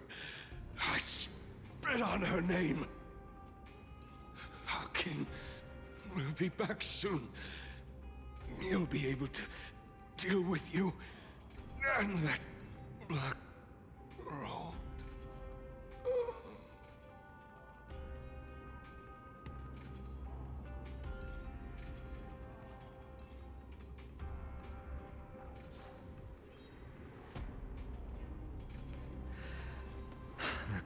humans really are just like their king.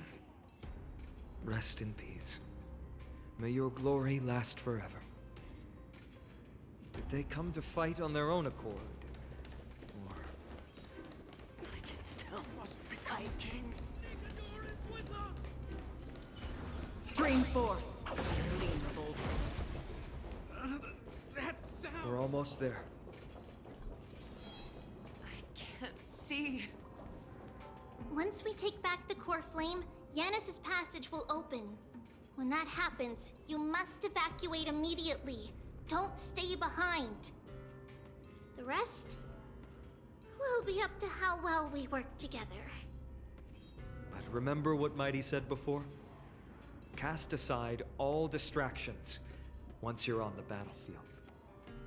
Let's go, partner. Today, destiny shall stand with us!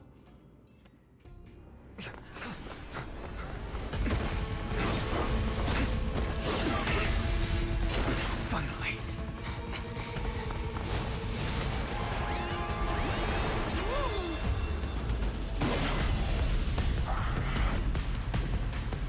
Pent in the memories of the dead!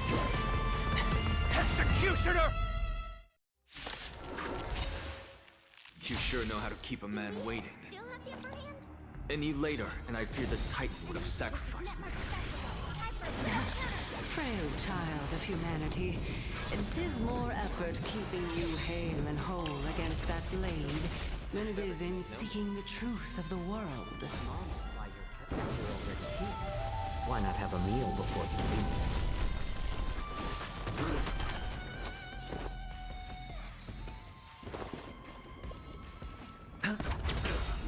I weep for the departed. It too shall fall.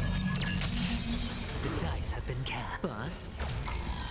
Or maybe I'll take it all. Destined for oblivion. Ready for another? Watch your head. It's just a Trino massage.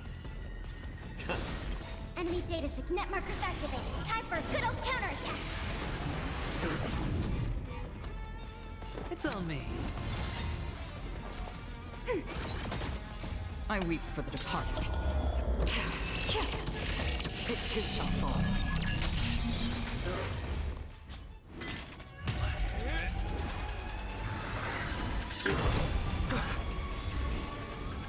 At long last.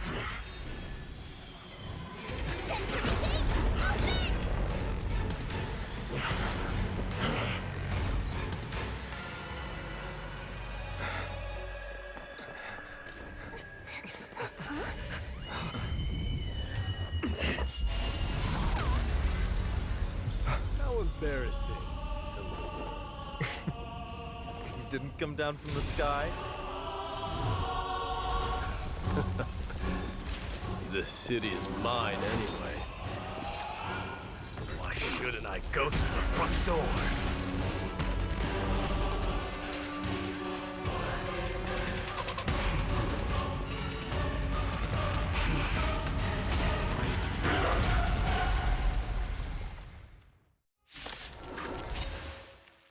Minion of the Black Tide. I, King of the Kremnoan Legion, will be your opponent today. Long time no see, Nikador.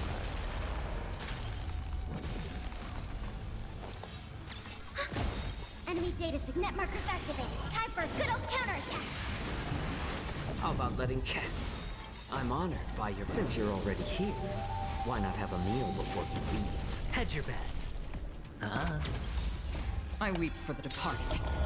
It too shall fall. On the still waters of oblivion. Commencing support. Ready for another? It's better to make more seasoned. Such petty tricks. Sure, I'll play along. It's on me. Vanity leads to self-destruction. I am sending a dynasty to its end. Enemy Well fought. That was a good opener to the ceremony. Another journey. We honor the fallen gods with this fight to the death.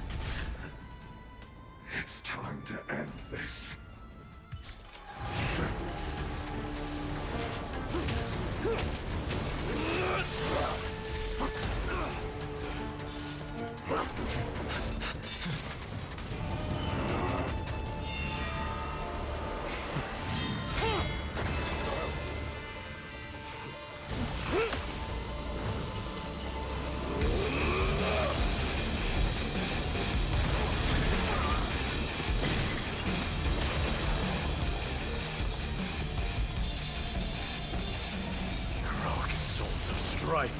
Heed my call! I am the Lance of Fury. The agony this world needs!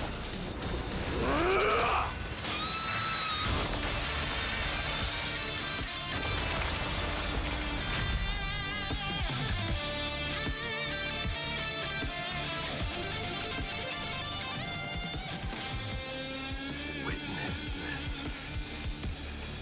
New God has come to Castro Krateros.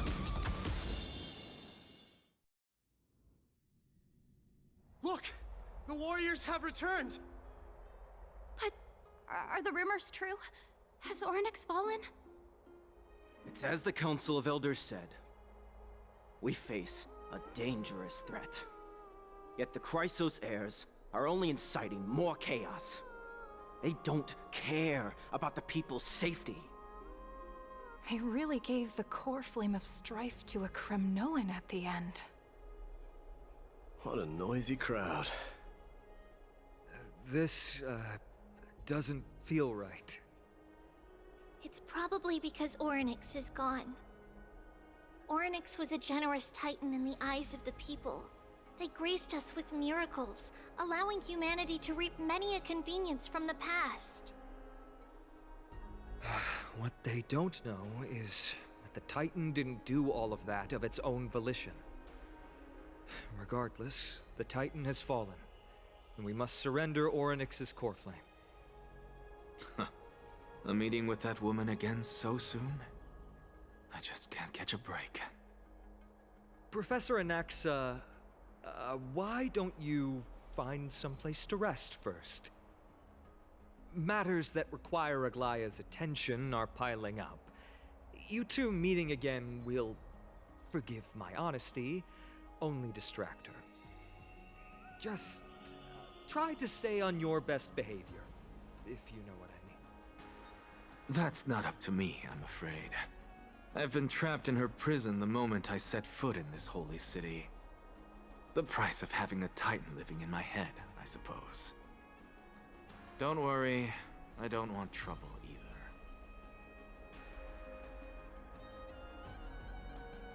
They have differences in ideology. All right, I suppose that's putting it lightly. Don't worry, you'll figure out the intricacies of these relationships sooner or later. I'm sure you don't need my help handling Oronyx's core flame. So I'll be off. I have some personal matters to attend to. It somehow feels like D has closed himself off even more after he completed his trial. Yeah, a lot has happened in the past few days. You've been lost in thought for a while now too, Tribbie. Did Trinnon bring news? Yes. She has found Trianne. She was at the bottom of the valley outside the temple, but that's where the good news ends. I'm sorry. It's all right. They also found someone else besides Trianne. He was no better than a corpse when Trinnon and Hyacinth arrived. He had suffered more cuts than could be counted and leaped off a cliff from a great height, all to free Trianne's body from the clutches of the black-robed swordmaster. What a brave soul. Do we know who he is? Yes. It's Krateros.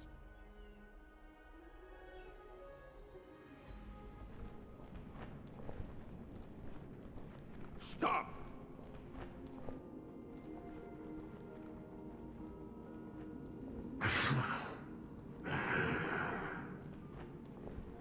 If you want this girl dead, you'll have to kill me first.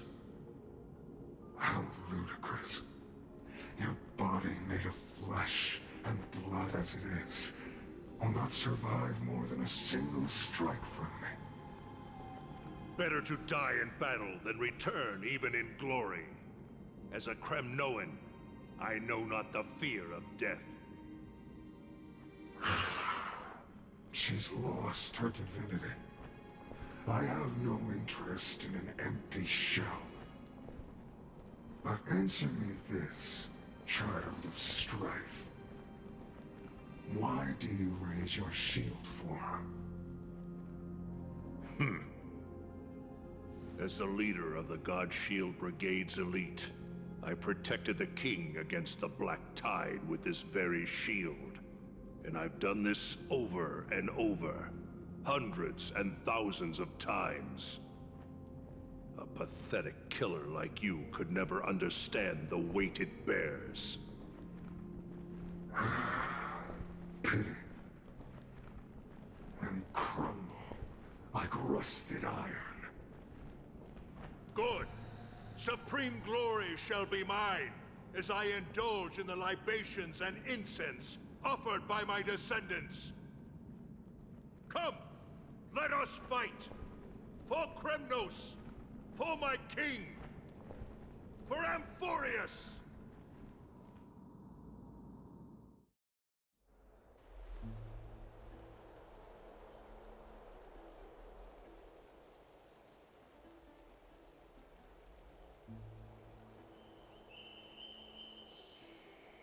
We foresaw this cruel parting 1,000 years ago.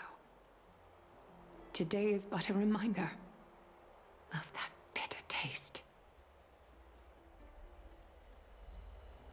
But Lady Aglaea, I don't understand. It wasn't life itself that Lady Trianne lost. Why does she look like she really turned into a doll? I don't understand. Don't be sad, Hyacinth. Trianne has used up her borrowed time from Yanis, that's all. Her spirit is now riding the west wind, flying ahead to a world free of sorrow. If a world like that truly exists, does that mean everyone from the Grove is there too? It exists, Hyacinth. Do you not remember? The prophecy that guides the Chrysos heirs is the voice of Kefili before it fell silent. It loves all of its creations dearly, and would never bear to lead us astray with lies.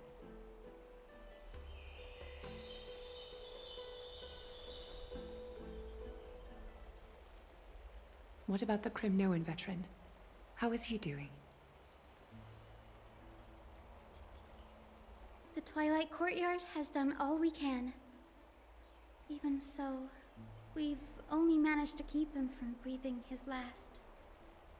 I had to use the Sky Priest's techniques to help him to walk again. But if light ever disappears from Akama for good... No. Let's hope that never happens.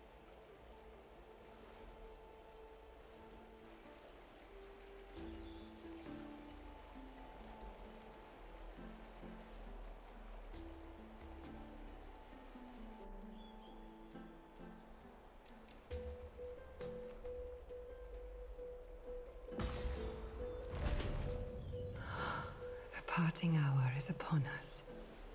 Yet the golden thread runs slack. The heroes have returned with their spoils. Everyone, please take this opportunity to rest and prepare for what awaits us. You've returned unscathed and brought tidings of triumph. Truly a moment worthy of celebration.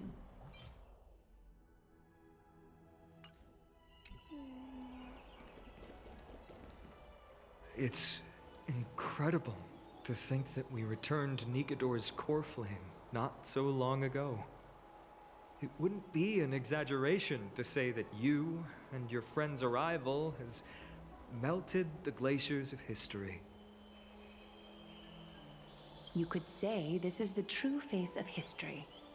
It slumbered for 1,000 years, only to awaken for this one moment. Alas, now is not the time for a study of history. I do not see Anaxa around. Was this under your instructions, Phainon? Yes. It just seems much more efficient than letting you two go at it endlessly. A rash decision. After all, he still bears a core flame with him. I do concur with your assessment of efficiency, though. Now, let us table the issue concerning him for the moment. The more urgent matter is the core flame of Oronyx. The Krateros heirs had initially crafted a plan regarding the order to return the core flames. For titans like Oronyx and Cerces, who harbor no intentions of harming humanity, our strategy entailed assuming their divinity only at the very end. But this unforeseen turn of events has thrown everything into disarray.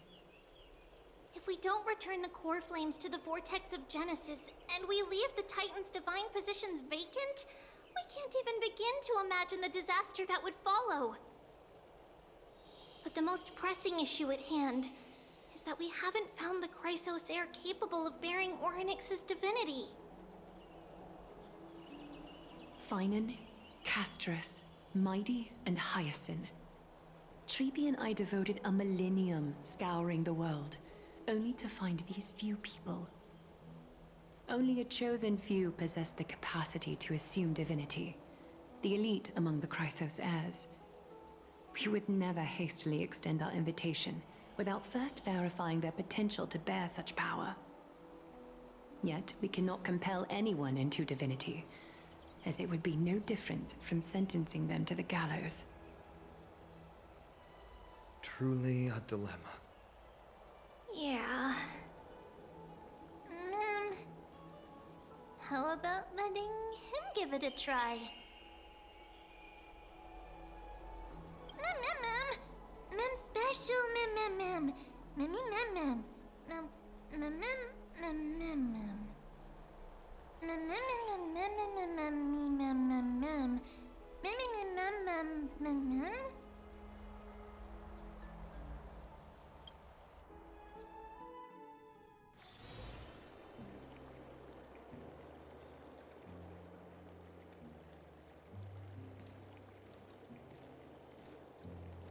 I see the Reaper has forsaken you too, teacher. It simply put my life in the hands of the Twilight Courtyard. That priest girl's medical talents are truly exceptional. She might be far from the ordinary girl we envisioned. But this isn't about me, Mighty Mos. I saw it. You finally decided to embrace your own fate. Power of strife is stirring a tempest within me as we speak. My bones have turned into steel, and my blood is seething in a blaze. Past rulers of Kremnos could only aspire to this might, yet I have merged with it. I've made history, and henceforth divinity and kingship shall coexist as one. Indeed. You've realized the aspirations of every former king of Kremnos. And now, you can at last bring our people home and reforge the glory of Kremnos. Unfortunately, I harbor no such desire. What?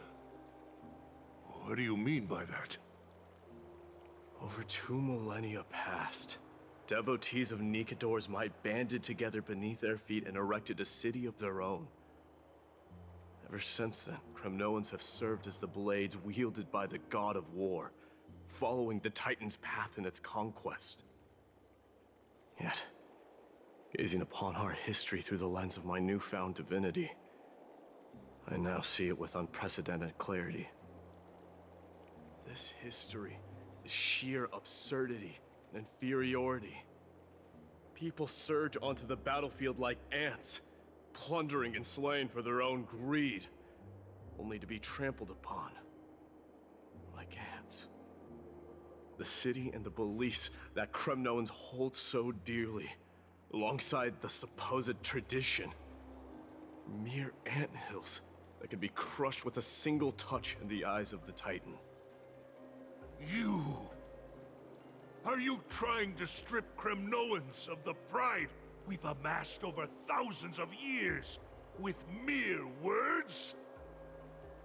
That pride holds little significance, Krateros. Now that I've assumed the divinity of strife, my next step will be to renounce the title of king. No. No! Convey my message to every Cremnoan. This is an order. Do not do this, Mydei. I beg you. Our history commenced in the year 2506 of the Light Calendar, concluded in the year 4931. I, Mydei, last king of Castrum Kremnos, son of Gorgo, do hereby proclaim the Cremnoan dynasty comes to an official close today. You have killed us. You have killed us all. No. I am granting you a new beginning. What is this? My mother's signet ring. It served as a symbol of kingship, and I now imbue it with a fresh significance. Take it, and rally those who have lost their identities. Convey the words of Mydei, now ascended to divinity. You no longer need to chase fleeting honors or face death on the battlefield as if it were your sole destination. However, you must adapt to fit into the city you once observed with indifferent eyes. A cruel fate awaits Amphoreus. No matter how illustrious a dynasty may seem, it crumbles to rubble and gravel before formidable foes. Yet, you shall tread the only path out, one that leads to a brand new world at its end. Why task me with being your messenger?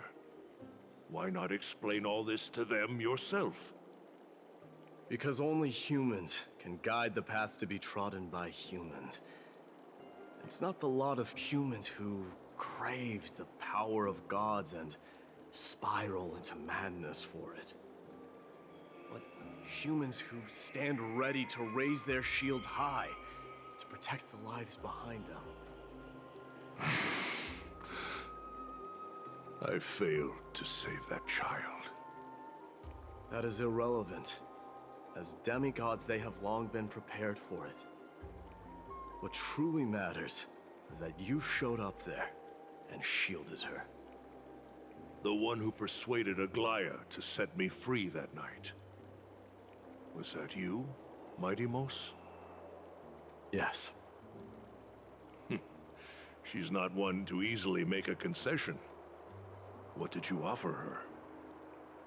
I staked my mother's name to guarantee the integrity of your soul to her. And I promised her that I would dedicate all I have to the flame chase journey. And what is next, Mydei? Where will you be headed now? To the place where I belong, to fulfill my promise. The madness that has plagued Nikador and the darkness that has consumed Amphoreus. It's now my turn to fight against it. There are some people to meet with before I leave. Let's go.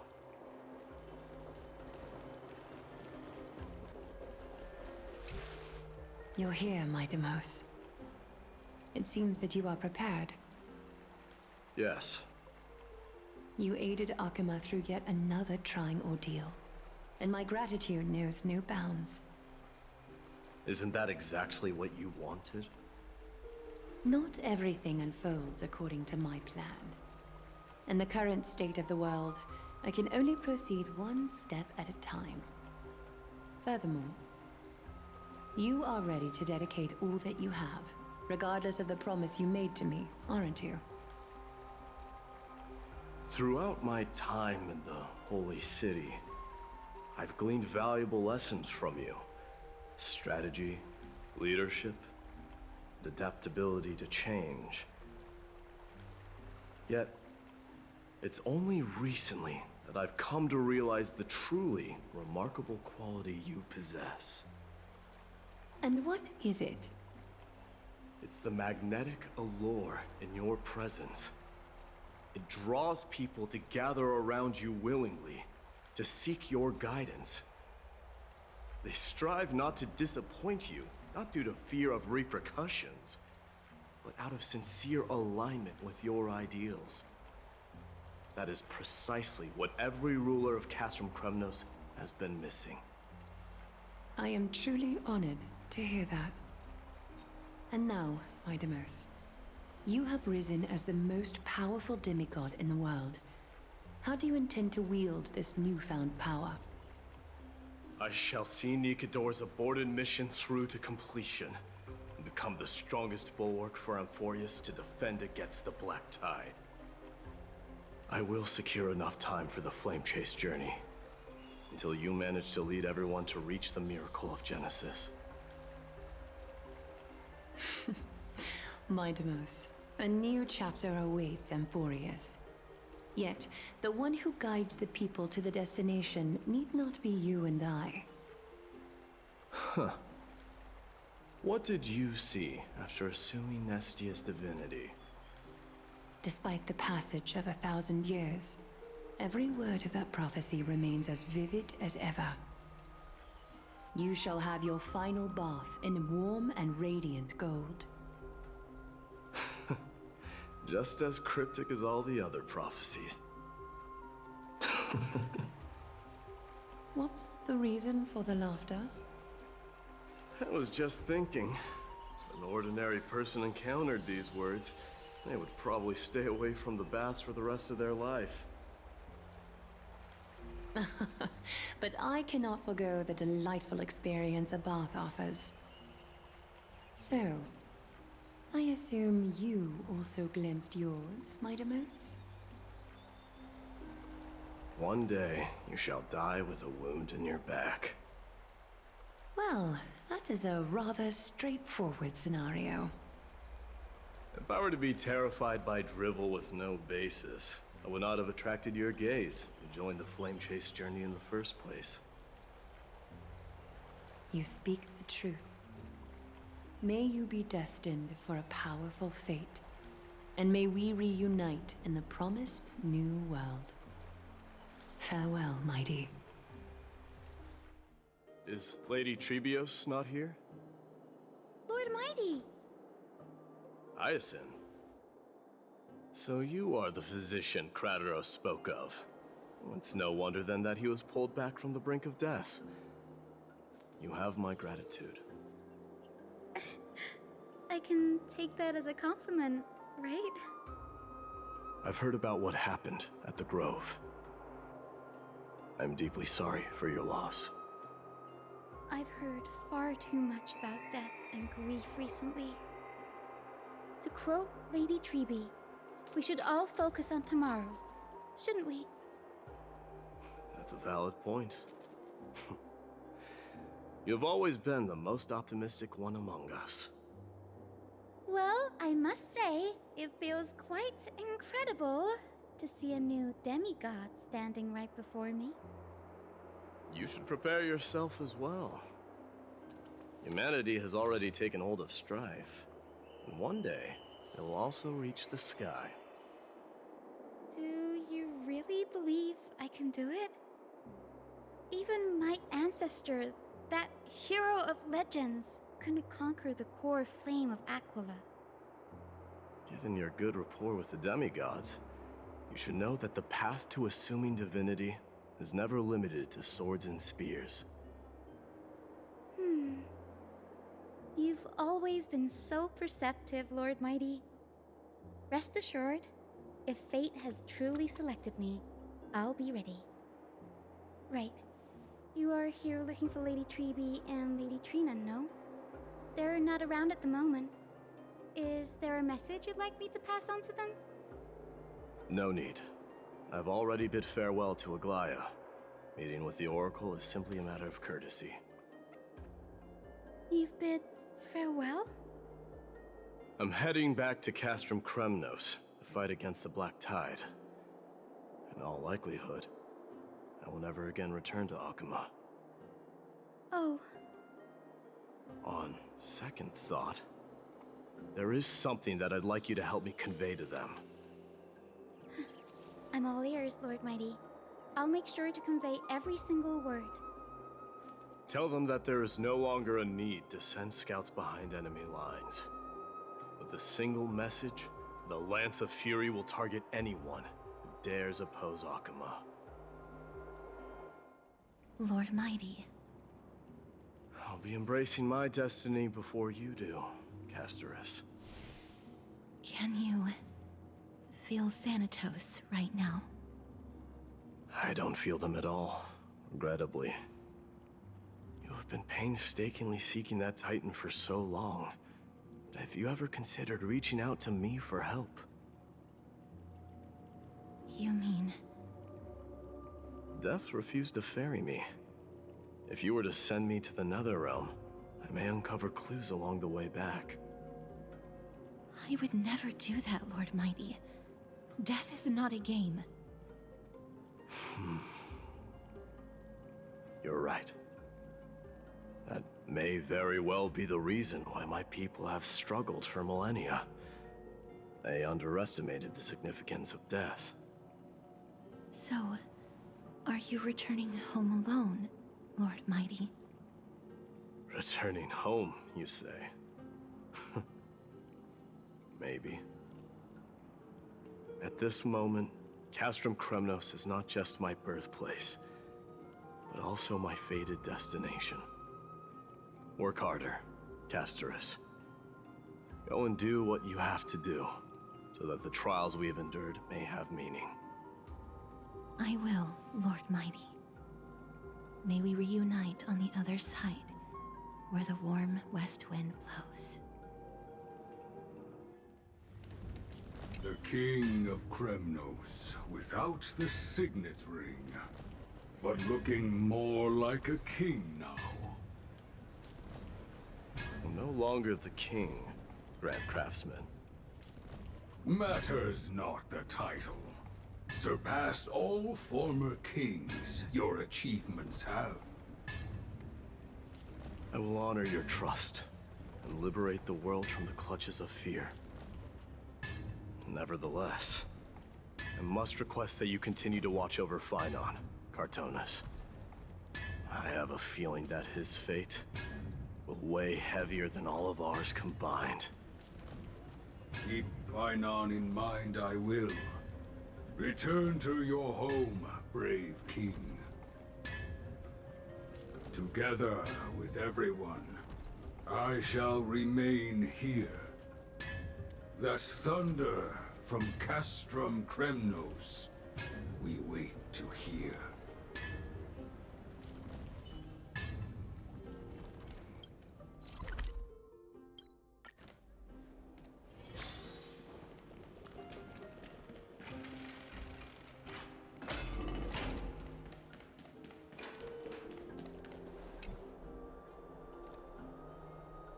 Outlanders? No. Trailblazers. I will soon make my way to Castrum Kremnos. If all goes according to plan, this may be our final meeting. I just want to let you know that I appreciate everything you have done for Amphoreus.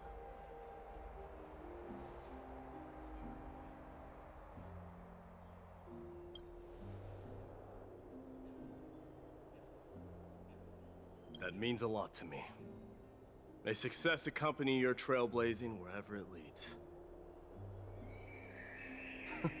How about you let me guess what's on your mind?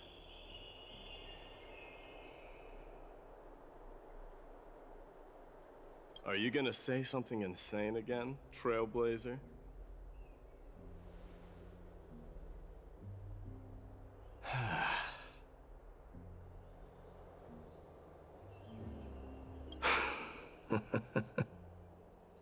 Now that I bear the divine within me, I can get the vague feeling that you have a great significance for the future of Amphoreus.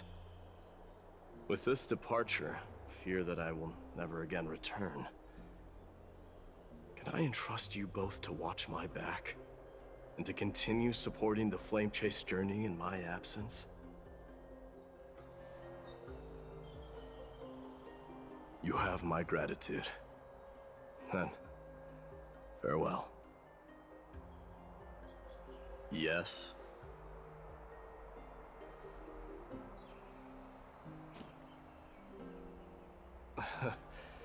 Sure, let's do it.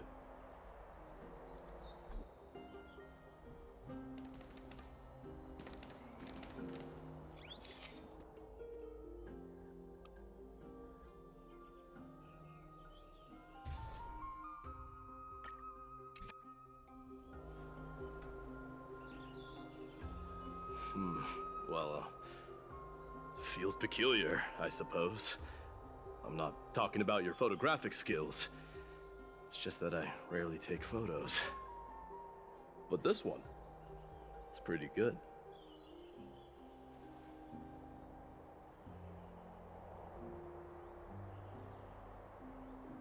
I wish the same for you during your time in Amphoreus.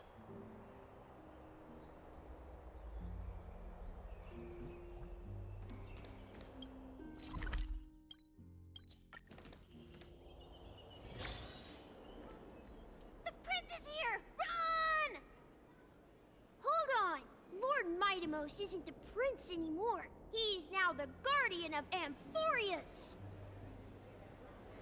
What's going on?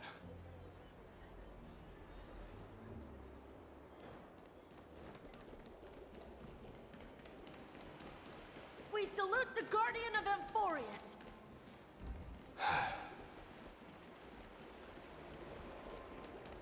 We salute you. Farewell. Save yourself. It's been a while, Guardian. I should have known you were the mastermind behind this. Hey, don't go pointing fingers without cause. I swear I'm innocent this time. See those kids over there? They're the ones who brought everyone together. I admit, that took me by surprise. Were you seriously just going to sneak off without a word with me? Well, I was actually on my way to bid farewell to you, but ended up running into this. Oh, that's quite an honor, I suppose. We better not leave them waiting too long, don't you think? The road to Castrum Kremnos from here is long. Perhaps it wouldn't be a bad idea to take a moment and etch their faces in my memory one last time.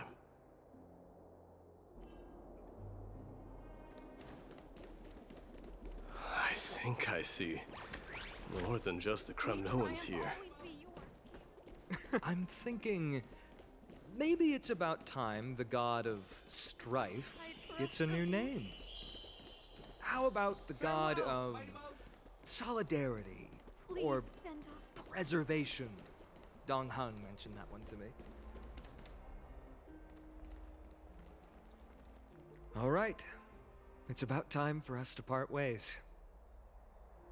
Any final goodbyes you want to share? This might be your last chance.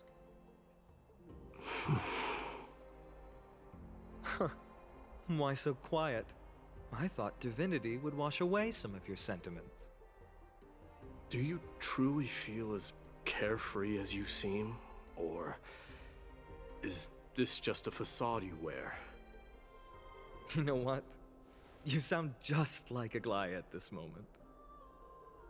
But you're not off the mark. I just thought that putting on a nonchalant front for this occasion might help us preserve some dignity. I can see through your deception, even without the power of mind reading. Am I really that terrible at controlling my facial expressions? Well, with that said, thank you for aiding me in defeating my archenemy, Mydei. No need to thank me. This triumph brings no delight, nor does it signify closure. You understand that more than me. Indeed. In the end, I still haven't unraveled the mystery behind that black-robed swordmaster. And I can't even ascertain their demise. Maybe I've never managed to cut off my destiny. But that matters not. Pain may be cured, but scars remain, and this should not be effaced. Even with the divine might of Oronyx, you cannot stop the past from leaving its marks in our blind spots. Can you genuinely let go of everything as soon as that swordmaster is dead? That's impossible. Revenge is merely an obligation that must be carried out, and no one can find mental fulfillment through it. You're right. Look forward. Chew up and swallow your past. And make sure emptiness and bitterness are not the only flavors you know. Remember that there is a whole world behind you waiting to be saved.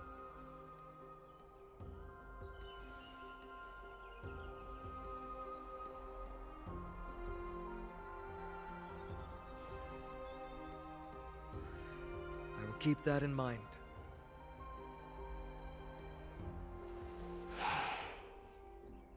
I have a final favor to ask. Please look after the Kremnoan warriors in my absence. They will undoubtedly face challenges while assimilating into Akama. It is my sole regret that I cannot stand by them during this time. Do not worry. Leave it to me. And, while I'm at it, I'm going to find out if the Kremnoan language is really missing that many words. The Kremnoan philosophy can never be encapsulated in a mere dictionary. But if there's a chance in the next life, you should come visit my library.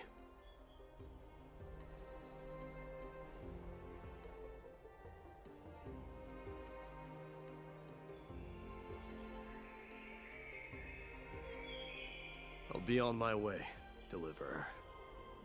Remember to stay alive till the final act. Yes. Same goes for you. Don't die too easily.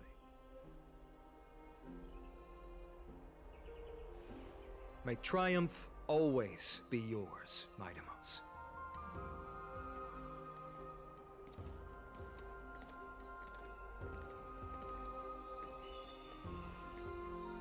Oh, right.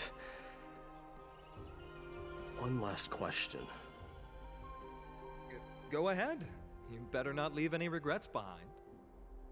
Are you the one who told Cartonis about the signet ring? Well...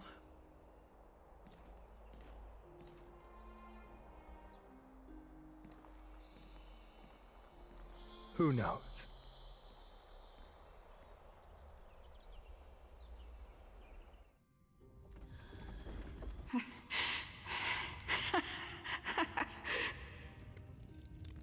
Get up, my son. You showed great courage in today's training. Let's wrap it up for now. Yes, Mother. Mother, there's something I want to ask you. What is it, Mydei? Why must we learn to fight? It is for glory and honor, my son. For Kremnoans, mastery of swords and spears is ingrained from birth. And the battlefield is our destined end. Is that really the way it is, Mother? What makes you say so? Because you don't sound entirely sure. You're right, Mydei. I once believed those words, without question. Until your father cast you into the Sea of Souls. It was at that moment I realized how everything I believed in was utterly hollow.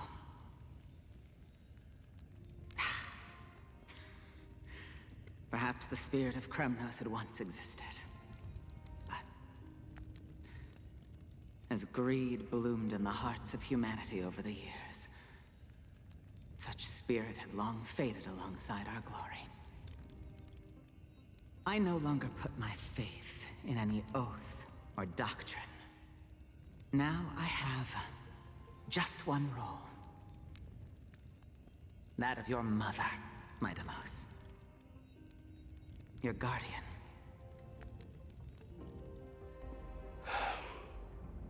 That dream always ends there. The journey back to Castrum Kremnos is proving to be longer than expected. Krateros said that shortly after my fall into the sea, my mother challenged my father to a duel. She died through father's treachery, and I never saw her face. Yet each night she would show up, waiting by the flickering firelight. I always anticipated the sequel to that dream, believing she had more words of wisdom or guidance to offer. But now, I think I finally come to understand. That is all she wished to tell me. And now, I too am left with but one role.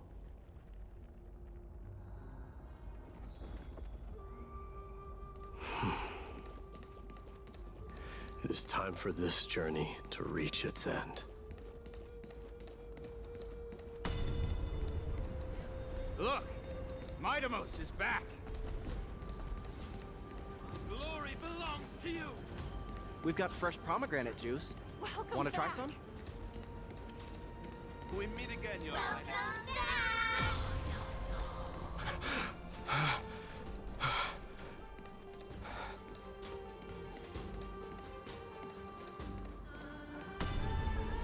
How was your training? Ooh, say, come check well. out what I just wrote. Mydei, did you just come back from training? It's been a I'm gonna while. beat you at the festival. Welcome home, Mydei. Have you found something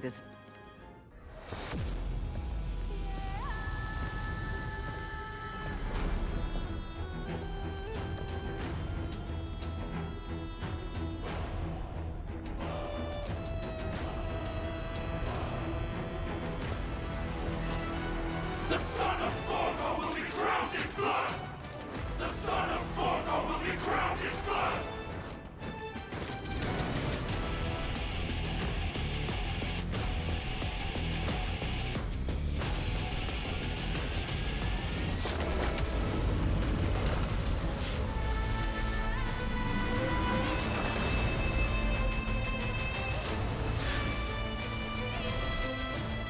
Mother,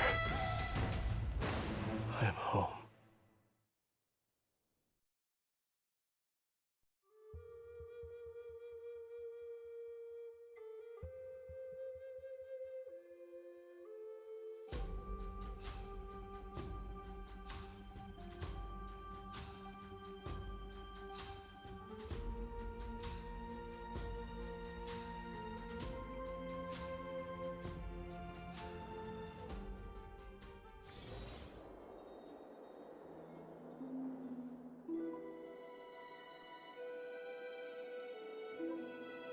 smell sunlight and the wind of Akama.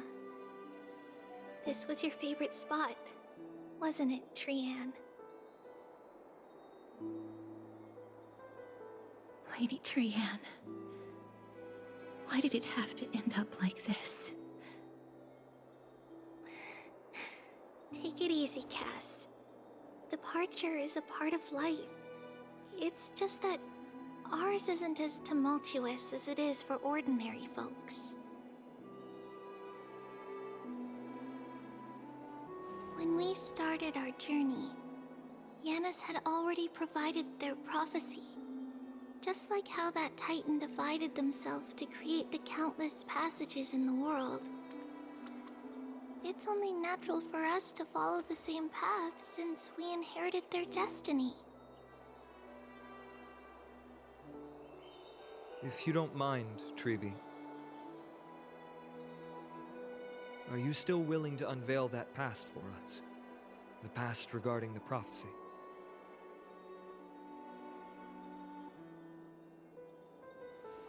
What do you seek to learn, Snowy?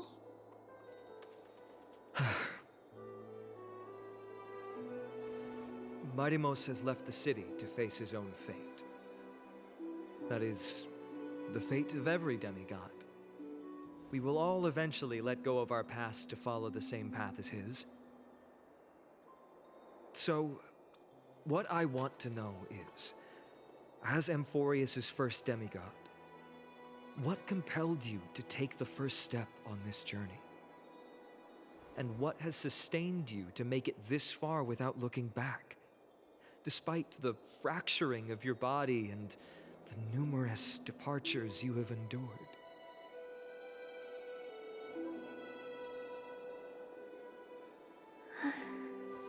All right. Teacher, are you sure about this? D is already doing what he has to do. What reason do we have to keep it from them? Let's go, everyone. Let's go to the abyss of fate and see how it used to be.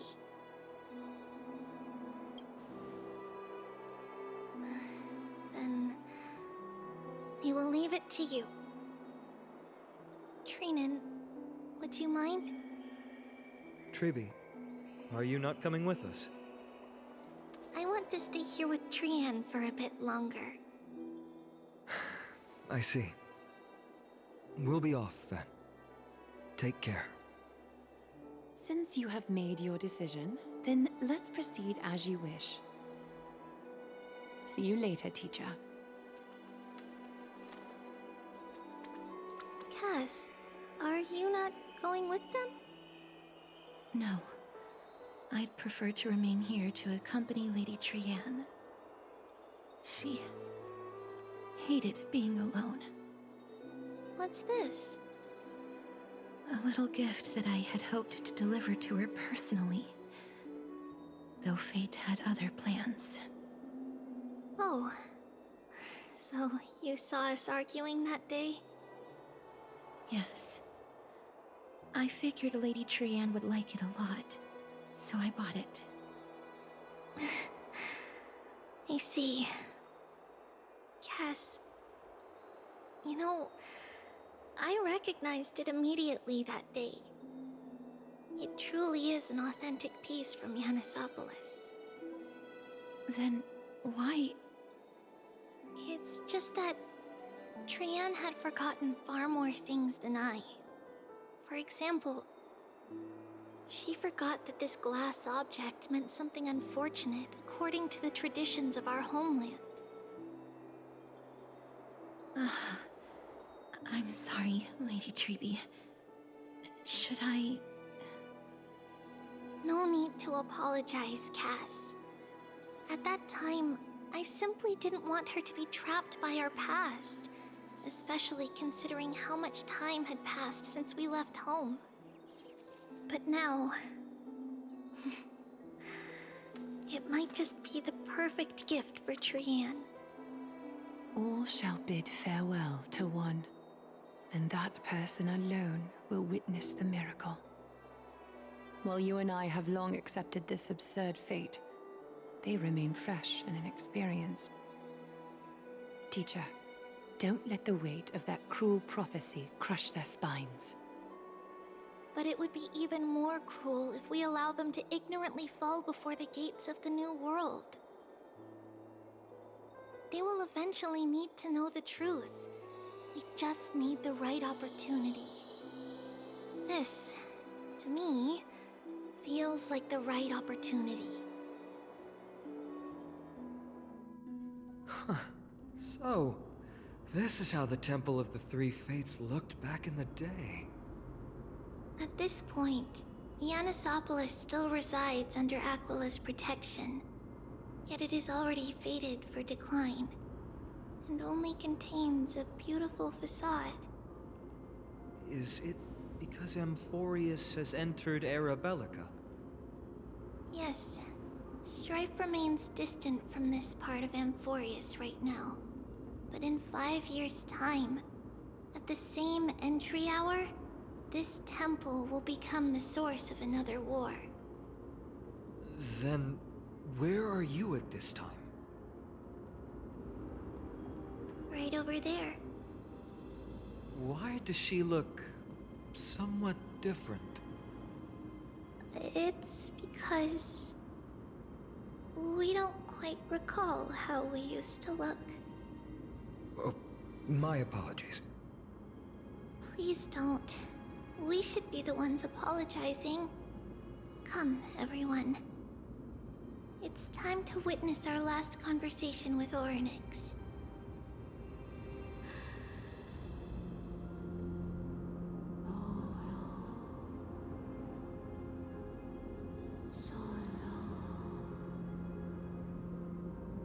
You're here, Oronyx. This is our memory, so your senses are also aligned with the Tribios of that moment.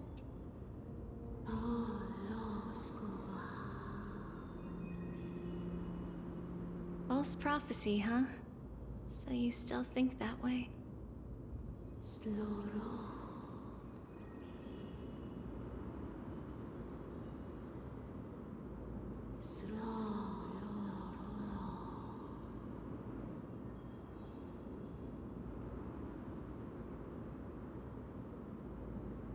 But the Black Tide has already arrived, and Yanis remains in slumber. If even the God of Passages, known for guiding mortals, cannot resist this catastrophe, then what can we do against the incoming destruction?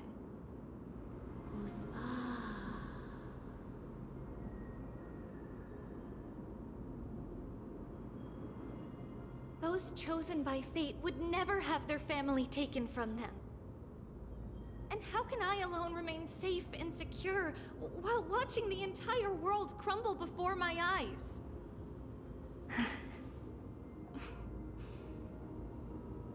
This might be our last conversation, Oronyx. I will do everything I can to protect you from the Black Tide.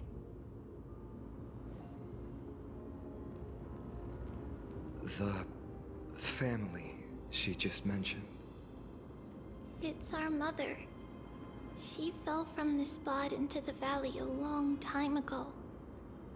It was during a grand ceremony held to seek Yanis's guidance. But things took an unexpected turn. It was Kefali who responded instead. Did something go wrong with the ceremony? Yes, but those two occurrences were in fact unrelated. Kefali's response was simply a coincidence. On that frosty night with treachery abound, as the Holy Maiden of Yanisopolis met her demise, the world-bearing Titan also fell in another corner of the world. Let's keep up with her. This story... she should be the one to tell it. That thing ahead. It's the altar of Talantin. But that's not our destination. We're heading to the left. This place used to be passable.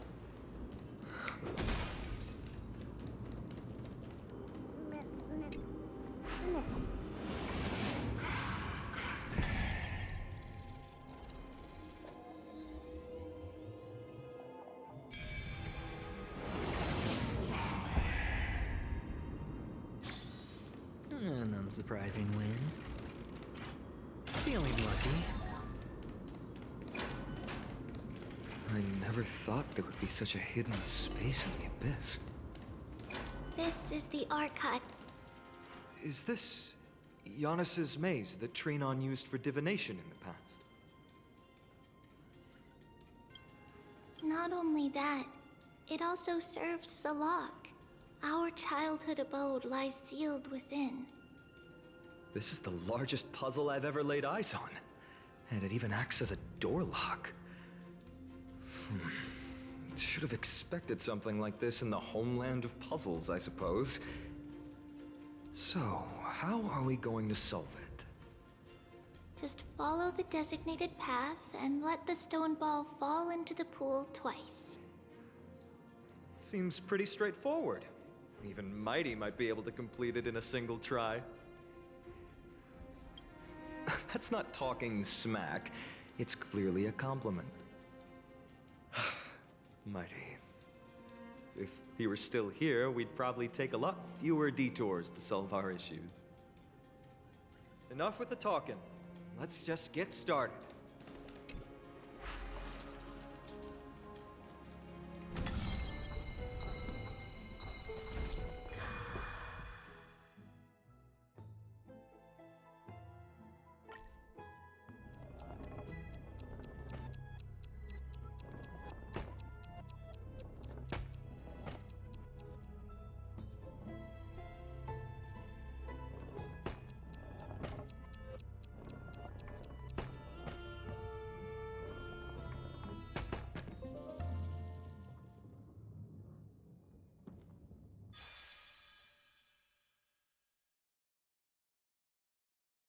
Impressive.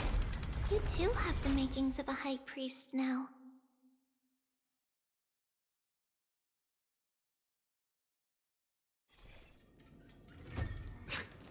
Getting that stone ball to the endpoint looks pretty tough. My hands are shaking just from looking at it.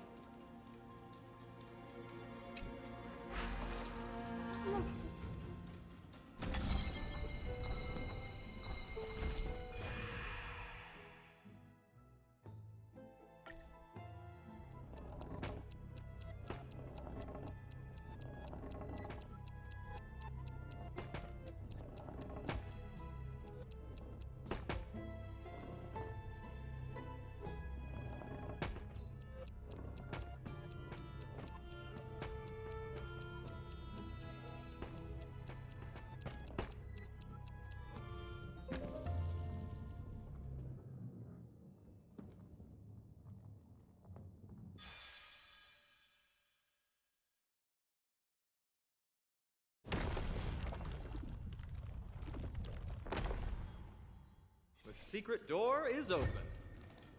Go inside, and you'll see the place where we grew up. If I become a priest, will Oronyx see me? This is hardly enough for a seat at the table.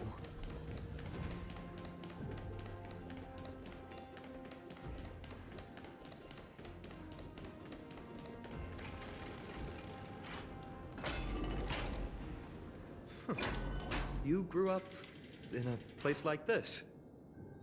By the time we were born, the role of the Holy Maiden had already diminished to a mere title.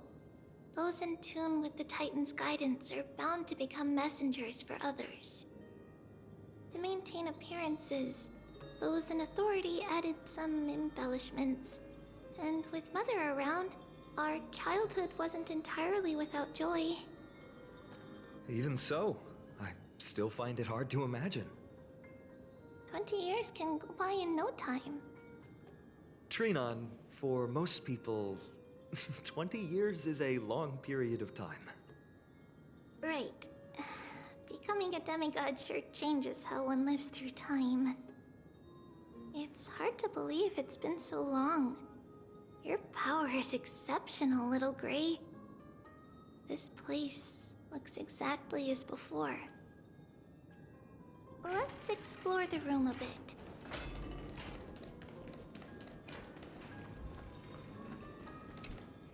The shelf is packed full, but all I see are annals of geography for various cities. there are also documents about various kinds of Titan worship. Because we believed that we would need to travel great distances to convey Kefali's prophecy to everyone, and should learn about the terrains and customs of various places beforehand. Back then, our memories were still sharp. 10 years was enough for us to memorize all these. Mother left us these scrolls too. When we were young, she would read them to us as bedtime stories. Her stories were so engaging that we could vividly imagine all of Amphoreus in our dreams. Unfortunately, only after Mother was gone did we realize that what was written in the scrolls was far from engaging. There are so many boxes here. These should be our belongings. What's this?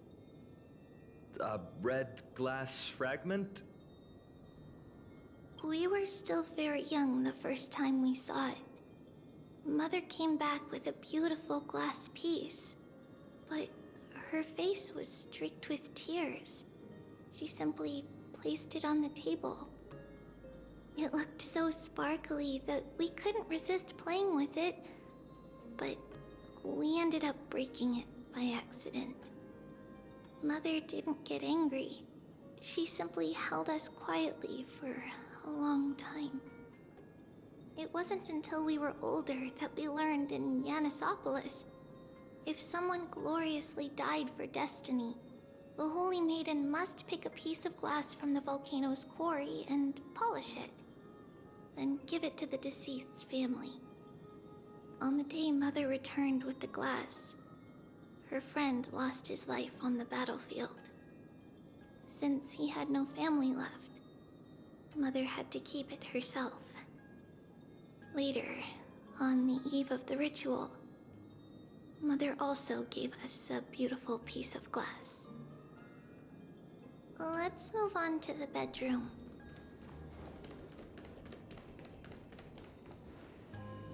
It's Tribios.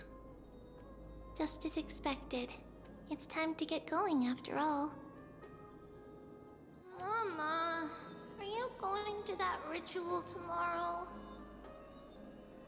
That's right, my sweet girl. What's the matter? I wish I could go too. I have something to ask Yanis. Oh. What do you want to ask? I want to know how to chase the black tide away. Ah, I see. Unfortunately, it's a secret ritual, and only I can preside over it. If you want me to consult the Titan on your behalf, you'll have to promise me something.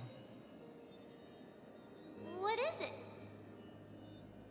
Be a good girl and go to sleep now. And whatever you dream of, don't be afraid. Just sleep through the night until morning comes. Until the next time Aglaea opens their eyes. Can you do that for me, sweetie? That's it? Of course I can! Tribios is the most amazing Holy Maiden of Yanis! Well, little Holy Maiden. But why, Mama? Because this ritual might take a long time. How long? Tomorrow, my sweet child. I'll be back tomorrow. If not tomorrow, then the next tomorrow. If not, the tomorrow after that. But if I still haven't returned for a very long time, that means the ritual has succeeded. It means I found a way to chase away the black tide and reach the new world on the other side. But for various reasons, I can't return to bring my sweet girl with me. But I'll be waiting for you there. As long as you stay brave and kind, we'll meet again in that new world. It's the end of the West Wind, the Black Tide's other shore.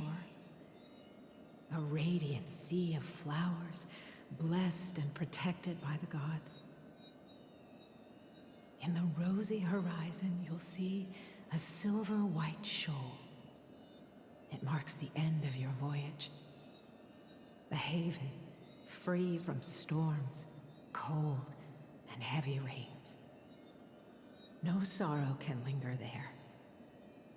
That is where I'll be, waiting for you. Wow, that sounds just like the island from my dream. Oh, I know.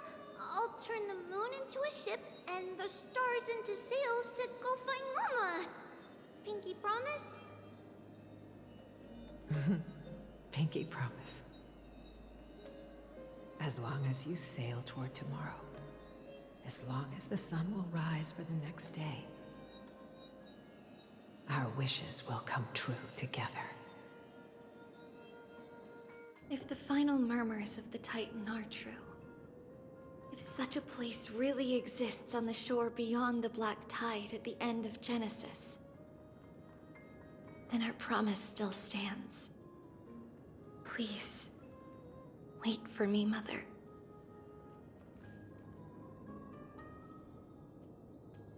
After those 10 years of darkness, when Aglaea opened their eyes for the last time, we finally set off. Where did she go? This way. Now, we'll go through this shelf. But how? With Yanis's power? No, we hadn't acquired their power back then. So, this obstacle, it was simply a mirage? Yes, the answer is right on the shelf. Go ahead and give it a try.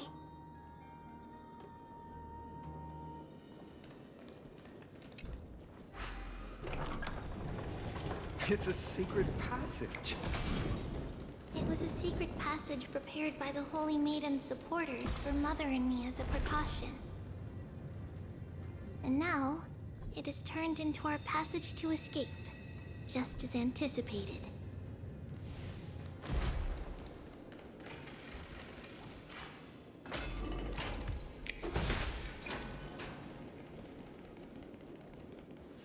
The path to the temple was in quite a state. Did someone do it on purpose? No surprise at all.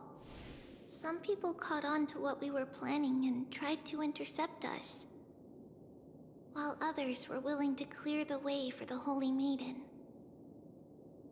I can't move it. I can't climb over it either. Time Titan? Someone will help me.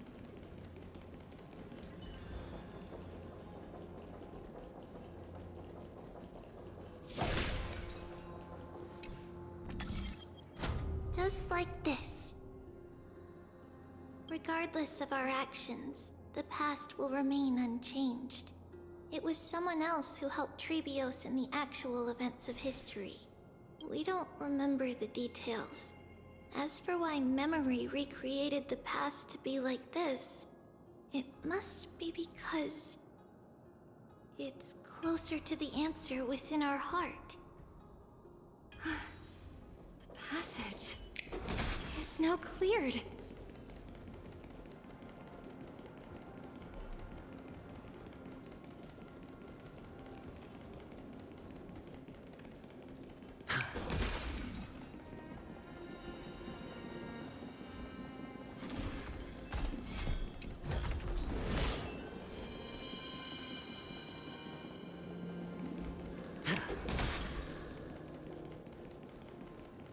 Oronyx. Thank you, nameless god.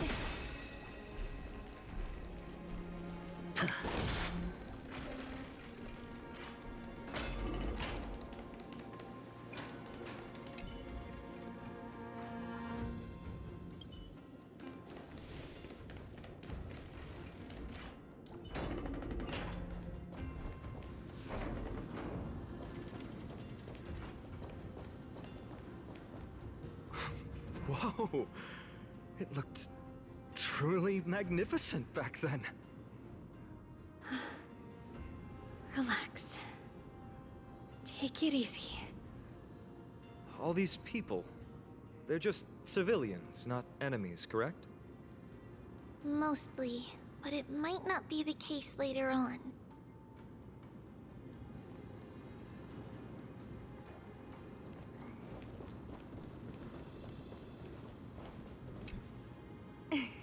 Hey, little ones. How did you sneak in here? Shh! Please keep it down. We had to be really sneaky to get in here. Okay. But what did you sneak in here for? I heard there's a lovely holy maiden living in the temple, and I want to meet her. I couldn't stop her, so I had to think of a way to sneak her in. Oh, really?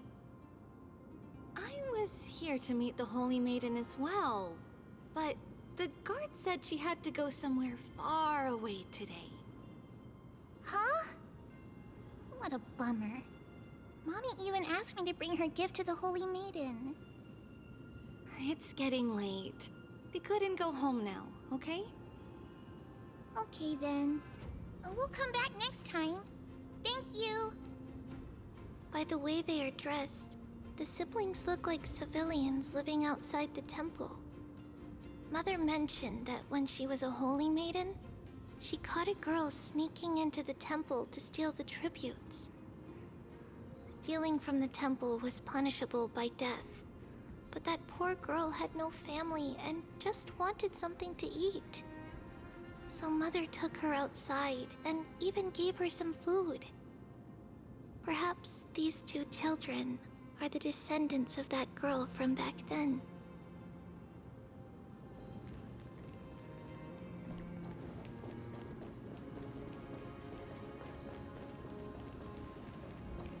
Ah, Lady Maiden.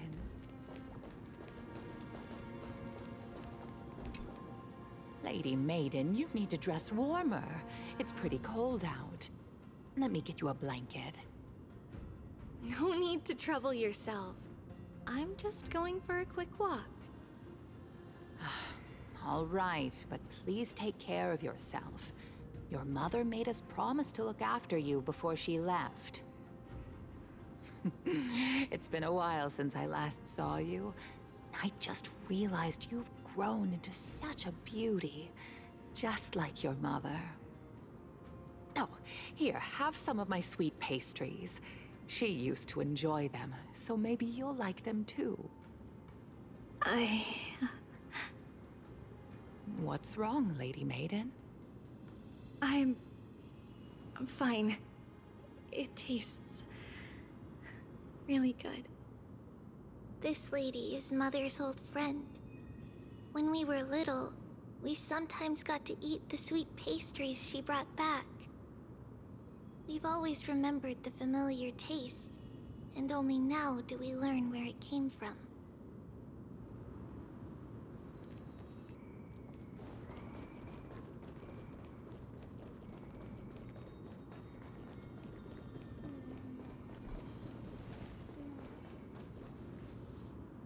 Apologies, Lady Maiden, but the Yanis vault is under maintenance today. Perfect. That way, no one will disturb me while I'm talking to Mother. All right then. May Yanis guide your path. The Yanis vault? It's where Yanis's heart lies and the coreflame is kept. Just enter on the left. It's also the place where Tribios was born.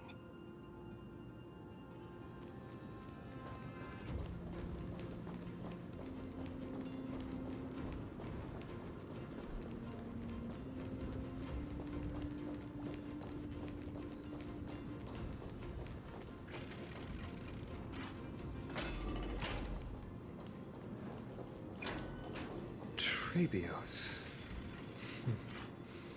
What does that name actually mean?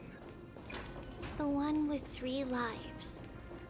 Mother believed our birth was blessed, by the three titans of fate. She named us thus to express her gratitude. Looking at how things have unfolded, fate might have had a role in it.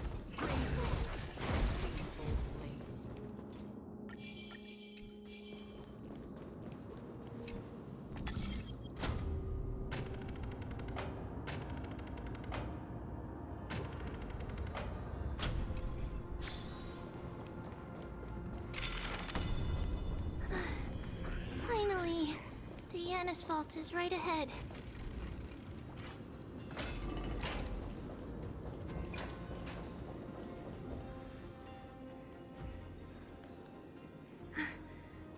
At long last.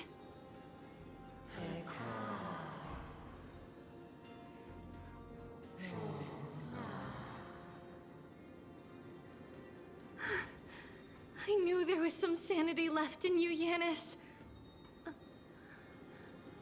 Just as I thought, you too have been confined.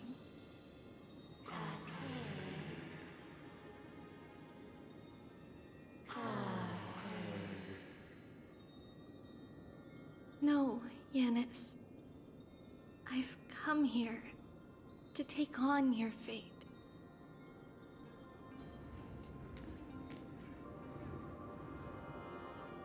By the blood of the Lamb and the strength of my blade-wielding right hand, I am Tribios, the listener, the announcer, and the witness of the prophecy. I, the Holy Maiden of Yanisopolis, the Walker of the Infinite Paths, have come forth to assume your duty.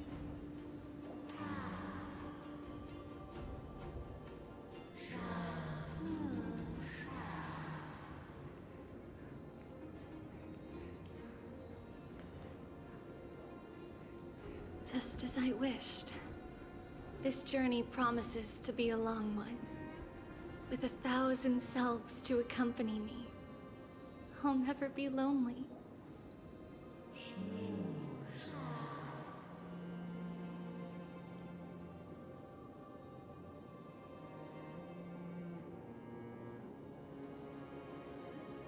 No matter.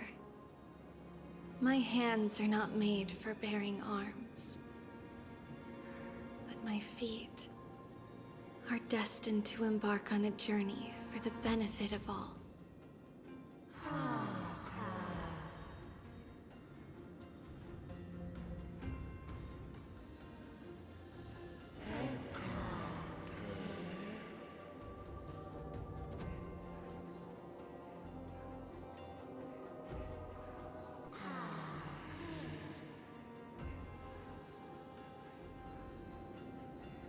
Without a doubt, Titan. Let the prophecy shatter me, so that I may open a myriad of paths for this imperiled world.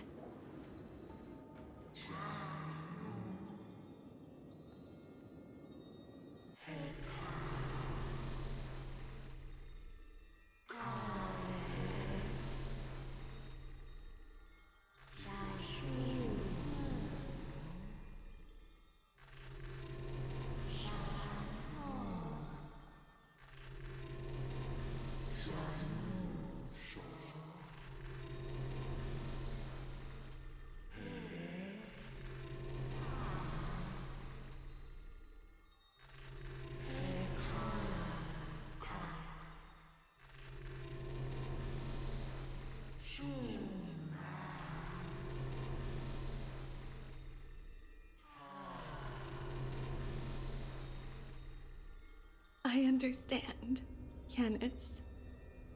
Thank you. Now, may you rest well.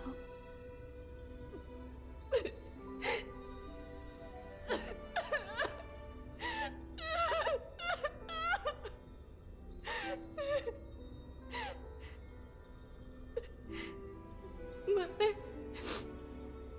did you see that? I have assumed my duty and stand ready to set out. we will step over the gods' corpses and wander among humanity. And thus, we shall sweep apart Amphoreus' pitch-dark fog.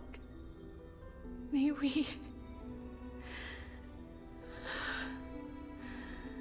May the world follow the myriad paths trodden and reunite at the end of the west wind, where flowers bloom in spring. Mother, I shall see you tomorrow. Who dares lay hands on the coreflame? Drop your weapon and surrender at once! I knew this would come. It's opening up! Move aside and get ready! The Holy Maiden?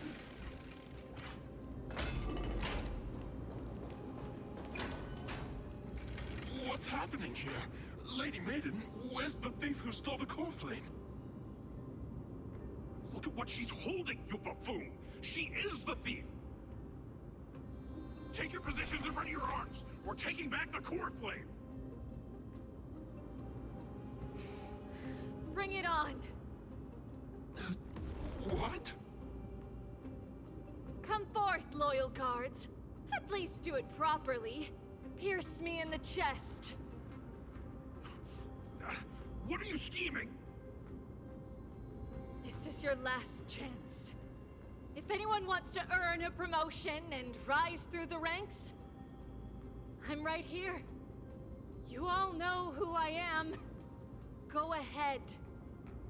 However, if there's still any loyalty within you, step aside for the Holy Maiden. Otherwise, by the decree of the Holy City's Codex, anyone who dares to harm the Holy Maiden shall face execution! Captain, what should we do?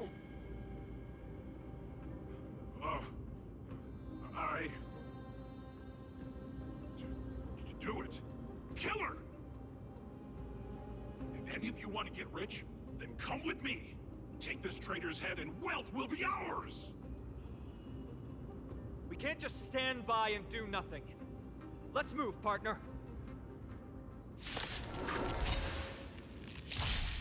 Commencing support. A little more heat. Hedge your bets.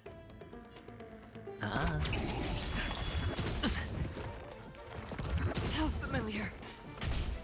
Better close. No dirty tricks, all right? Another journey destined for oblivion. I weep for the departed. It too shall fall. How's that possible? Could the Titan actually be on her side? That woman is the traitor!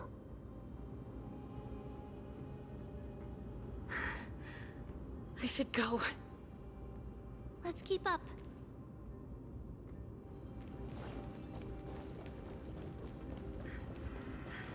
The path is opening up for me. Oh, Yanis, protect me.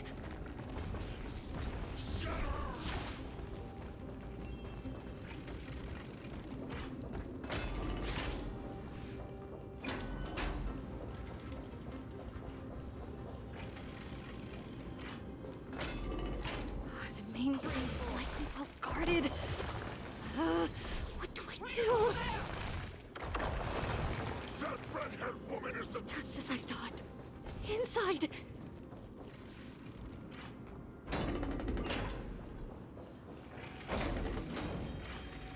There are guards here too.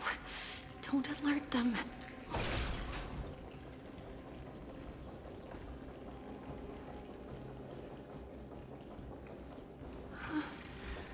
Long last.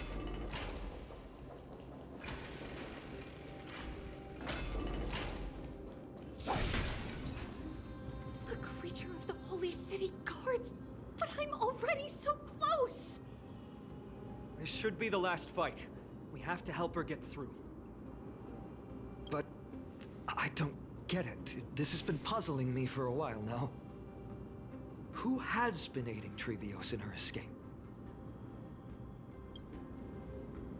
While history might be blurred by memories, seeing how the whole city is hunting her down, she clearly had no allies. If she pulled it off alone, were we too involved in this process? Tribios had been on her own since she entered the vault. But what did we truly mean to her? You'll find that answer at the end of this memory. In that case, let's focus on the mission at hand now. Let's do this, everyone!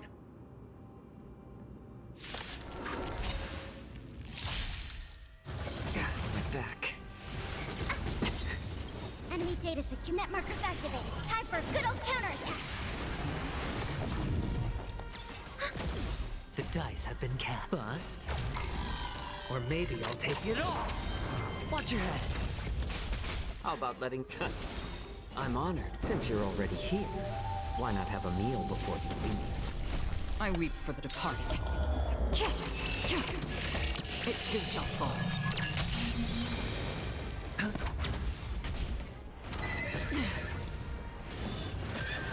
Another journey destined for oblivion.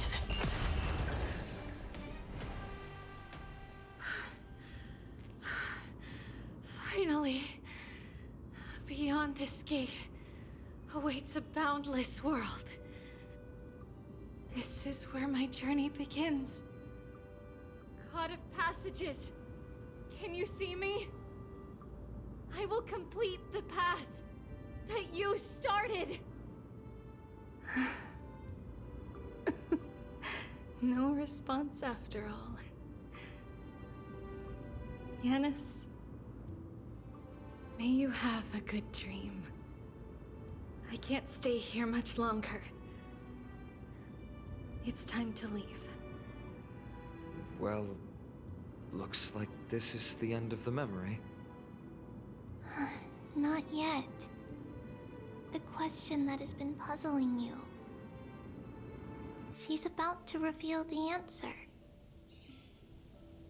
But nothing happened. What was making her or you hesitate at this moment? If she had known this flame chase journey would proceed as the Titan foretold, bringing about great suffering and fatalities, including her own, would she still have chosen to walk through the gate and start her journey? I think the answer is already within you. And you've made your own decision. What? You can hear us? Not really. She can neither see nor hear us.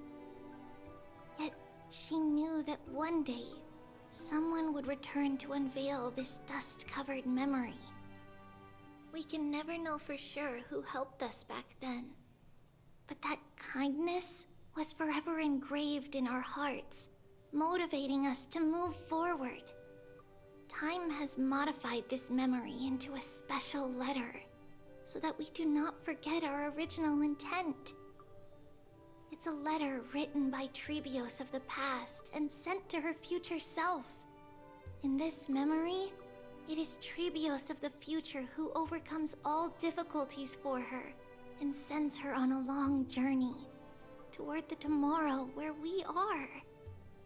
Yes, you'll remember it all. And then find your way back to the gate where everything began. Here, I will set sail toward the distant horizon. Here, you have traveled far on your way home. Such is the maxim that unveils Tribios' fate. You shall shatter into 1,000 fragments and wither on the soil of foreign lands. So, if you ever feel lost, return to this place. I'll keep this memory here for you.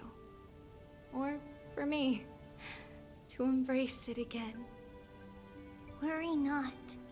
though loss is something we've grown used to. Our resolve and our pledge are what Tribios will never forget. Each one of us has never failed to remember. Losses are a constant on the flame chase journey, among which even life itself holds little value.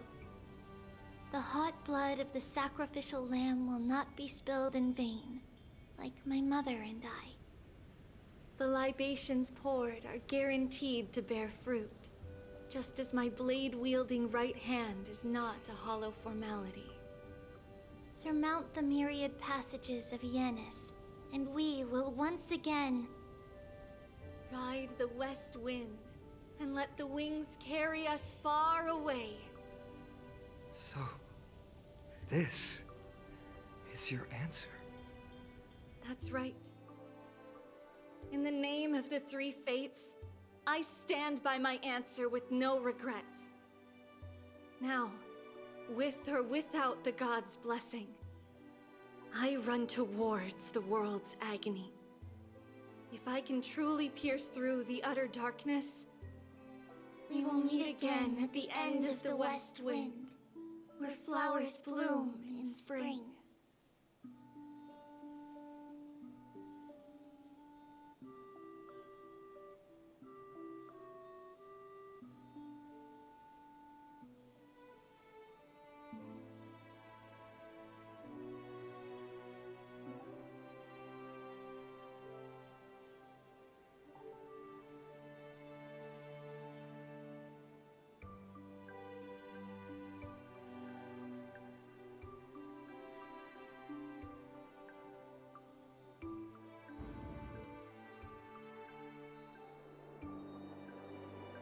Lady Tribbie, do you still think that everything will be fine tomorrow? Yeah, that's what Trianne would say as well. With all due respect, Lady Tribbie, you know perfectly well that see you tomorrow is nothing but a white lie. I hope your toughness is not a mask hiding a lonely heart. Cass, that's not a lie. See you tomorrow is the greatest prophecy in the world. Prophecy? Listen, in every corner of this land, every heartbeat carries a prayer for that prophecy to come true. It may be that only a few heroes will bring tomorrow to the new world, but the prophecy of leading everyone to tomorrow belongs to all in Amphoreus.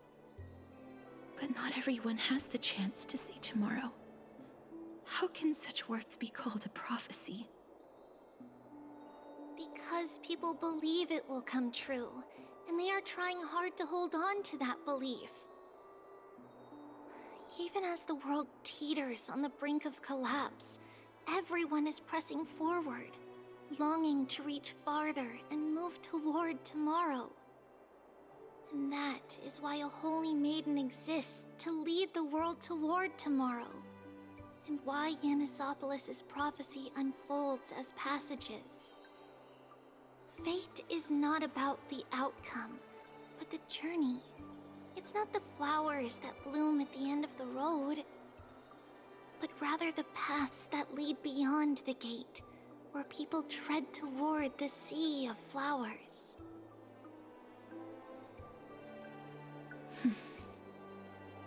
So, Cass, if anything is troubling you, just set it aside for tomorrow. There's no difference between demigods and mortals. The troubles we encounter can only be resolved by our future selves. Reflect through the long night. Wait for the dawn as you think. Then set off at daybreak. The hesitant part of us will be left behind in the dark, while the determined side of us will know no fear. Because that's how Tribios has journeyed so far to spread the prophecy. beckoning the morning sun, and the tomorrow it promises to bring. We will now continue the journey and face our destiny. We will step over the gods' corpses and wander among humanity, and thus we shall sweep apart Amphoreus' pitch-dark fog. And at the end, all will reach that silver-white shoal. That end of the journey, that new world and new tomorrow. It is a haven free from storms, cold, and heavy rains. No sorrow can linger there. We've made a promise to meet again at the end of the west wind, where flowers bloom in spring. See you tomorrow, Trianne. See you tomorrow!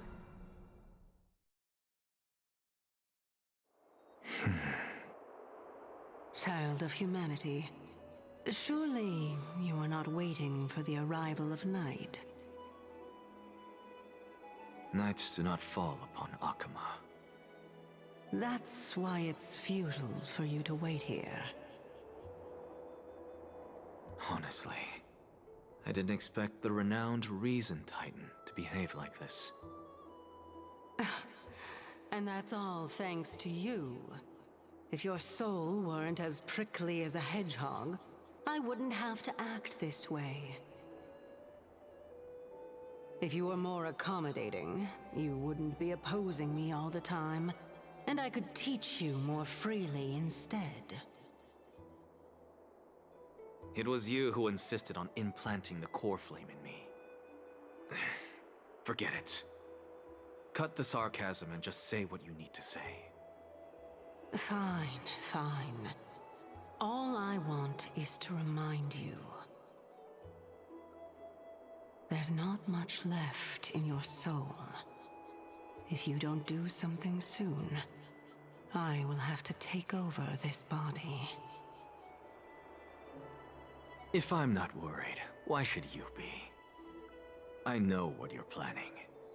You just want my help answering the question. What exactly are we? Correct? It's good that you remember. Thus, equivalent exchange. It's only fair. Then rest easy. The answer will soon be revealed, and you'll have to return my body shortly. Is that true? Certainly. I initially thought this extremely frail state would hinder me from getting my body back. But I didn't expect the answer to be right within it. That saved me a lot of trouble. I don't even need the black-robed Swordmaster's ceremonial blade. That's certainly worth celebrating. Regrettably, I can't carry out the upcoming experiment alone. The girl who's walking with death, is she fully prepared? Be patient, Titan. If we're always so guarded, how can death reach us easily? Unfortunately, on behalf of Okima, I must ask you to slow your pace. I forgot about you. My apologies. A child's words are always carefree. I'll just dismiss these words as nonsense from a cheeky child. Come now, conceited performer. It's time to address your relationship with that Titan. What if I refuse? Provocation will only tip Talantan's scales further toward your demise. There's no need to go to such lengths. Oh, monster neither human nor divine. Don't forget that you won't dare kill me. If you snuff out the coreflame of reason, what else can you use to stand against the Council? Do you two mind if I cut in? I warned you. Do not interrupt me. I just have been meaning to ask. Does death really matter to you? What do you mean? What I mean is, before I implanted the coreflame into your heart, you were already a silent, cold corpse.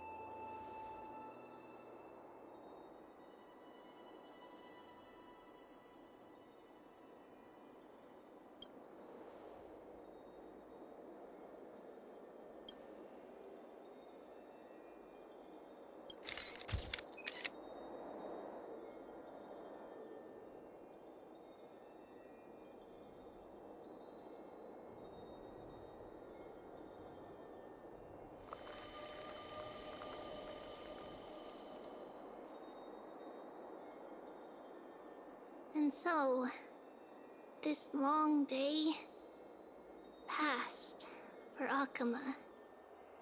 Some people arrived, and some left forever. Just like every other day of this journey, where we, stumbling, move forward. We have long been prepared. If we are to chase the flames, then we must grow used to farewells. And yet, no one back then could foresee death. Its arrival would always be so sudden and so momentous. Even little Gray, coming from beyond the sky, could not escape the Reaper's two hands. And what people gained and lost in that trial of death was far heavier than life itself. Just like the destiny that the prophecy revealed for Cass. At the end of the Sea of Flowers, the souls of the living shall warm thy fingertips. And after an embrace, there shall be eternal separation.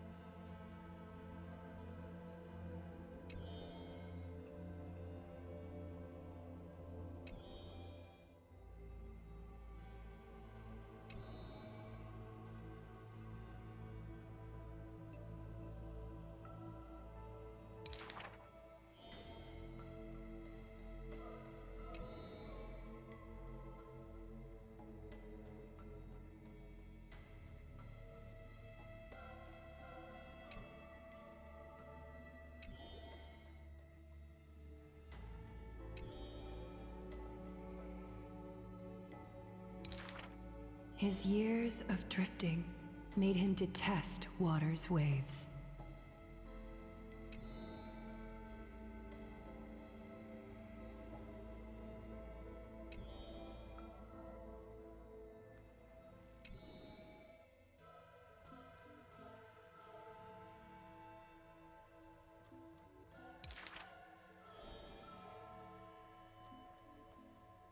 A blade that can cut through the mighty must be enough to slay gods.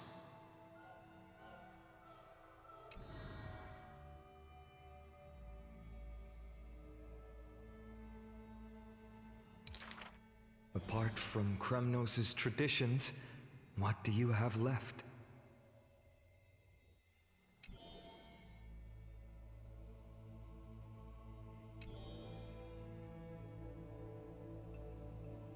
That is why I walk on this path.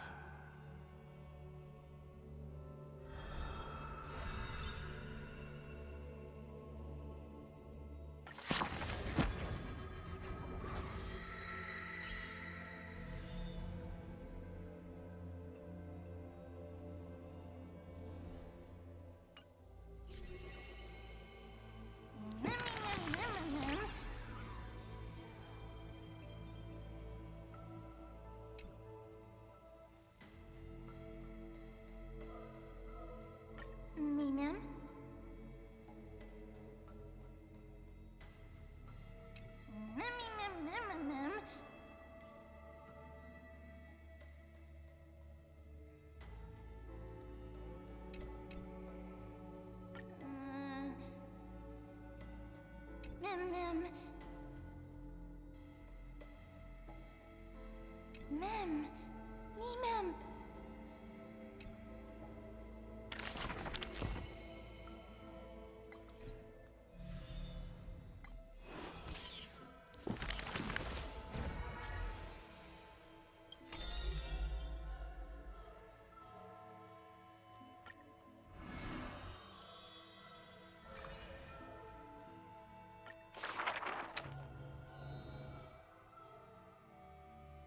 This person's name was seldom mentioned by others.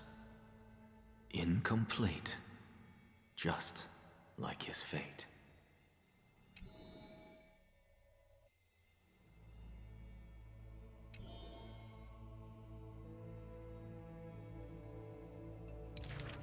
Keep your distance from that blasphemous one, lest misfortune follows you like a shadow.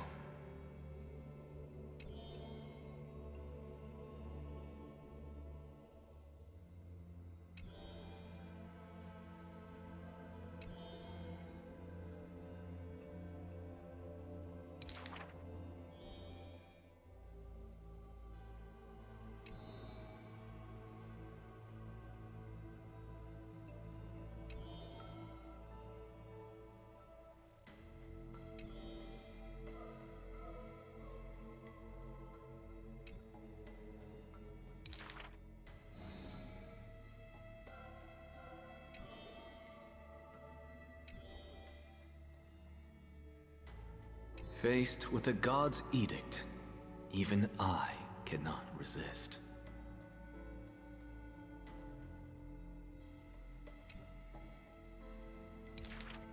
Miracles are the most conceited actions of gods. They are God's denial of humanity via might. Magic tricks are the most articulate rebuttal. They are humanity's imitation of godhood via intellect.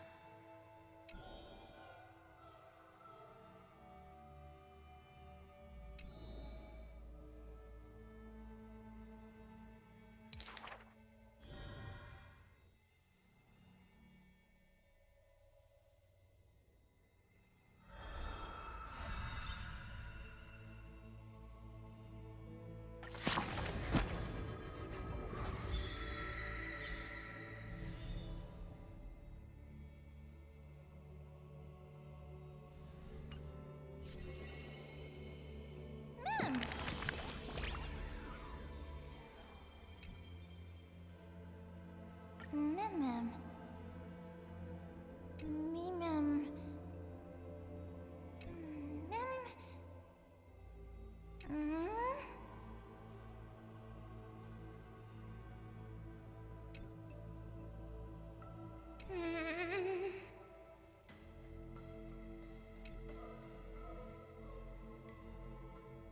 Me mem. Me mem.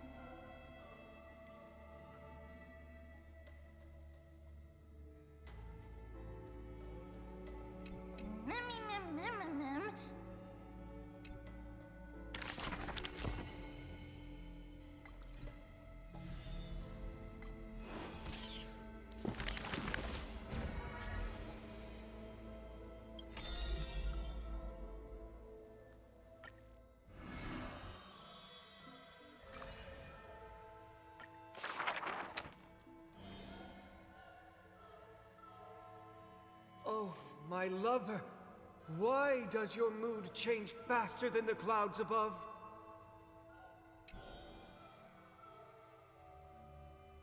Oh, how I wish she has clear eyes that are quick to anger and laughter, and dimples that crease in smiles and frowns.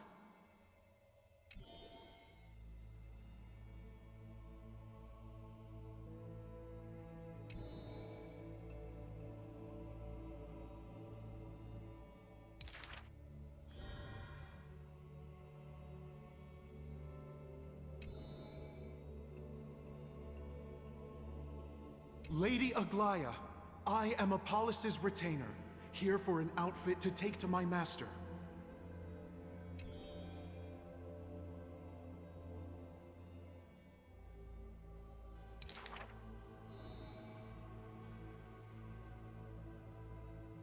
The creation of love and beauty indeed. If you wish to embrace such fantasies,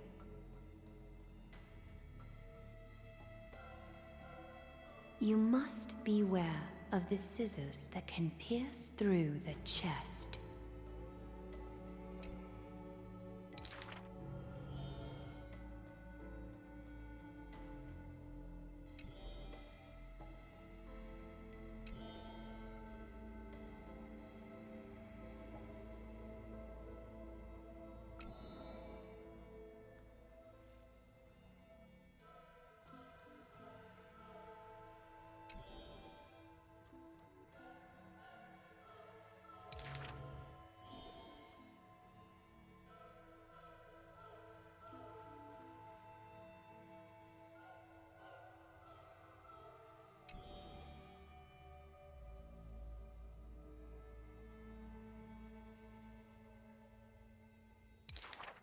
Use the needle and thread as your sword.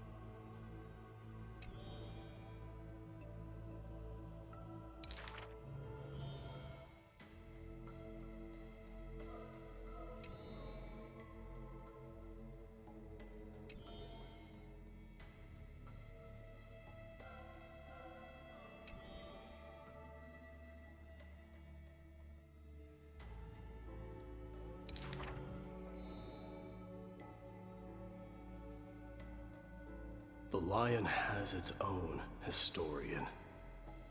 And the history of the hunt should not be held by the hunter alone.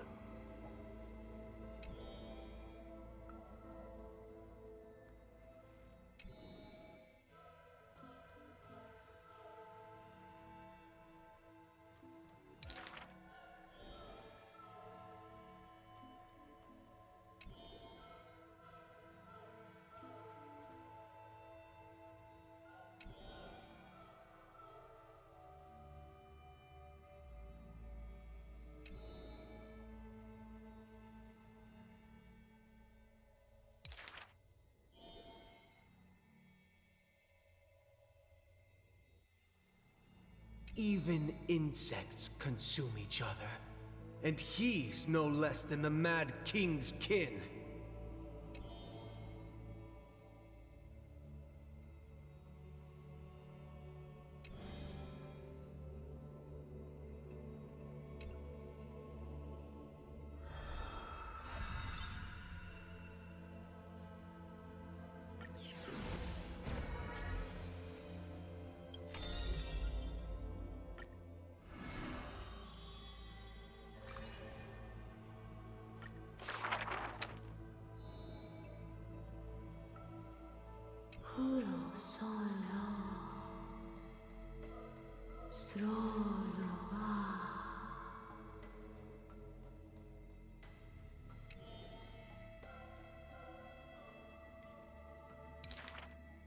We have heard of a Chrysos heir.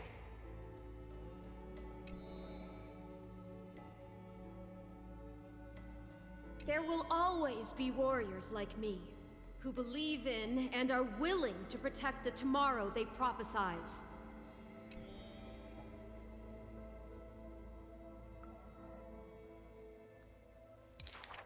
We remember a group of bards.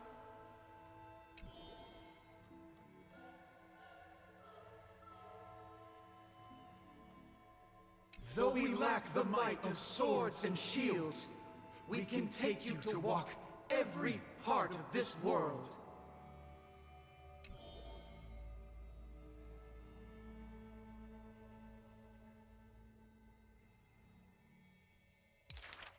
We miss us.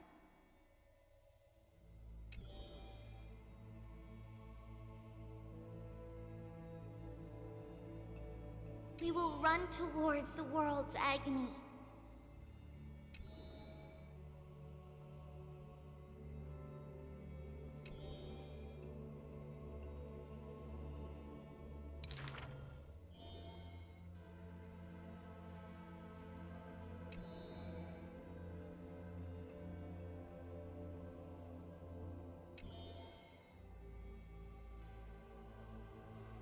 Please, listen to the prophecy we bring.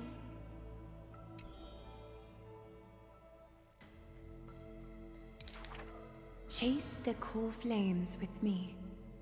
I promise that